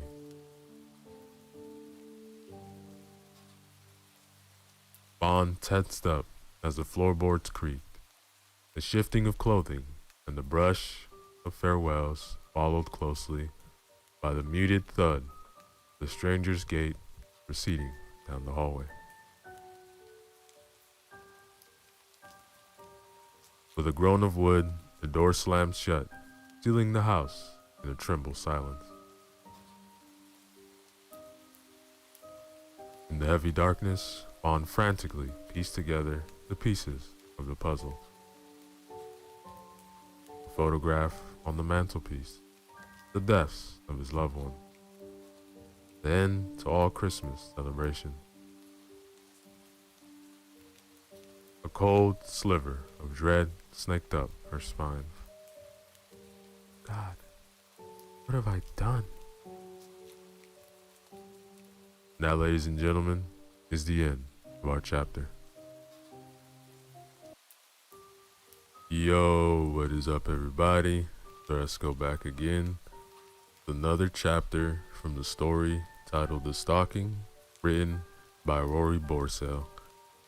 Remember to use the links in the description below. Show love to them. Like, comment, and subscribe. Chapter 2. The somber booming of the grandfather clock echoed through the ghostly halls, signaling the hour of deep sleep. In the cold blue light of winter, a small shape slipped like silk between the hidden recesses of the manor house, her shadow casting long and ghostly shapes upon the ancient walls. For the last few hours, Fawn had been hard at work, burying handcrafted decorations up creaking ladders and wooden ramps to the small alcove behind the mantelpiece. Through a clever system of weighted rocks and rope pulleys, she had even managed to hoist the Christmas stocking to the landing without a hitch. Every bauble and ribbon were ready. Every last detail counted for. Save, that is, for the master. Damn it, where are you? It's not uncommon for him to disappear some evenings. The heavy thudding of the dark chestnut door, the only indication of his comings and goings. But tonight, his absence was a thorn twisting maddeningly in her side. Frightened by the prospect of him catching her off guard, she had stayed anxiously hidden, awaiting his return by the low, smoldering flame of a single tea light. Now, as the fickle hands of the great clock stretched past midnight, he had no choice but to risk his sudden reappearance or abandon the plan altogether.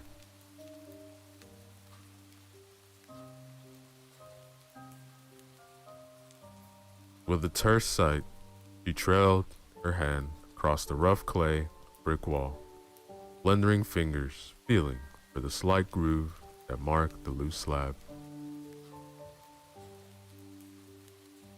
Heart thrumming steadily, she pressed her shoulder flush against it, heaving her weight until it ached open with a dull scrape. Pausing at the entrance, Fawn waited until her eyes adjusted to the gloom, body angling instinctively toward the familiar sounds of nighttime. The pendulum's heavy swing, the creaking of the house's bones, the wind caught somewhere the lofty rafter. Outside, the lonely call of a horned owl carved a path through the dark trees.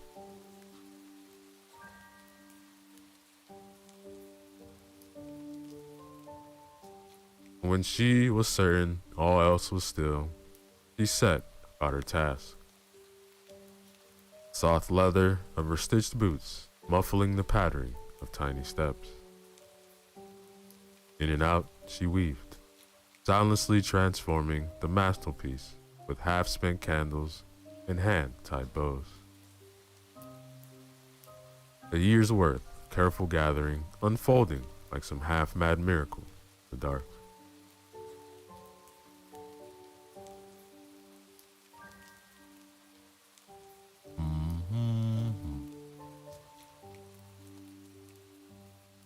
At long last, all that remained was to hang the stocking from the mantelpiece and stuff it to the brim with small treasures. It wouldn't be an easy feat. Fawn needed to secure the cuff to the hook on the mantelpiece, then toss the rest of the fabric over the side.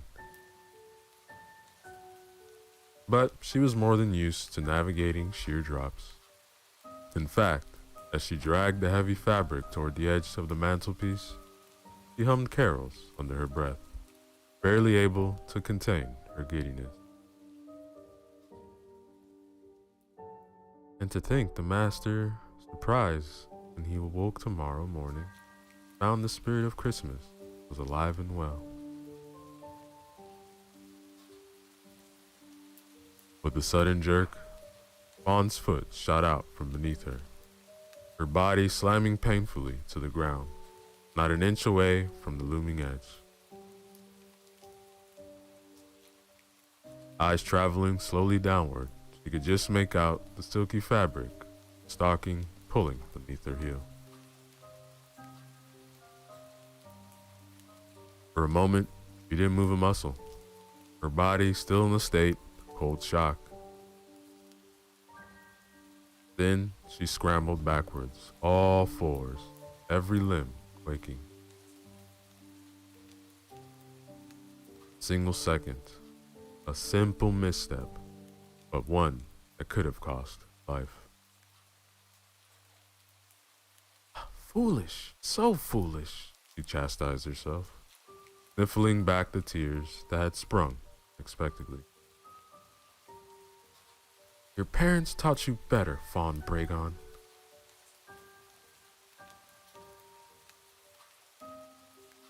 Wiping her eyes, she stood up shakily, inching backwards towards the wall, despite the ample space left on the mantelpiece.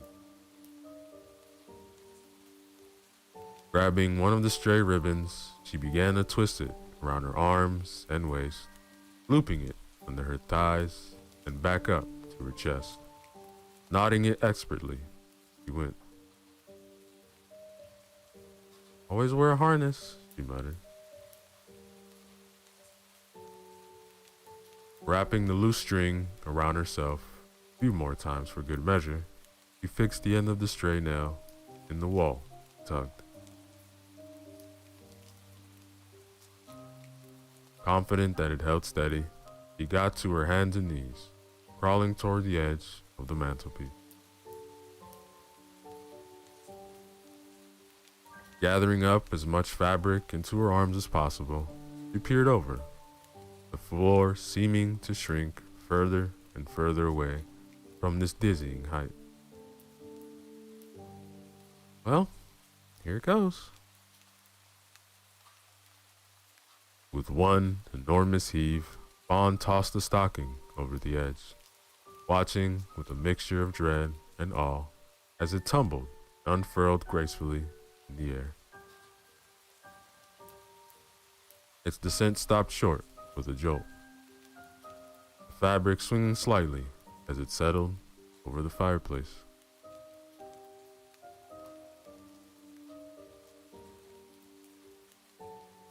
She closed her eyes in silent relief, her heart flooded with renewed vigor. Gathering up the stocking stuffers, she leaned forward against the pull of her harness, began to carefully lower them down one by one.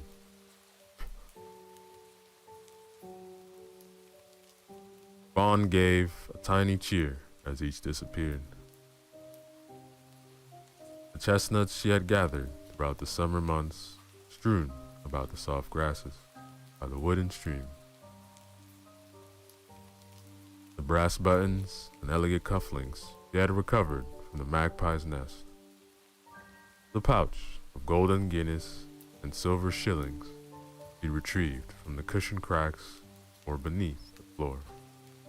And finally, a handwritten note of Christmas well wishes folded up tight and sealed with a dollop of wax.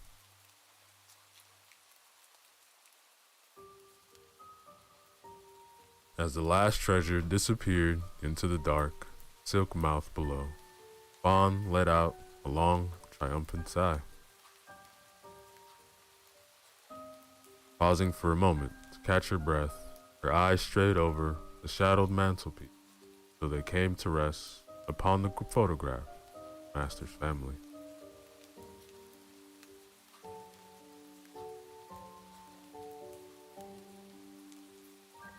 Fawn had spent many hours gazing upon the Yuletide scene over the years. From here, the faces were eye level with their own. Their small features familiar enough to curb the pang of loneliness she felt for her own kind. She never knew which of the boys was the master, but she liked to imagine it was the younger of the two. His expression curious and bright, his mouth caught in a half smile as if he couldn't contain the secret of his joy.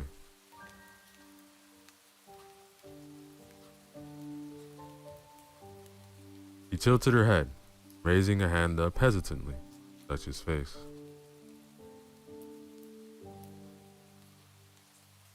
The front door slammed open as her fingers brushed the glass. The sound barreling through the house like a shockwave. Staggering back from the frame in bewildered terror, Fawn's head whipped about the room.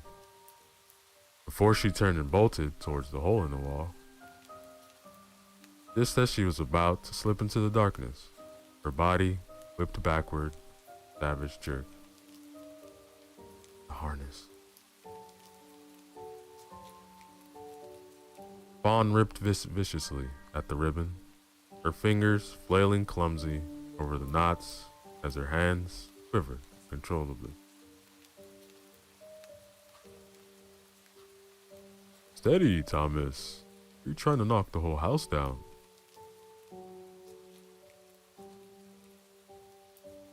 Fawn's heart spiked at the unfamiliar, bellowing voice, lungs fighting frantically for air. It seemed the harder she tried to remove the ribbon, the more entangled she became, the band twisting and tightening around her tiny limbs. I can't get it off. I can't.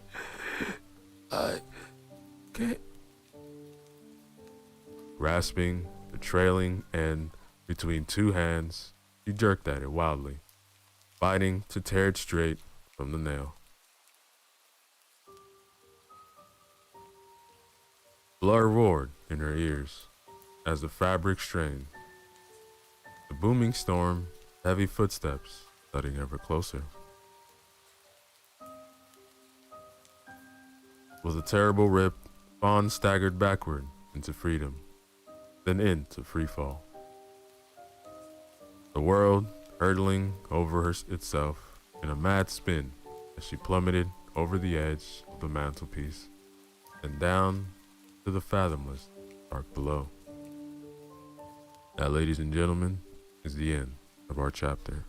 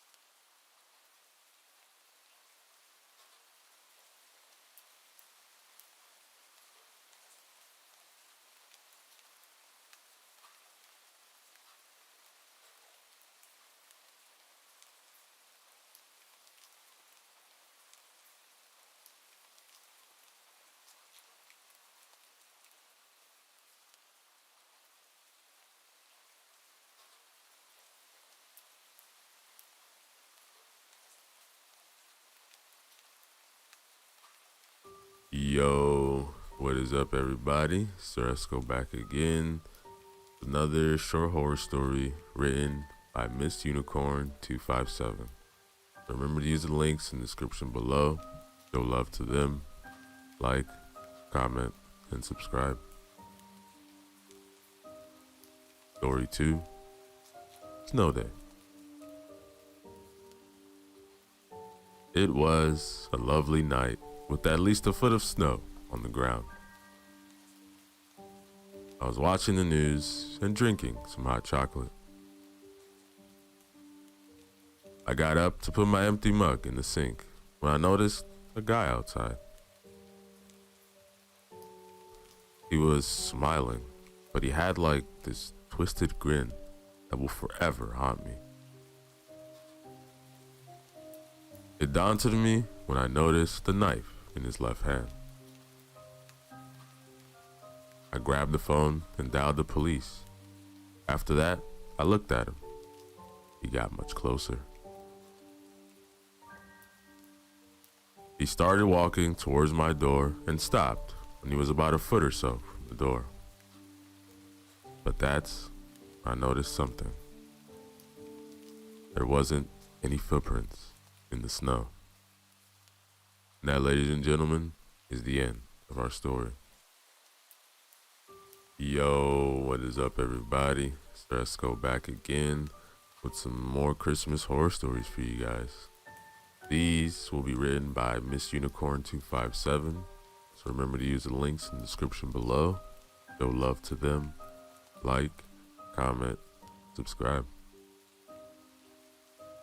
Story 1. The painting. My family and I were visiting my grandma for the weekend, and as the sun was going down, I was getting more tired from lack of sleep because of overworking. My grandma said I could sleep in the basement guest room.